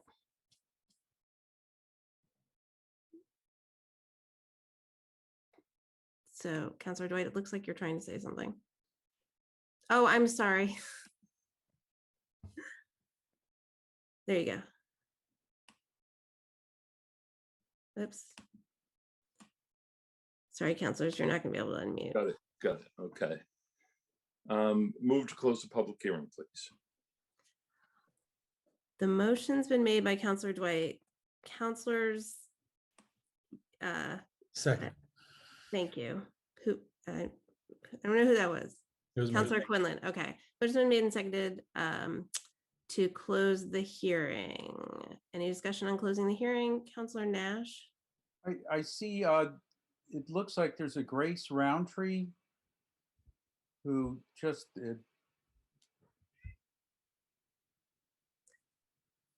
who I don't think has spoken and just appeared. Okay, there's a motion on the floor.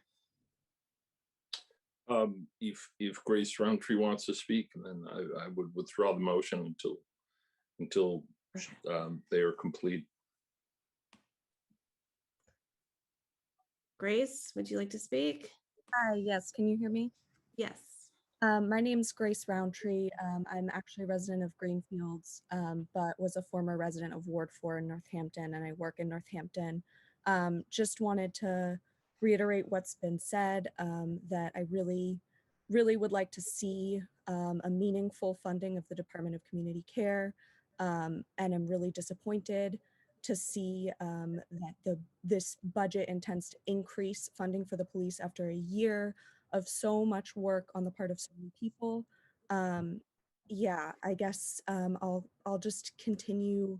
I think Rowan was reading a document, and I'll just continue reading that for the rest of my time. So I think I'll start off at Donovan's investigation into Borowski's drug box misconduct found that the lieutenant had violated the policy and failed to inform his superiors that he had authorized an investigation into the pills.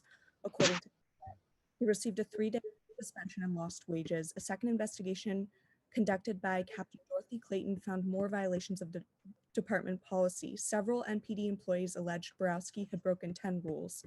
Clayton found evidence he had broken 5, including calling sick and taking out his boat, fixing his hours, and using his cruiser to take his girlfriend to dinner. He was given a 2-day suspension without compensation.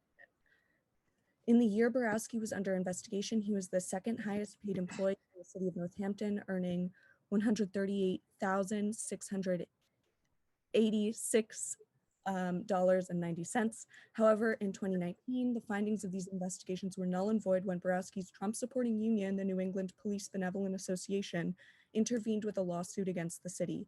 An arbitrator found that investigators had mishandled the probe investigating Borowski's rule breaking. The PBA's lawyers won settlement with the city for $54,836.52 and reversed the lieutenant's suspensions. His record was cleared of wrongdoing and he received wages. This saga is continuing. The shoestring was about to put this trading card on the website when a new Gazette article dropped explaining a new lawsuit the union's lawyers had cooked up against the city on Borowski's behalf. The lawsuit alleges the now deemed wrongful investigations were part of an intentional smear campaign designed on the part of Borowski's superiors to damage his career. Despite being acquitted of wrongdoing, Borowski undoubtedly mishandled the drugs and violated NPD policy. Whether or not the investigations were mishandled, his union engaged in a relentless pressure campaign against the city with its multiple lawsuits on Borowski's behalf, effectively shutting down the internal affairs process and telling the city that its cops are above the need for accountability. A new lawsuit alleges that Borowski perpetuated a cycle of harassment against That is time. who tried to bring a complaint against an NPD officer. Thank you. Please make the decision. Thank you. Okay. Okay. Once again, Move to close the public hearing, please. Second. motion's been made by Councilor Dwight again, seconded by Counselor Quinlan. Yeah, oh, no, I know. Okay. There's another hand.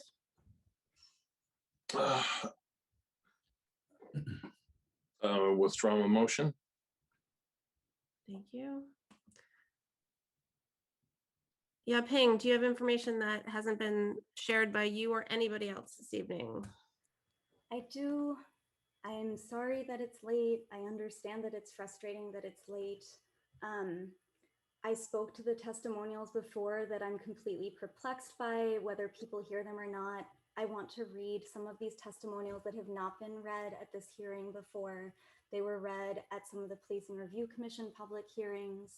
I hope that the counselors can still hear these and not tune them out or think that they're irrelevant. I think it's important to inform your decisions, so I'm going to read them. In the late 2000s, I lived in Northampton with my then partner. I came home from my work and my partner was intoxicated. They fell down a flight of stairs in our apartment and we thought that they broke their foot. So I called 911 because I didn't have a car at the time and I requested an ambulance. Unbeknownst to me at the time, when an ambulance arrives, a police officer also does. This police officer arrived way before the ambulance did. It was actually a narcotics detective by the name of Fabiano. They arrived, as I understood it, because my downstairs neighbor was suspected of dealing weed, which is now, people make money off of dealing weed in lots of stores in Northampton. They tried to gain entry to that apartment first before realizing that it was me who called for the ambulance. When they entered our apartment, Fabiano was very aggressive and instigated problems with the encounter. He tried to take my partner out of their home. When I told him that was, or PC my partner out of their home, when I told him that was not something he could do, can't put somebody in protective custody to remove them from their home, he got agitated. And one thing led to another, and eventually pepper spray was deployed, and my partner was taken away in handcuffs and was not received, and did not receive the medical treatment that I requested. To this day, I think about that incident and how differently it could have gone if a police officer was not there, especially not one that was trying to gain entry to another apartment so that they could look for drugs. Another testimonial from the Wildflower Alliance, they arrived, had been given false information which they believed, asked to see inside my apartment. I said, okay. I answered questions truthfully. They asked to speak with me outside. I went outside without any reading of Miranda rights. They handcuffed and arrested me. They refused to allow me a phone call. They went through my belongings. One officer poked and smirked, showing another a business card from my wallet of a woman who was a liaison with the police regarding domestic violence. They kept the card without telling me because when my purse was returned, it was gone. The entire experience was traumatic and horrible. This is only a portion of it. This is another Wildflower testimony about someone who witnessed police drag a houseless man down the sidewalk in the winter. In mid-January 2018, the police were called by employees of Edward Jones at 6 Market Street to deal with a homeless man who was sitting on the front steps of their walk. He was minding his own business and causing no destruction or harm. He was visibly drunk. The police arrived and they began to drag him down the street with his bare back on the ground, his shirt and jacket. Time. Thank you. Thank you. Rowan, you've already spoken again. David, Chris. Hi. I just want to touch upon what a lot of people have been saying. And it's just sort of a rhetorical question that I want to leave with the city councilors. What amount of evidence and testimony and data will sway you? What is it that prevents you from standing up to Mayor Narkowitz? And what prevents you from being courageous in this moment? Because I've heard so many testimonies in these commissions and tonight that are just absolutely horrifying. And I can only sympathize, because as a cis, white male straight passing, I don't fully experience it every day of my life. But the stories I hear people tell me, I can't imagine living this way, living in a state of fear and state of terror. And maybe many people on city council have never experienced living in fear or living in terror. And so it's hard for you to relate to these everyday experiences that people are facing in our community, in this city. And so again, rhetorically, what will it take for you guys to recognize it? Do you yourself need to be an eyewitness to seeing someone abused? Do we We've touched upon this. Do we need to wait till someone in Northampton is murdered by the police, killed by the police, before we finally say enough is enough? What will it take? Because everything I've been hearing is like, that should be more than enough for everybody in this body to stand up to Mayor Narkowitz and cut the police budget by 50%. I also just want to touch upon another thing about this nature of crime. It's not a crime to smoke marijuana, especially now.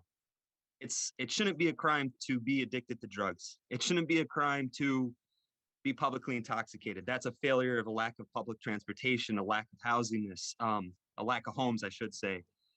So when we're talking about quote unquote crime, what we're really talking about is we're punishing people who are disenfranchised, punishing the underemployed, people who don't have access to education, don't have access to opportunities. And that is the only solution, not only in Northampton, but across this country seems to be the carceral state and punishing people, punishing the poor, punishing the working class. That seems to be the only solution. And so I just want to leave the city council with that view, is what is actually crime and what will it take for you to finally believe and accept what people are telling you and have been telling you for over a year. And long before this past year, people have been saying this for decades, long before George Floyd's murder even happened. People have demanded this, wanting change, and that's still not enough. So again, think about it. What do you need to see? Do you need to see someone else die in front of you? Does it need to happen to you for you to accept it? Do you need to be the victim of police brutality? Do you need to be a loved one, a friend, a confidant needs to be assaulted by police for you to say enough is enough? What will it take? And I would love to hear the answer, because apparently people having guns pointed in their face is not enough. People being assaulted in parks are not enough. People being insulted in their home is not enough. So please think about what will it take. That is time.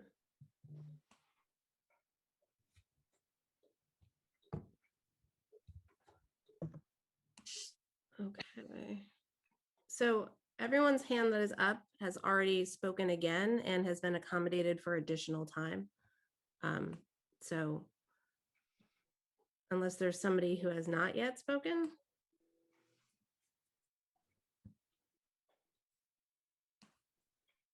I don't see anybody. I move to close the public hearing. Second. Motion's been made and seconded. Any discussion? Laura, can you please call the roll? Counselor Dwight, Yes. Counselor Foster, Oh, I'm sorry. Hold on. Okay, I have to unmute you all. Counselor Foster, can you unmute? Should be able to now.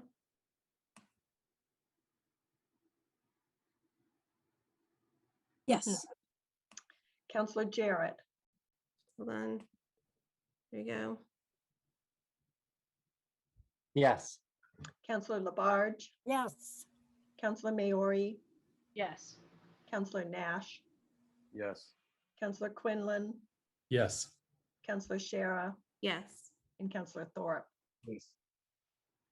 Okay, the hearing is closed. And Move to adjourn. we don't have any, Second. there's nothing else on the No. agenda, right? I can't pull it up just a second. Okay. Motion's been made by Counselor Foster, seconded by Counselor I second it. Dwight. I was one of the seconds anyway. Okay. Laura, roll call please on adjourning. Counselor Foster, Yes. Counselor Jarrett, Yes. Counselor Labarge, Yes. Counselor Maori, Wait, hold up.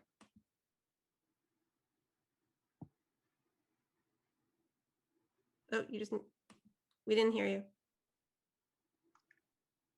Counselor Yes. Maori, okay. Counselor Nash, Yes. Counselor Quinlan, Yes. Counselor Shara, Yes. Counselor Thorpe, Yes. and Counselor Dwight. Yes. Okay, we are adjourned. Thank you all. And don't forget there is a meeting tomorrow. Okay. All right. Bye.